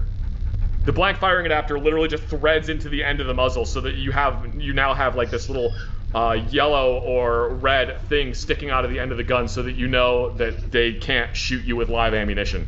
It's a safety that everybody can see. Combat rifle, dude. Well, I want this. Too bad it cost $3,000. Lucky for him, I just found a bag of gold earlier. Got a fragmentation grenade. Oh, that's interesting that the fragmentation grenade is actually based off of the like World War II British hand grenade. Oh, is it? Yeah. Good. Lewis gun. Looks like a drum magazine on top, like a Tommy gun. No, Tommy gun has the drum magazine mounted perpendicular to the direction of the barrel. Oh. The Lewis gun has it mounted parallel. Well, if I can buy either one of these, I can talk about them. And then we got the Lewis gun. Yeah, which is also in like a weird science fiction configuration. This looks like, I'm going to be completely honest, this doesn't look like a Lewis gun. This looks like a G.I. Joe legally distinct Lewis gun. Weird. All right, yeah, I need to go modify these. Oh yeah, I want to look at the frag grenade really quick. Oops. Why did I just drop it? Hey, that looks important. You should. Thanks, RT. It blows up. Whoops. See, I can't remember the name of this grenade, but this is the British standard issue grenade during World War II, basically. Yeah. It doesn't look like the American M2 grenade. So there's the Mark II grenade, which is the pineapple grenade. That was the World War II like standard issue grenade. Yeah. And it does look somewhat similar to that, but it has a different profile. Yeah, so the British grenade is a lot chunkier. I think this grenade is called a Mills bomb, and I'm pretty sure that they used it in World War I and World War II. Mm-hmm. So on the U.S. pineapple grenade, or on the more modern one, which is like the M67 fragmentation grenade, there was one that was in between that one that was it's the lemon grenade. I forget what the name of it is. Okay. Yeah, you called it lemon grenade, so that's its name. No, it has an actual name. M26. So there was the Mark II fragmentation grenade, which is the World War II one. Interestingly, they're called pineapple grenades because they kind of look like a pineapple. Which makes sense. But also they were yellow. They were actually painted yellow, and that was to indicate that they had like high explosives in them. And then they realized that, maybe painting this thing that people are carrying around in combat bright yellow isn't the best idea. So then they started painting them green and putting a yellow band on it. Seems like maybe you'd want to not paint the grenades at all. Just leave it earthen colored, so when you throw it at the enemy, they might not be able to find it and throw it back. I mean, generally, a grenade doesn't really have long enough to be thrown back anyway. Usually, if a grenade lands next to you, you don't really have the time to be like, oh, that's not properly camouflaged. I should throw it back. So the way you paint ordnance, at least in the U.S. military, is colors mean specific things. So yellow means that it's generally a high explosive. Red usually means it's an incendiary of some type. Brown means it's a low explosive. Black is usually like an armor piercing. Anyway, the Mills bomb, which I'm pretty sure is what this is, has two plugs in it, which is kind of interesting because this plug here on the front with the little... Looks like it could be opened with a screwdriver. Yeah, that plug is to basically fill the grenade with explosives. This thing on the bottom is the entire fuse and igniter mechanism. And so you can just unscrew that. Now the grenade has been rendered completely inert. Even if it has explosives in it, the grenade can't do anything because you've just taken the fuse mechanism out. The grenade has a safety. Technically, like a couple different safeties. But the interesting thing is these would ship with the spoon, like the lever, and the pin in place, whereas pineapple grenades or the modern fragmentation grenades generally shipped with the fuse not screwed into the body of the grenade. So the way you render a US grenade that has not been armed inert is by unscrewing the body from the fuse. Okay. The way you render this one inert is by unscrewing the body from the fuse, but the safety lever and the safety pin stay with the grenade. Okay. It's kind of interesting, different ways of achieving the same result. Yeah. But the current British grenade is more baseball grenade shaped, so it looks like the M67 fragmentation grenade. I wonder if that's just the superior design, or maybe they wanted conformity. It's more of a superior design. The whole reason for these, like, striations, the whole reason for the grid pattern on the grenade, it was thought to add slightly weak spots to the body of the grenade to increase the shrapnel that it would create. Also, it added in, like, a grip. Right, It helped you grip the grenade slightly better. Makes sense. They realized the striations didn't matter that much, and it was more effort to make them with those than it was to just make two metal spheres and then weld them together. Okay. Or just make one metal sphere. Anyway. And actually, a lot of modern grenades are doing, the body is made out of a really thin metal, and then they just put like a coil of metal on the inside of it that acts as a fragmentation liner. All right. Interestingly, British and Americans in World War II primarily just use fragmentation grenades as kind of the do-everything grenade. Yeah. But the Germans had... So you get the potato masher, the stick grenade, right? The potato masher? It's called the potato masher because it looks like a thing to mash potatoes. It's a metal cylinder with a wooden dowel attached to the end of it. Oh, yeah, I've seen that. Yeah, those things. Interestingly, those grenades are what are known as offensive grenades. Technically, fragmentation grenades are what are considered defensive grenades, and those were considered offensive grenades because those don't actually have a fragmentation liner. They're just basically a bunch of high explosives put into a metal cylinder. Because primarily what you're supposed to be using those for is overpressure. So you're throwing them into a trench, and the overpressure either kills the person that the grenade lands next to, or concusses them enough that you can jump down in the trench and beat the shit out of them with something. Why would you make multiple kinds of grenades? Why wouldn't you just have one that does everything? I mean, because you might not necessarily want fragmentation. That's why flashbangs exist, because you're trying to disorient somebody. You're not trying to kill them. Well, yeah, but why would you have two different kinds of fragmentation grenades, I'm wondering? Well, because they're overpressure grenades. The primary reason for making what are considered offensive grenades is because the distance at which you can be near one when it detonates is much shorter than the distance on a fragmentation grenade. So the logic when offensive grenades were originally created was you can have a bunch of dudes chucking those into a trench and then jumping in the trench almost immediately afterwards, and hopefully they don't land right next to one of the offensive grenades and it just blows them up. No, wouldn't you want to wait for it to explode? Yeah, obviously you want to wait for them to explode, but the theory behind the offensive grenades was it gave you a little bit more of kind of like a safety buffer. Battle is confusing, man. When you're trying to raid a trench and you don't have radios or comms equipment, and the only thing you have to communicate to the rest of your platoon is one dude going on a whistle, it gets a little confusing, and you might chuck a grenade into a trench that already has people in it. Okay. Anyway, they did make the German grenades did have what was called a fragmentation sleeve that could be slipped around the outside of the grenade that would add a fragmentation effect to it. Okay. For obvious reasons, offensive grenades aren't super popular. German engineering. Anymore. I haven't seen them lately. Everyone just kind of uses fragmentation grenades, and even offensive grenades still create fragmentation, whether it's the very thin metal body of the grenade or whether it starts launching rocks because it landed on top of a bunch of them. Yep. Yeah, offensive grenades aren't super popular anymore, though I think the Marines may have just adopted a new grenade. It's the Mark 21. And it's interesting because it's a green plastic-bodied grenade that is what you would classify as an offensive grenade. It doesn't produce very much fragmentation. But interestingly, you can stick them together. So you can make a giant stick of offensive grenades. Okay. I don't know why you would do that, but you could do that. So I remember seeing a bunch of like the markers in high school or in school when we were kids. Teams of Marines just making like a 30-stick long thing of fragmentation grenades.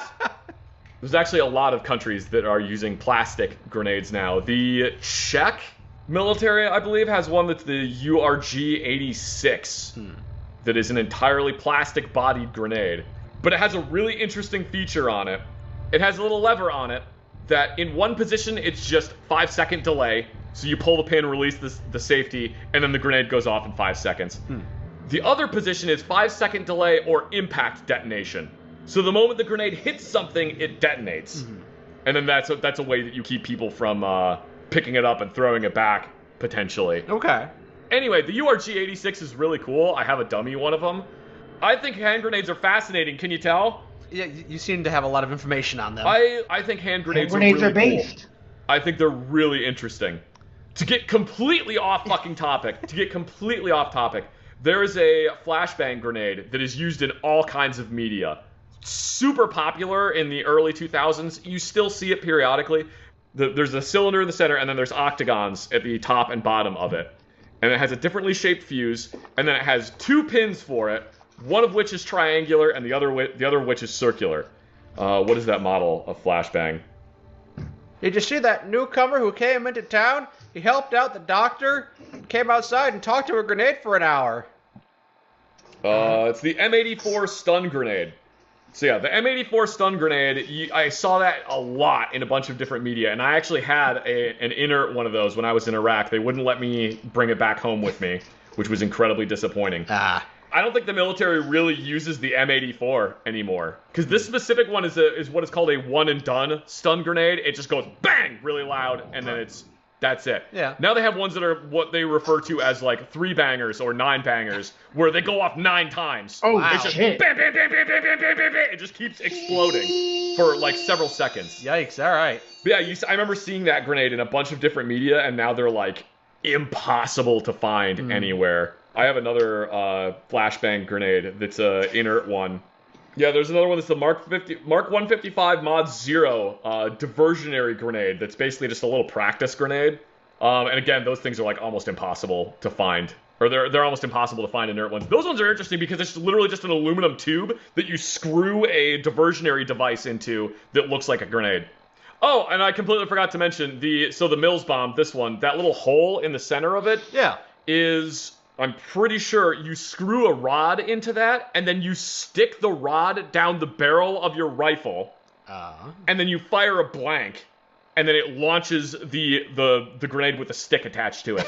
Nice. Okay. Yeah, they didn't do that for very long because they realized that it was kind of destroying the barrels of their rifles. Sounds like it would. Yeah, so they didn't do that for very long. They eventually created a cup that goes on the end of the rifle that you drop the grenade into it and then fire a blank, which is much better. Yeah. I also have an inert white phosphorus grenade. How as many part of my grenades, collection. inert, of course, do you have in your possession? Smoke grenade, M69 practice grenade, Mark 155, white phosphorus,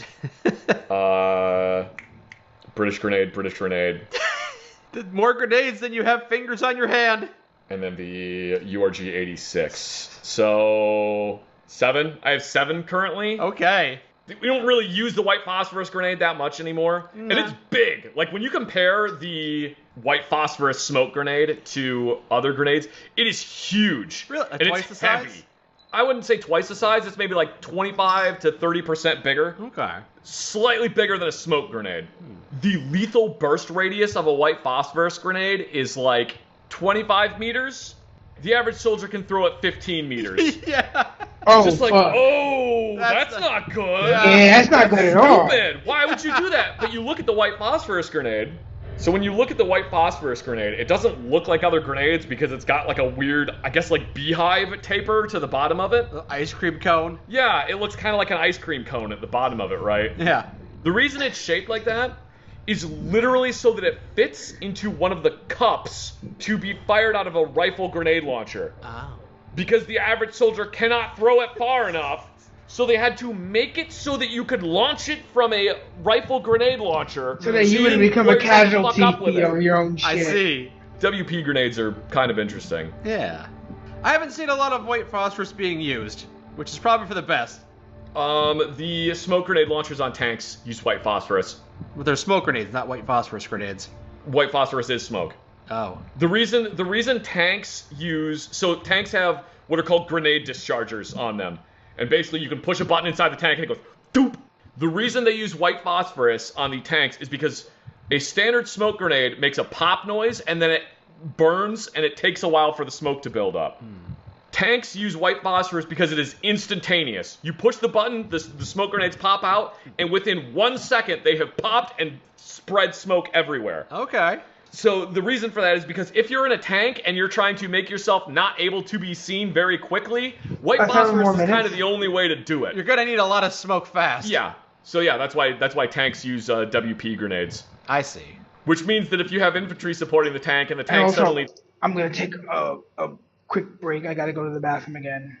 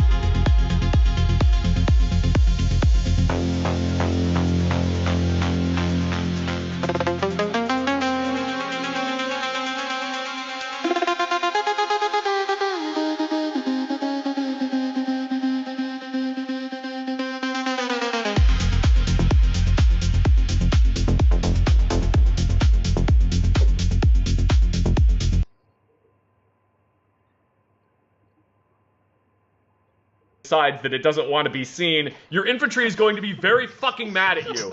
If they survive, yikes. Yeah. I don't even think the U.S. issues the M34 white phosphorus grenade anymore. I'm sure you can still get them. I'm sure we have some in inventory. The interesting thing about the inner M34 that I have is there's a huge hole punched in the side of it. Because the way they render that grenade inert is by punching a hole in the side of the grenade and basically draining all the white phosphorus out and then rinsing the grenade out several times. Yeah.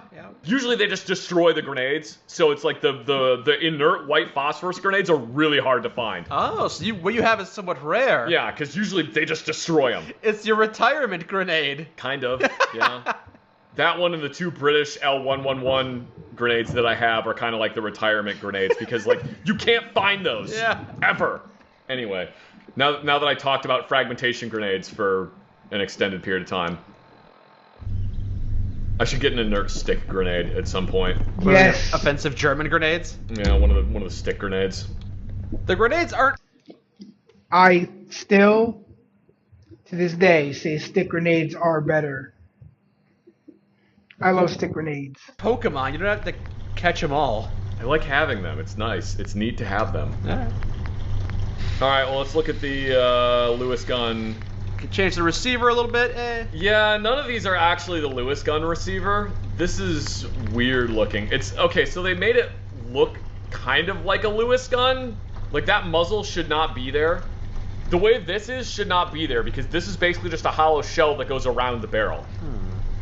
You talking about that ring? I'm talking about this clearly looks like the barrel of a gun. Yeah. That wouldn't be there. The barrel would be actually recessed further down inside this tube. Oh, okay. Yeah. Also, it's got like a hole for a water jacket, which again, the Lewis gun does not have. It's not water cooled? No, the Lewis gun is air cooled. And the pan on the top does not actually look like that. When you tip the Lewis gun over like this, you can actually see the rounds inside it. Oh. Yeah, this is weird. This is like a couple of other guns bashed together to make a thing that looks like a Lewis gun. So many of the other guns in this mod are very, very accurate, but then this Lewis gun is like way off, and it's not bad. Well, they can't all be winners. Again, we're in a post-apocalypse. People are doing their best. They did a good job like approximating a Lewis gun, but the Lewis gun didn't have an adjustable cheek rest on there. The trigger is way too small for a Lewis gun. I'm not sure what the point of putting this thing on the front is, because normally that would be like where you would attach a bipod, but it sticks out of the front on a sniper rifle. Maybe it wasn't their attempt at making a Lewis gun. Maybe some guy named Louis had a gun, so it's Louis's gun. There's an apostrophe there. That would make more sense than this being an actual Lewis gun. There you go. And like from the top, that looks fine. Neat. It's got a good noise to it though. I like the noise. Also, when you fire the Lewis gun, this entire drum rotates. Oh. This is one of the few instances of a drum magazine actually working, and that's because it's not really a drum magazine. It's what's called a pan magazine, which is different. There's not really any springs or anything in the Lewis gun. It works based on gravity and a ratcheting mechanism that just rotates it every single time. Yep, that looks pretty accurate. That sounds pretty accurate.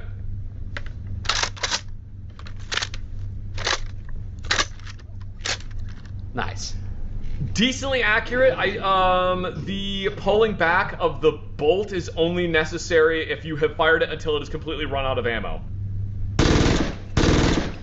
Seems like you could have some fun with this. With how fast that stock dropped on there, I for a second thought that you had a Hotchkiss Portative or the like Benet Merci 1909 machine gun, and I got really, really excited. I want you to know how excited. I live in fear knowing you people can reproduce. People have a negative attitude. That's what's stopping them. I'm going to talk at you more about the 1909 machine gun now because you were incredibly rude to me. So the 1909 machine gun is like one of my favorite machine guns of all time, and it's because it's so weird. It feeds from magazine strips. It's not belt fed. In a hurry? An important meeting, perhaps? Huh, I think not. She's trying to escape. She will not be able to. There is no escape now, lady. Anyway, so it feeds from strips. It feeds from strips, which is weird because most light machine guns feed from like a belt, whether it's a cloth belt or a metal belt or even a disintegrating link belt. But this thing, it feeds from things that look like model railroad tracks. And that's one of the reasons that I like it so much. Also, it's really complicated and weird on the inside. It's really cool. It was the second machine gun that the US military adopted. Oh. And you might think, well, that's really dumb. Why would you adopt such a clearly stupid machine gun design? And the reason is because the machine gun that it replaced was literally a hand-cranked Gatling gun. It must be horrible to live in places without luxury. I must say, the way you rattled off all this knowledge is very impressive. I'm so captivated by your personality, I will now follow you till the ends of the world. Great, that's cool because I think you got a nice haircut. Yeah? But that doesn't unlock Eldritch monstrosity. And a Constable Cruel magazine. Look, it's Judge Dredd, only it's not Judge Dredd, it's Constable Cruel. Cool. I like that he's using an AK-47, but the gas block is upside down. The gas, that's Yeah. the gas tube for an AK-47, and it's on the bottom. Looks like a super soaker. Instead of the top. Yeah. Which is weird. Also, there's a weird lump in the stock. It's got a strange protuberance. Yeah, it's true. And then it has like an AR magwell for some reason. But it takes an AK mag. That's a weird looking AK. And it's doing like a 5-star flash is coming out of it, which you would only get from like, you wouldn't get that from the style flash hider that would normally be on an AK, which is like a shovel style of flash hider. Yeah, that's weird. Guido is immune to your pesky firearms. Guido does not respect the L1A1 rifle. You can get that weak shit out of here. Greetings. I hope you're enjoying your evening. Any rifle that uses a falling bolt action is stupid.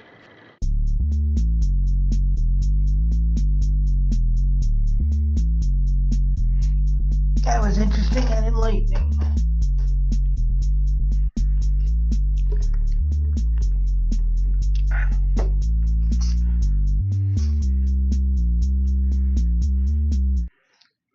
Alright, 1 second.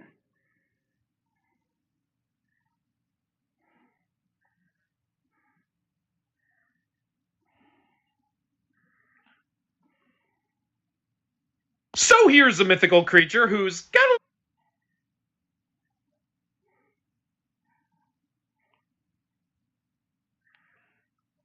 Alright.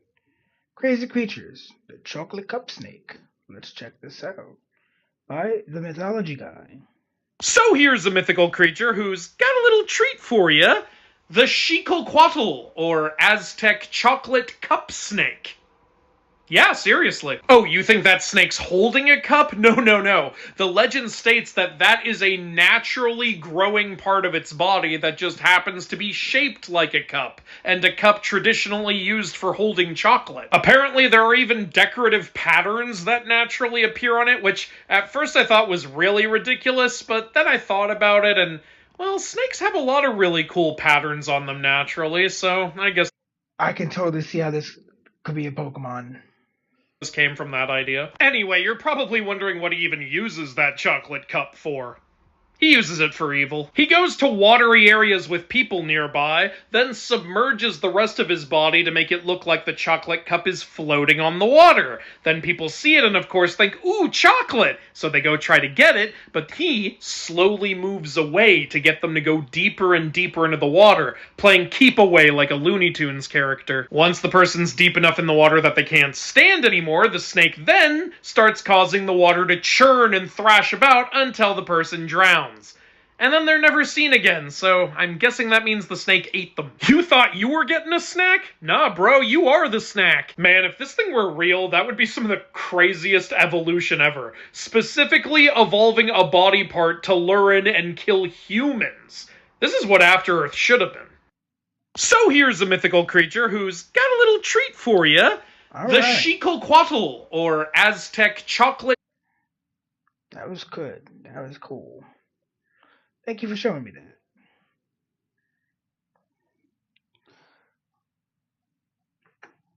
Alright. You have a good night, Red. I will see you tomorrow night when I jump on. Sometime between 10 and 11. Thank you for showing up to the stream. I'm actually going to take a short, like, 10-minute break. Then we'll get back to doing some, I don't know, something. I'll be back.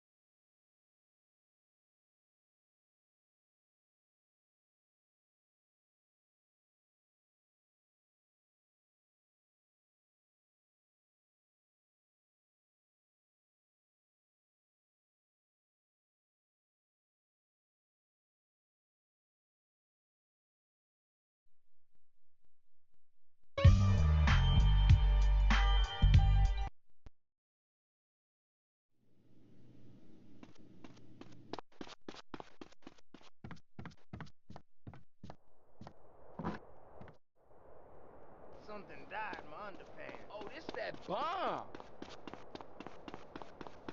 Hey. Hey, homie.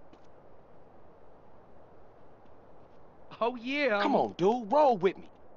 Man, you going to sell it with seeing that get up? Whatever you say, bitch. I'm gonna put in some work. You down? I'm gonna get me a happy farmer. You gonna represent the set now, homie? Hey, let's go kick. Hey, I what know up? you from somewhere, homeboy. What's your problem now? It's me. Go on, chill the family.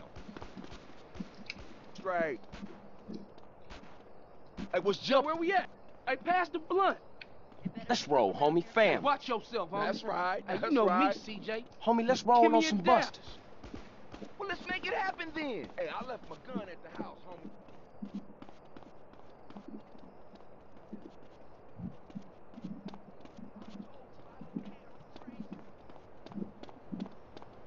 I'm your worst nightmare, folks, so give up.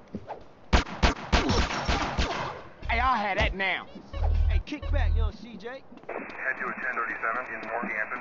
Suspect last seen on foot. You need a damn car. What you dudes waiting for?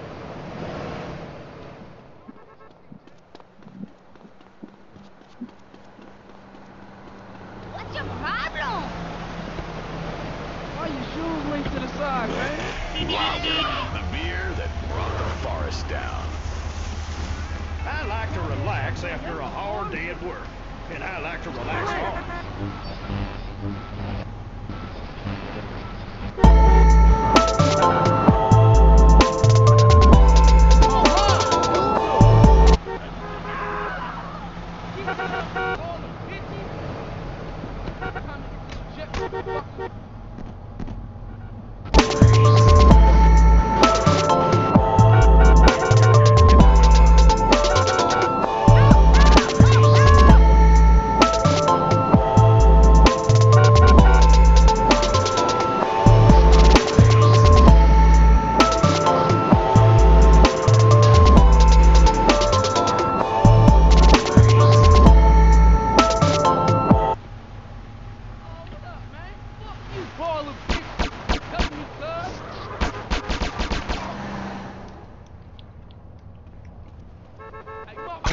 I got a gang. Give me that money.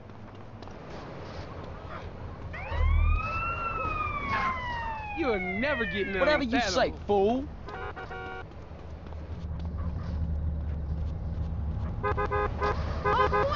Say my man. Hey, give it to them fools.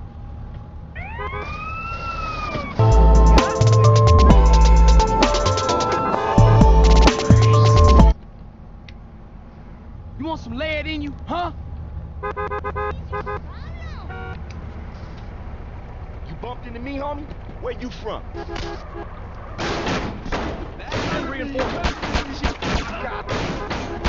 Please, man, give me a break. What you tripping on, CJ? What's the hold up?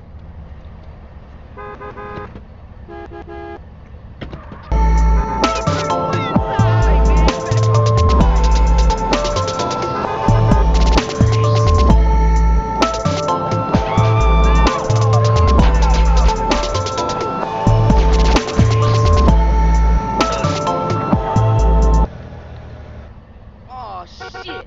Ease up, fool. Give Hey, it to him. watch it, homie. Send them duckets over here. CJ, fool. It's on now.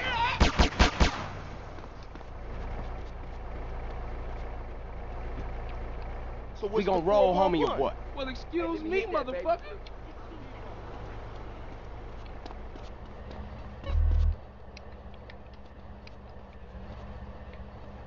Hey, motherfucker. Or I'll total it. Okay, get in, get in. Smash, fool, let's go.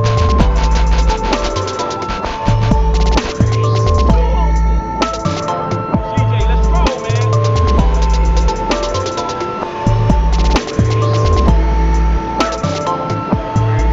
Deep now.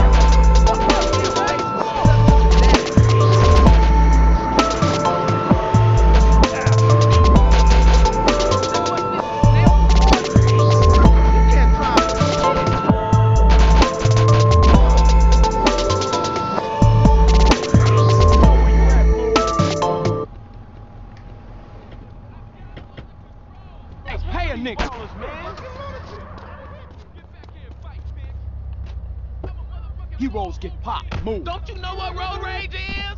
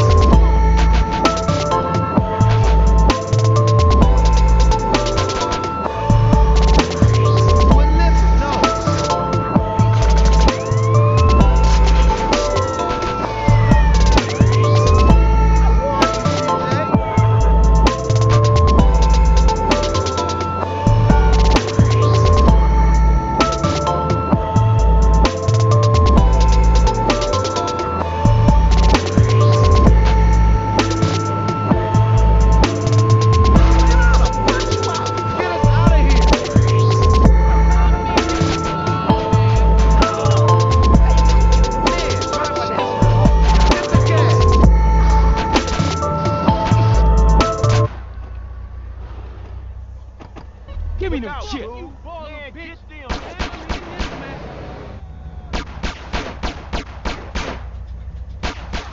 Come on, y'all. What's up? That's mine. Hey, what's going on, man? You want to get ventilated, huh? Step on up, you dick. Okay, bitch. Take it like you want. Hey, give me that paper. You looking like a roadkill.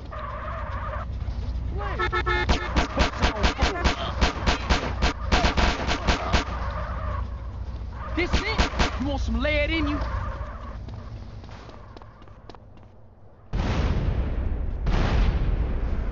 What's up, all the bitches? North Idlewood. Suspect last seen on foot.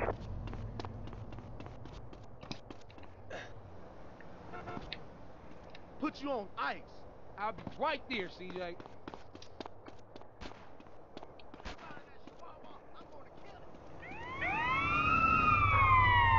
Think you hard now, huh?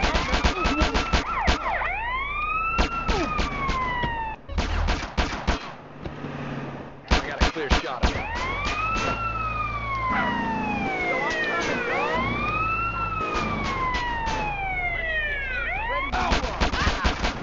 Yeah, fool, yeah! We've got a 1081 inbound Idlewood. Suspect last.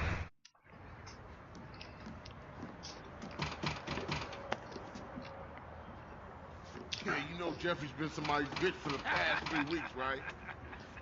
I know. Yeah. Hey, What's up, CJ? What's up? What's up, man? Wanna go to prison? What? Nah, pick up Jeffrey. He's touching down today. You wanna roll? Yeah, for sure. What Jeffrey doing locked up anyway? We'll talk about that later, man. Let's roll. We're late.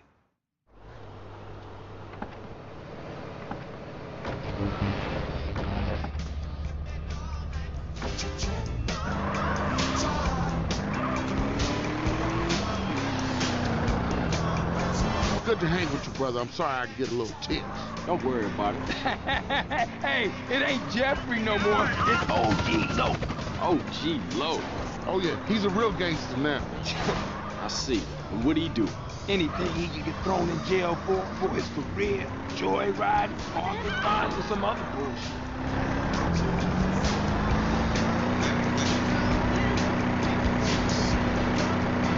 Don't hit my body.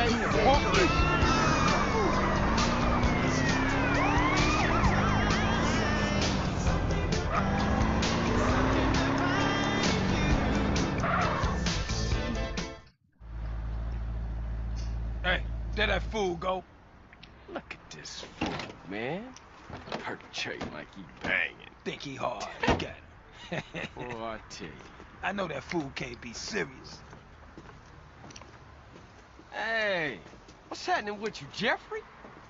Hey, man, it's OG Loc, homie. OG Loc. My bad. How was it, though, homie? Man, what you think? How was it? Hey, chill out, dude. So what you want to do now? Man, I gotta kill some chola motherfucker. He was dissing me, man. Hey, Jeffrey, I thought you was going to, college. Man, fuck you. Motherfucker done stole my rhymes. He's in East Flores. Hey, Hey, give me a strap. Man, why don't you stalls out with that shit to get in the car? Fool. You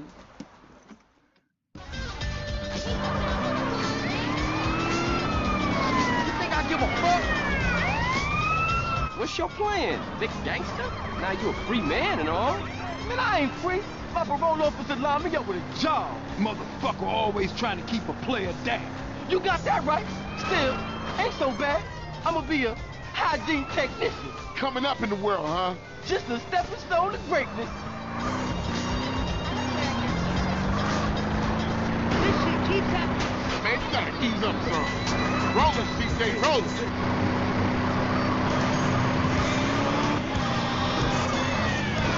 Crash, CJ.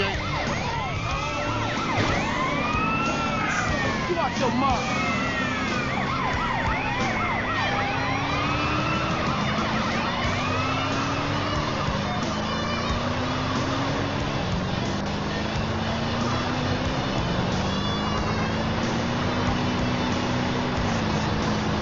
Lights are on to the car, fool. Let me handle this.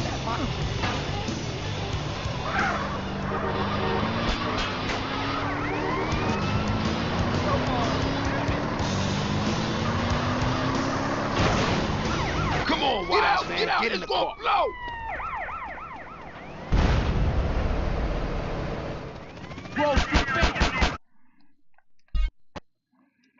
Let's try that again. Straight mad. What's your plans, big gangster? Now you a free man and all. Man, I ain't free. My parole officer lined me up with a job. Motherfucker always trying to keep a player down. You got that right. Still, ain't so bad. I'ma be a hygiene technician. Coming up in the world, huh? Just a stepping stone to greatness.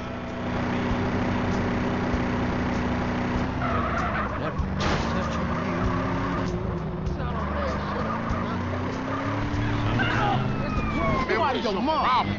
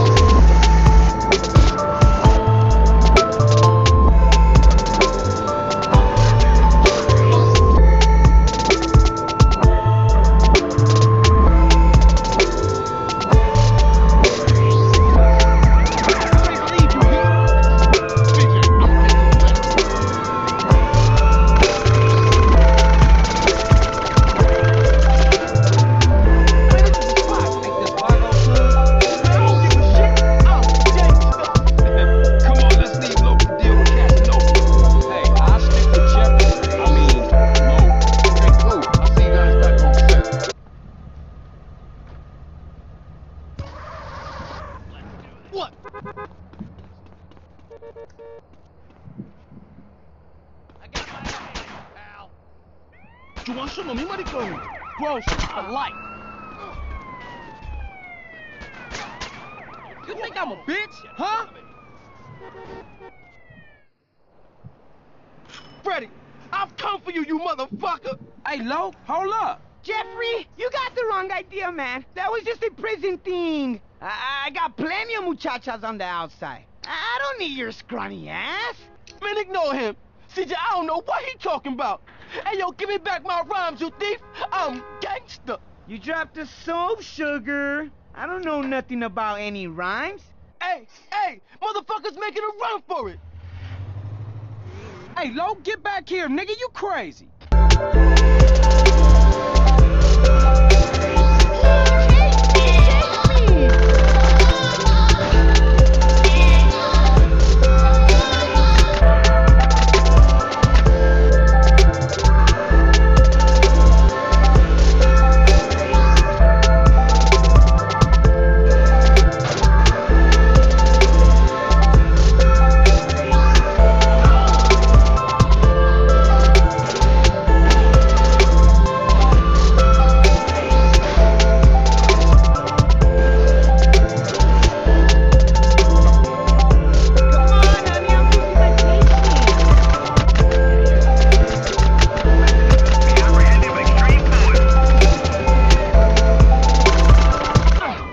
something?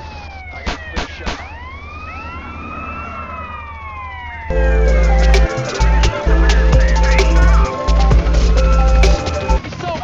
You're coming with me. No, Let me we go, failed Nick. the mission.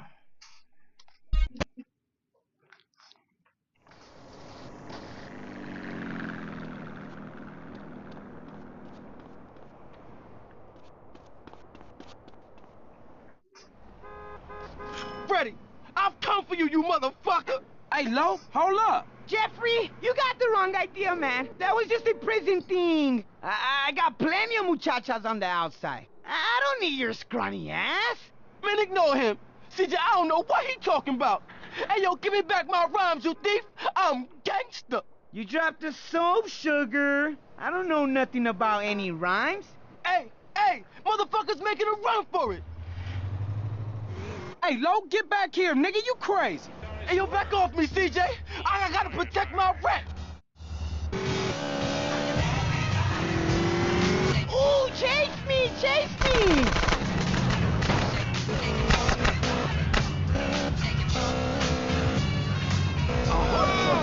A lot of y'all sleep at the wheel. Slow down. Brand Nubian says check under the bed. Forthright MC says turn it up.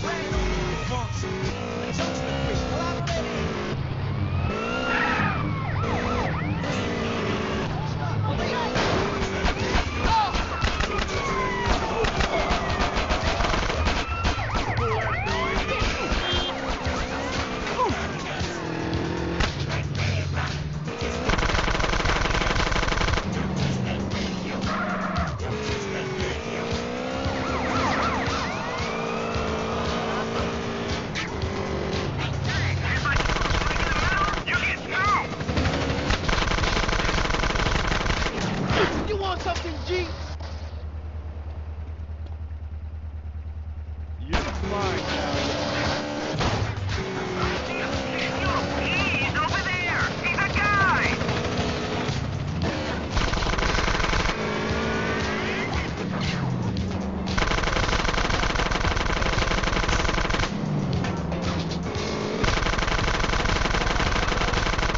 I thought you were king, cute buns.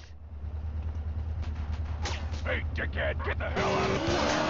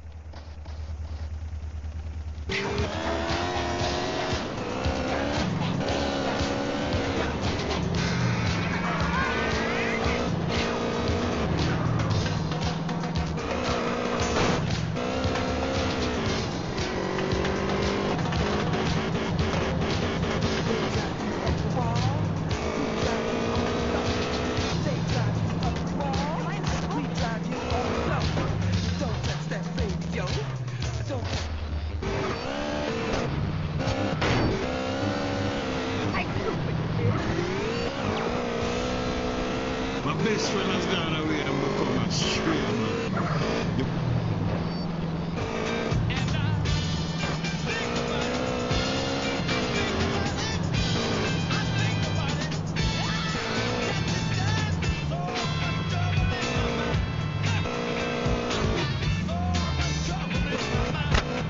Cooey, Jeffrey.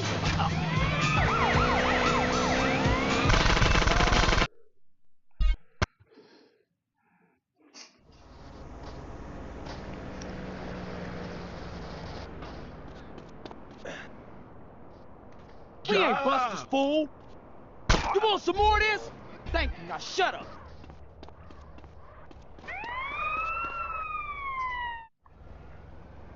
Freddy, I've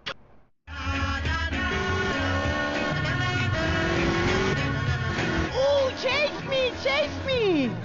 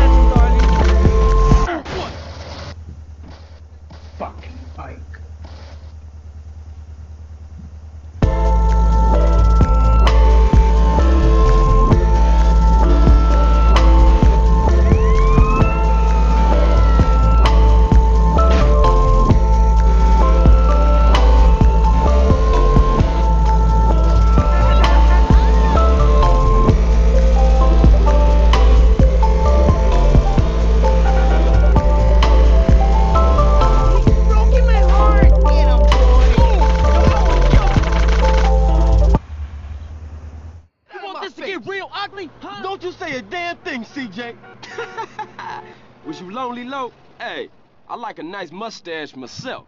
I keep it real, unlike you fake-ass motherfuckers. Come on, gangster. Let's get back to the Grove. Nah, I can't. I gotta go and sign in for this damn job. Whatever you want. You want to ride anyway? Sure thing. Let's roll. Hey, take me to the burger shop in Marona Beach. You're the boss. Cause I'm keen with the hygiene on a mission like a super technician, baby. Come on with that shit, man. Look at you. All muscly and shit. Won't somebody do something? You whore, huh?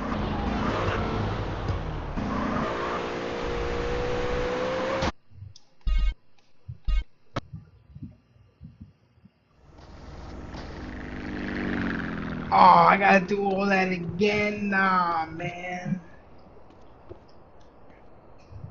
I'm Grove Street, fool.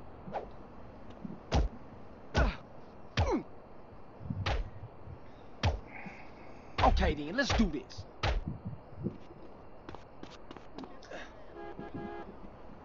I'm a OG.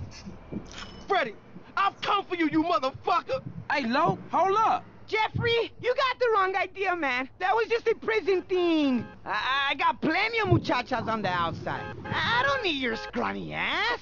Man, ignore him. CJ, I don't know what he talking about. Hey, yo, give me back my rhymes, you thief.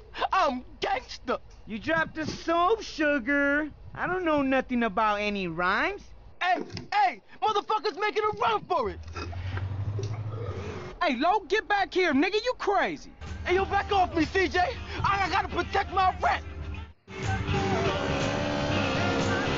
Ooh, chase me, chase me.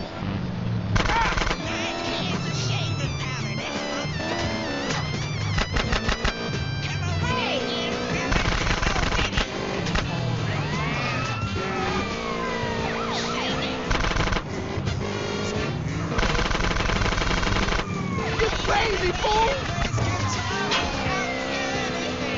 Come on, honey, I'm losing my patience.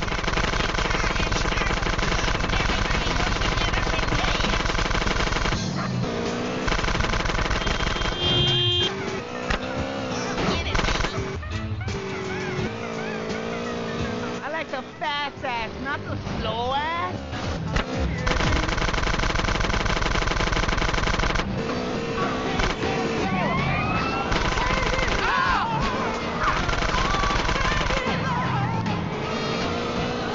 I thought you were king, cute bun.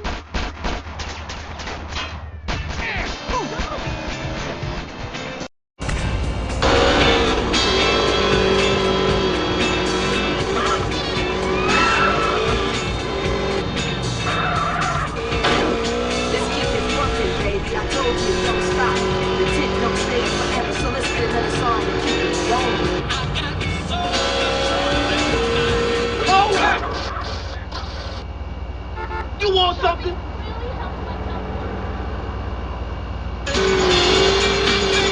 I'm gonna take this guy down.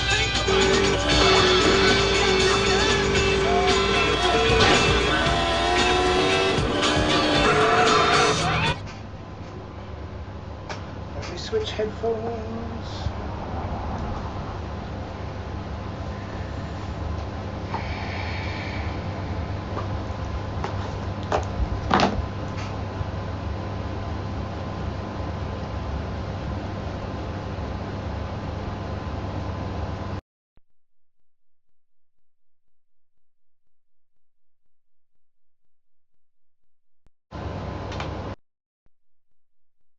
Unmute test, mute.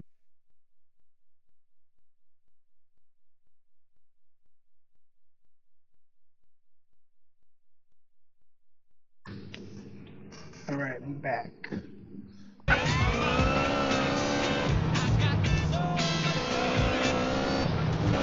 Yeah, I'm rich and I work in Vinewood, okay? I'm the...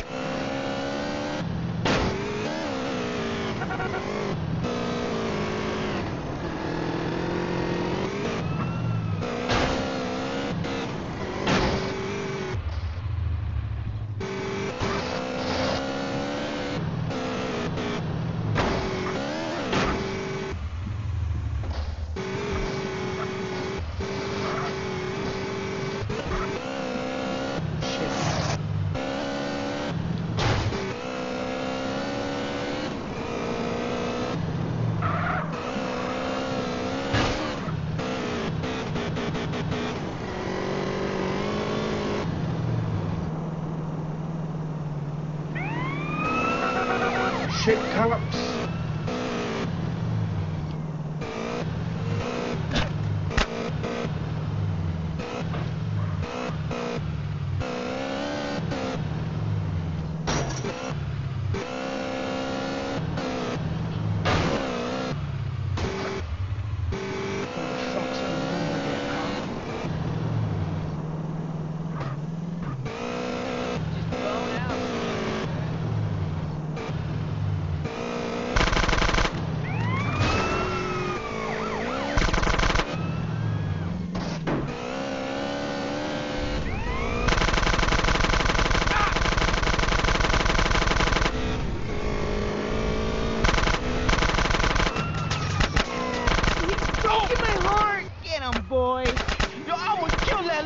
Motherfucker!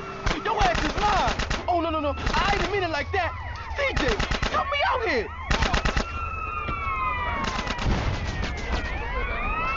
You punk ass motherfucker stuck ass!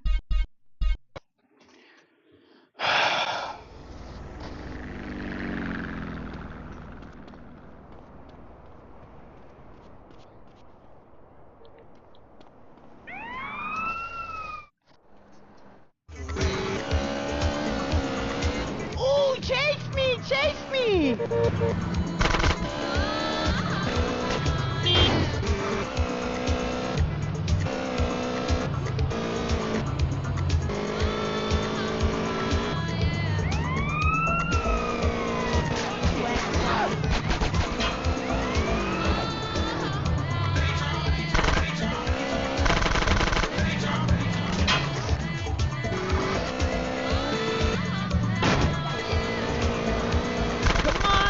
Losing my patience.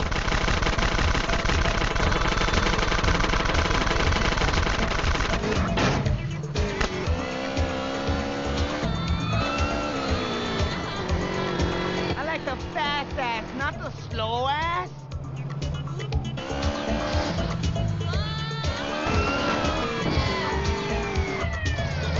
What? God damn it.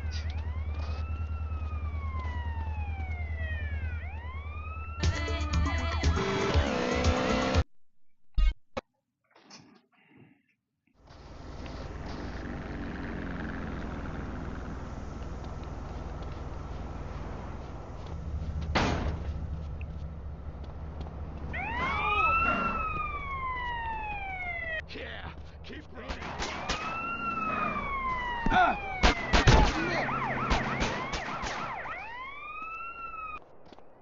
You're not getting away, buddy. Wall Street Bank. You want more? Let's go. You know you're out. I got you, man. Oh! Think Jack, remember that. Shouldn't fuck with GSF, fool. Oh! You want some more here?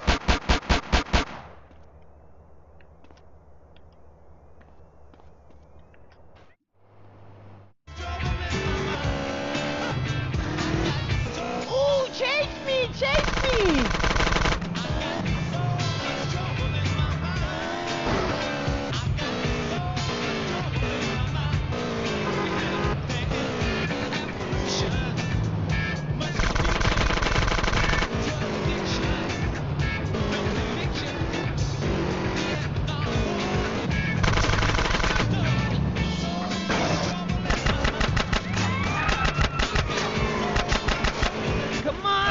Losing my patience.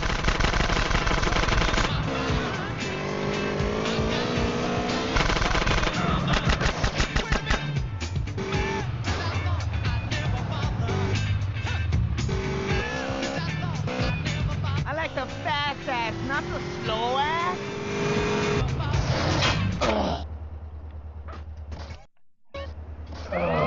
Brutal.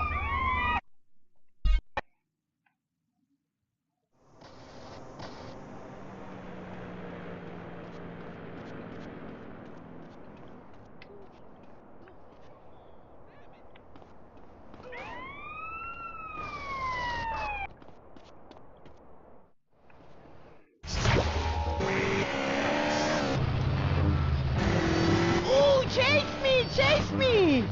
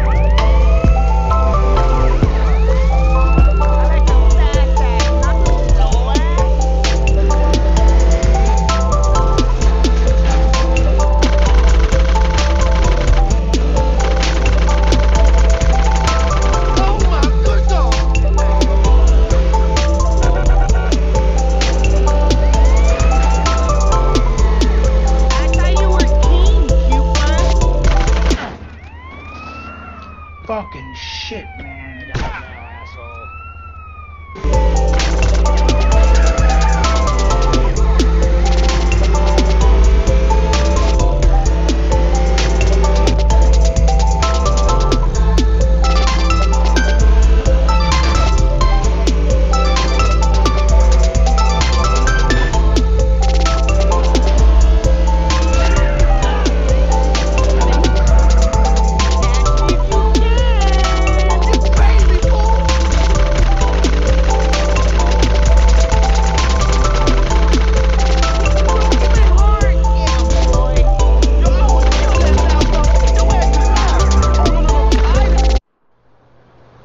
Don't you say a damn thing, CJ.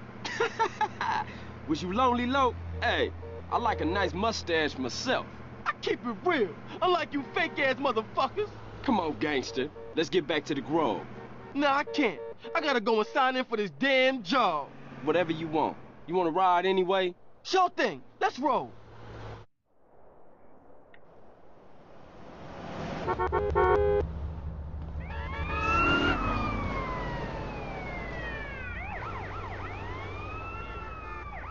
Ah!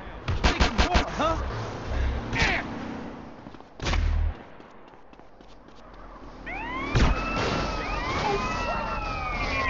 Hey, come on, I'm chasing you.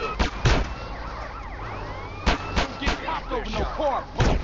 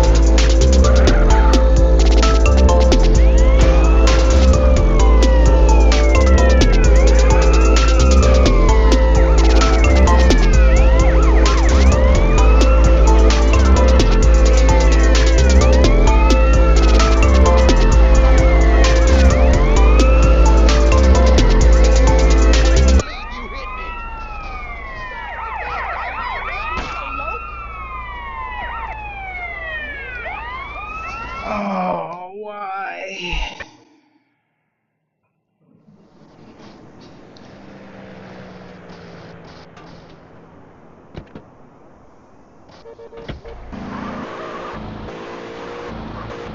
Damn, that's it!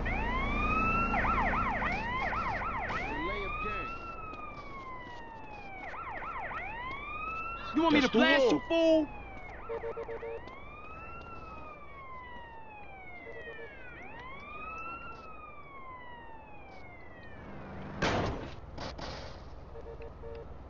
I've been divorced 8 times.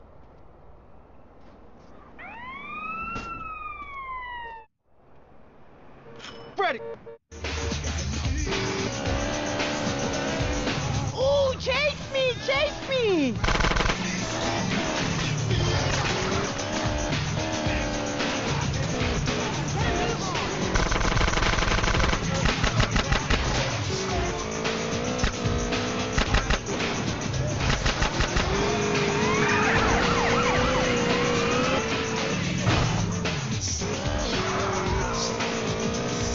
Come on, honey, I'm losing my patience.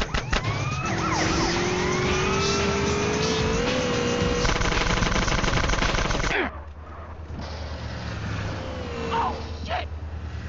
You want something? Give up, motherfucker! I like the fast ass, not the slow ass.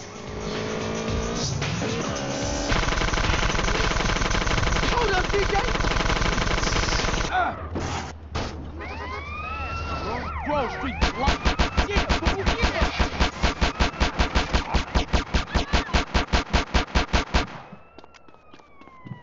That's GSF tax, fool.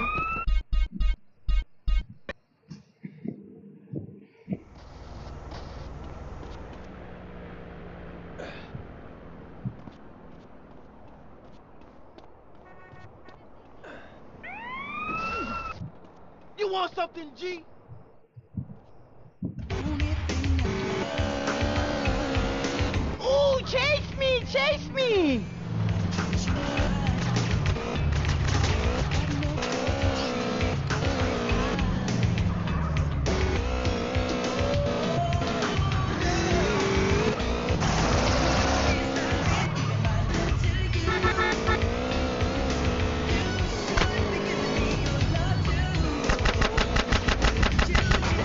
a good dog. Come on, honey, I'm losing my patience.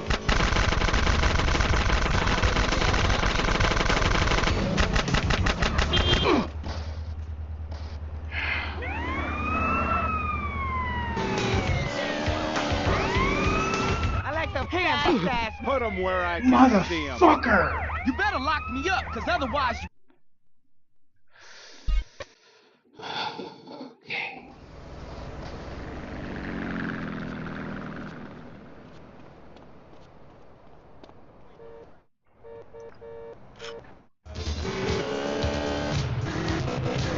Ooh, chase me! Chase me!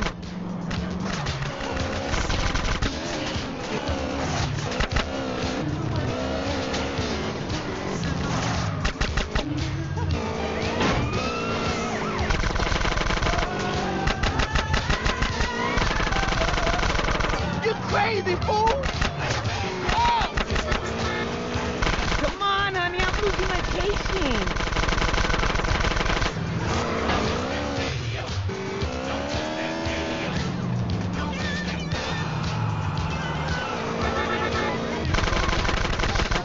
I like the fast ass, not the slow ass.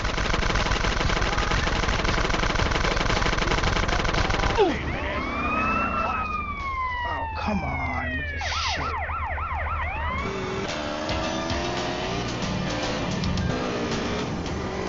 I thought you were king, coupon.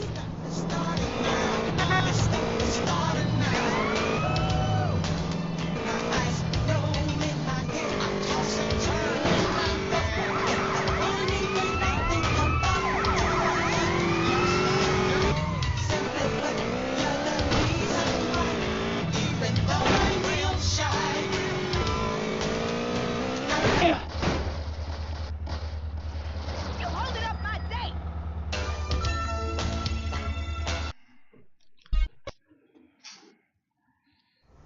Fucking shit.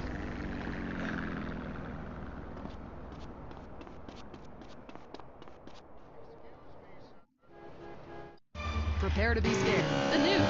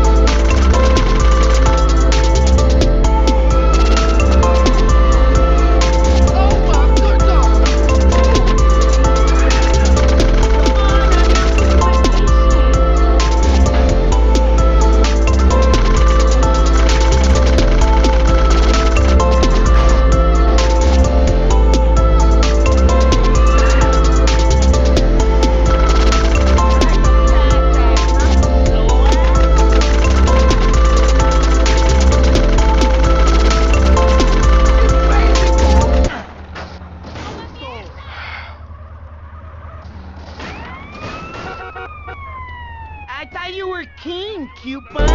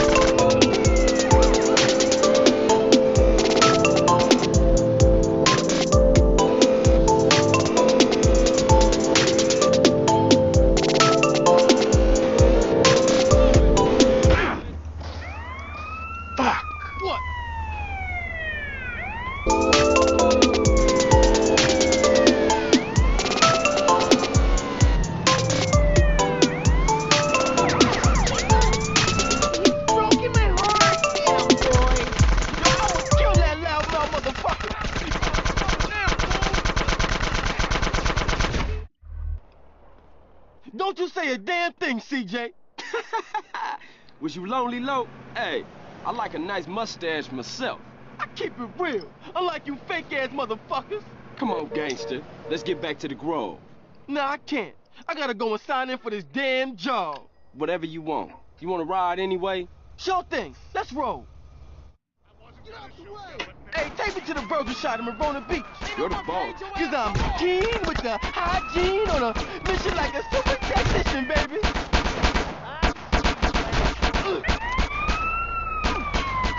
Get on with that shit, man. Look at you. All muscly and shit. Man, I got 17s on the head. You could have did that out here. Because I did it in the joint, it's real now. Yeah, I guess it is, gangster.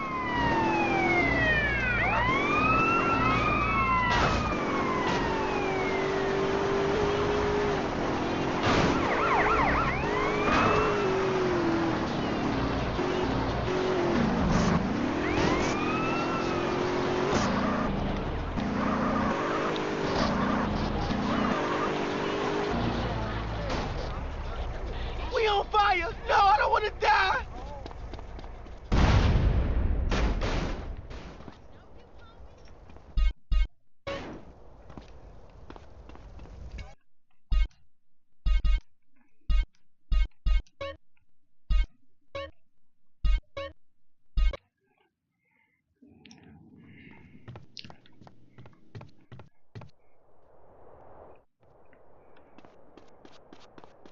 What up, fool? Could I speak with you? You try different redwoods and embalming fluid? But there's different strokes for different folks. Later, big What's your problem now? It's me.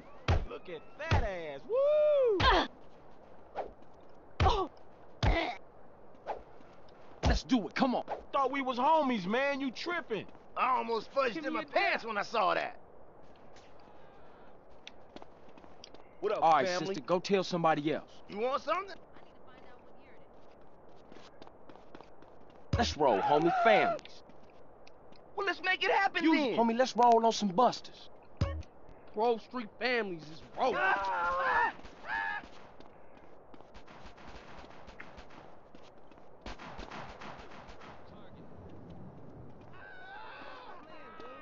She a hood rat. Shit, I'm sucking a roach. Tag. Yeah, it's on now, punk. Send them ducats over here. Give up, homeboy. What's the plan? Hey, don't make me drag you for that split, homie. Oh, what up, man? Hey, you should get the hell up out of here. Roll this piece of shit. What up, homie? Hey, pass the blunt. Vago stepped up to the beach. What you dudes waiting for?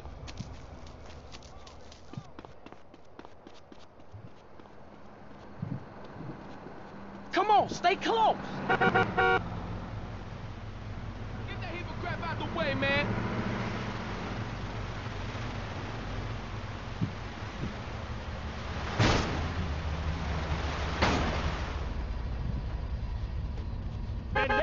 Move! You think I can't fight?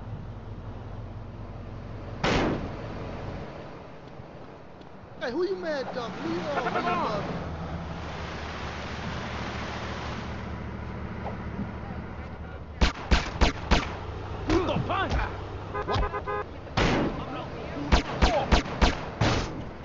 Hey, punk, you banging? I ain't no banger.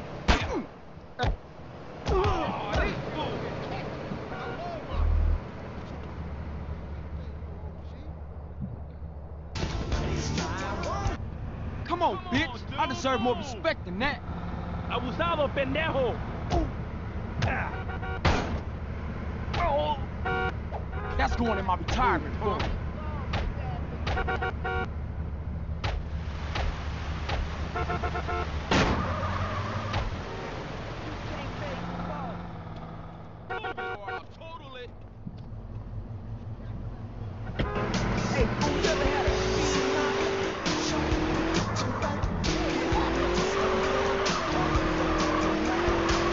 Yo, work my fault, dude.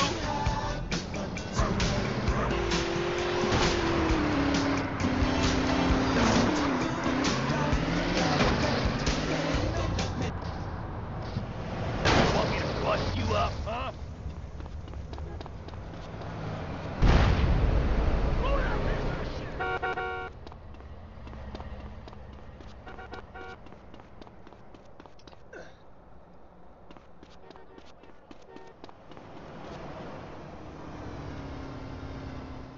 closer to Chato.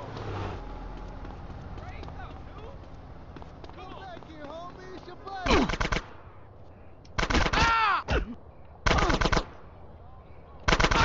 He came in. You think you know? I don't bang, homie. This all you giving me?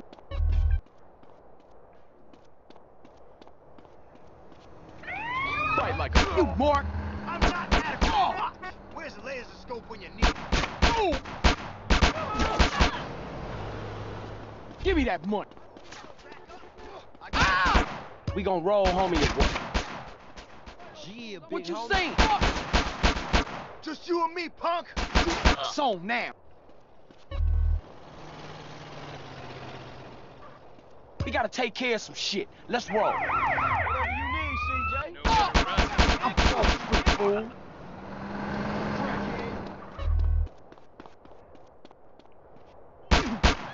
You want some more of this, motherfucker? Who you mad, though?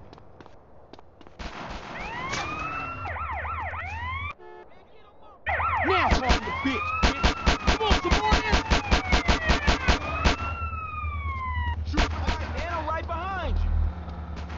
Man, get them, man. Let's rush these busters. Speed drawn on him.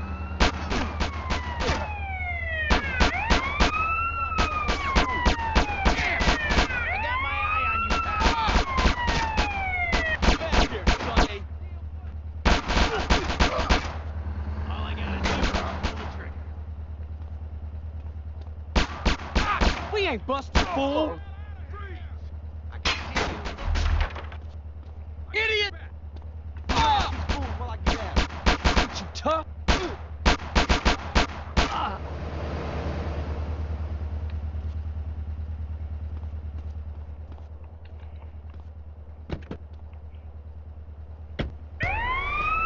Jump in, family.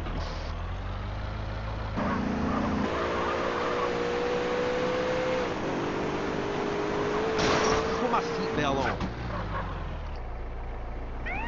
Oh, homie, you done fucked up now. Grove Street for life.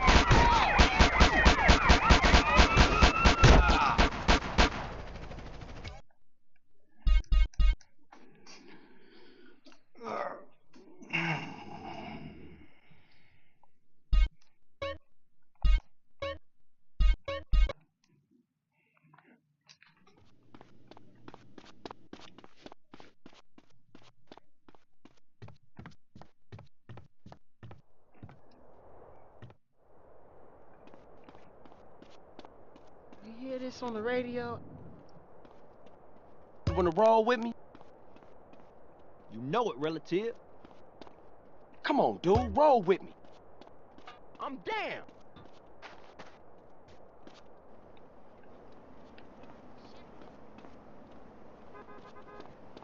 That felt kinda nice. Do it again. I'm bored now, dog.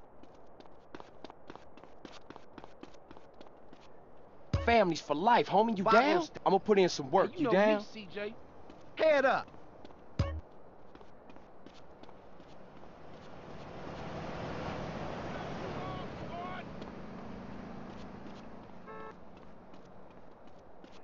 Oh, you want Thanks, this to get busters nasty? and little boys. Back door, I'm saving for my husband. Hey, Bruce, Yeah, it's on now, punk. I'm here, CJ. Let's do some dirt. This it? Man, If I had room to drive, I'd What you ask dudes waiting for?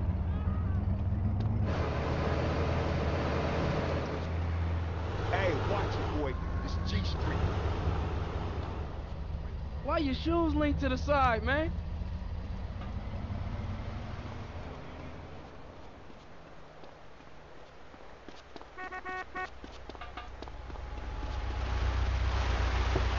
Caught slipping again.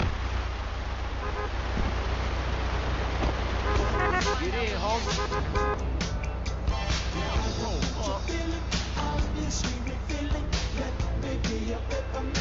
Ready when you are, homie. Give me some dap, homie. Crazy motherfucker. Yo, my dog. Hey,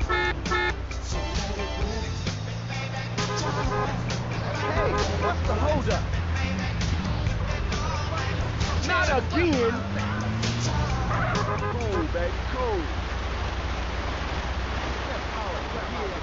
Hey, watch it, homie. Let's never get it fast.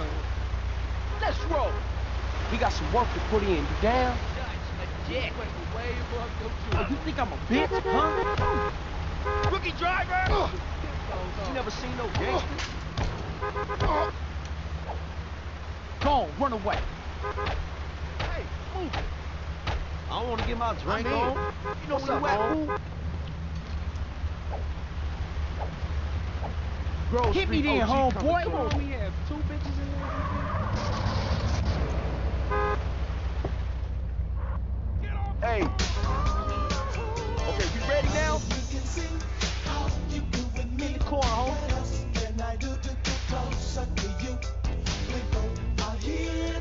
You little degenerate. Hey, what up? They better pick up around here soon. Going to a hobo's? You gonna represent the set now, homie? Homie, let's roll on some buses. Enough to set up like that, dude. We gotta put work in. Hell no, I'm bailing. Did somebody just say milkshake?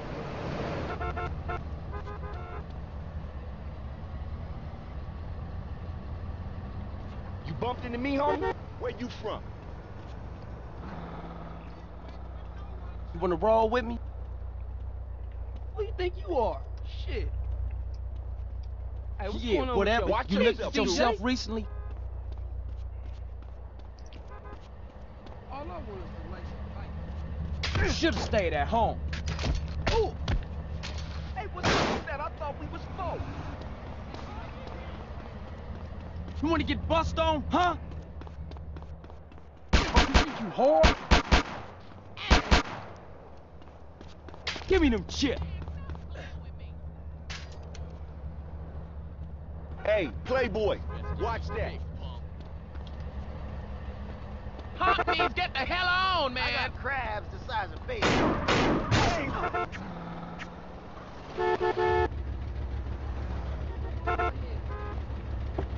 Come on, get out of here. Hey, them shoes is shitty.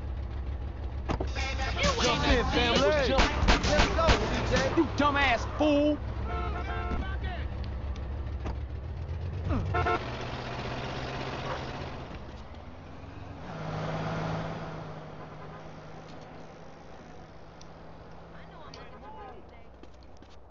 All this running, man, my legs is getting tired. Let's go, bitch. Watch out, man. Move your fucking car. Oh,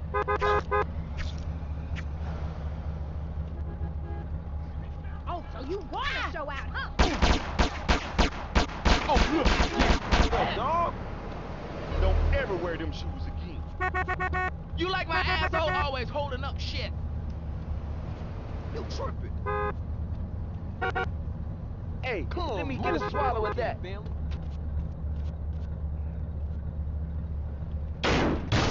What the fuck is going on? I'll forget about the car.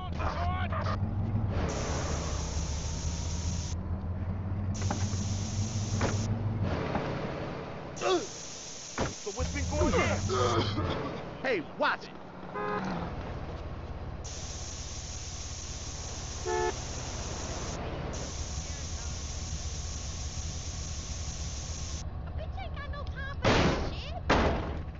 You want to squat? That's going to my retirement fund. What's happening, man?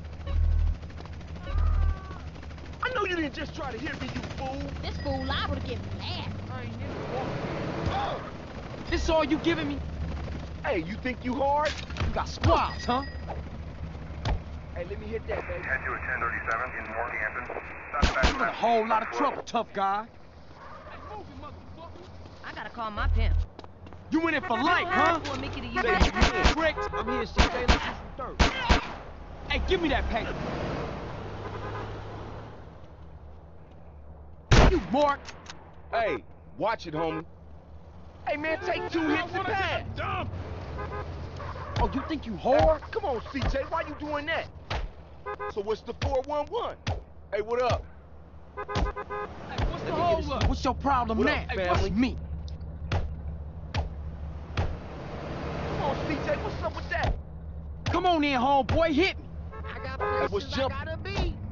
Hey, watch it. Hit me. I'm your worst nightmare, fool, so give up. I'm on your team, okay, dog. you ready now? Watch yourself, dude.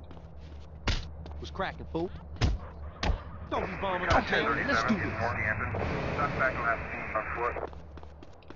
I'm cussed too.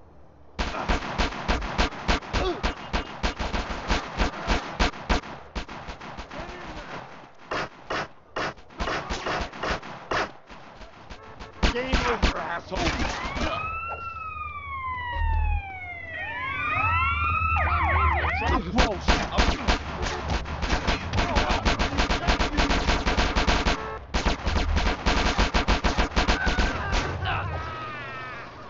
I'm already crazy, huh? Hey.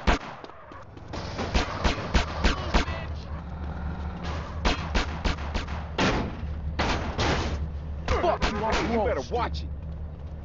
Hey, watch the gear, motherfucker. Come on, supposed to drive high.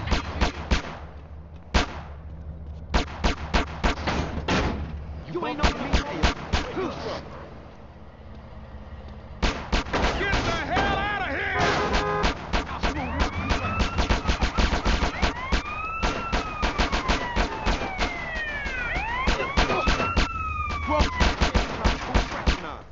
This one's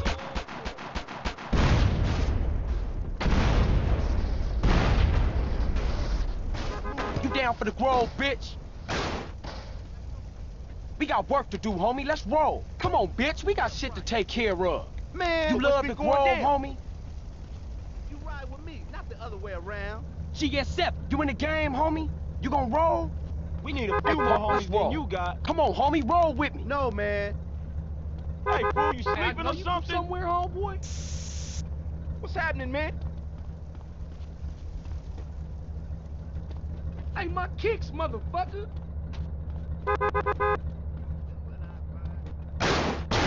Bring it on, yeah. Come on, just bring it on. Excuse you, dog. Cover my ass. I'll get your face cracked, fool. Get that crap out the back. Yo, where we at? Yo, dude. Say, my man.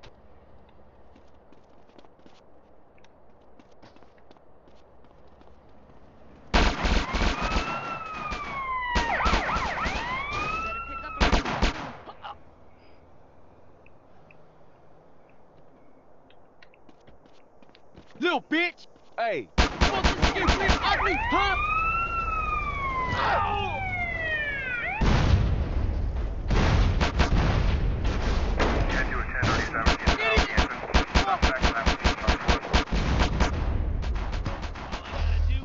Like a bitch, huh? Oh! It's over now! Ah! Oh! Ah! Oh! Ah! Ah! Ah! You asshole.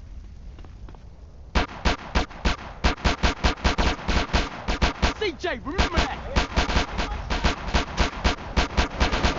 You want me to blast you, fool? I got a beat on it.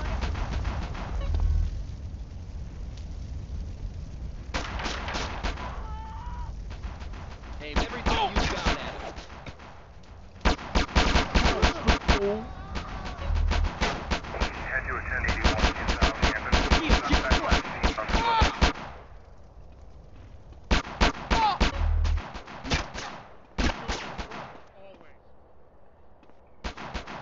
You want some more of this motherfucker? Keep up with this shit, you'll be sorry. Oh! Okay. Think you hard now, huh? Come on, bitch, put in some work. Oh, it's off now, fool!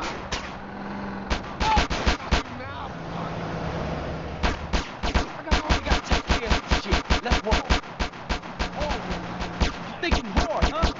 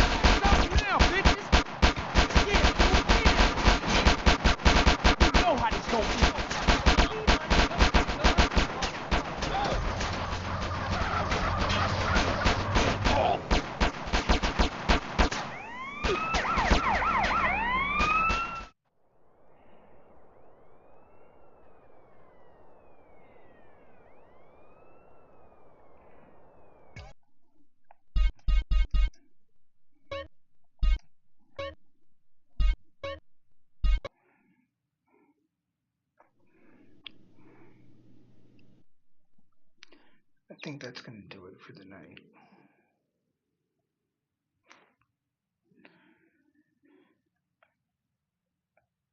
I am tired. I'm going home soon, so I'm gonna play you out with some music. I will see you guys tomorrow night. Have a good one.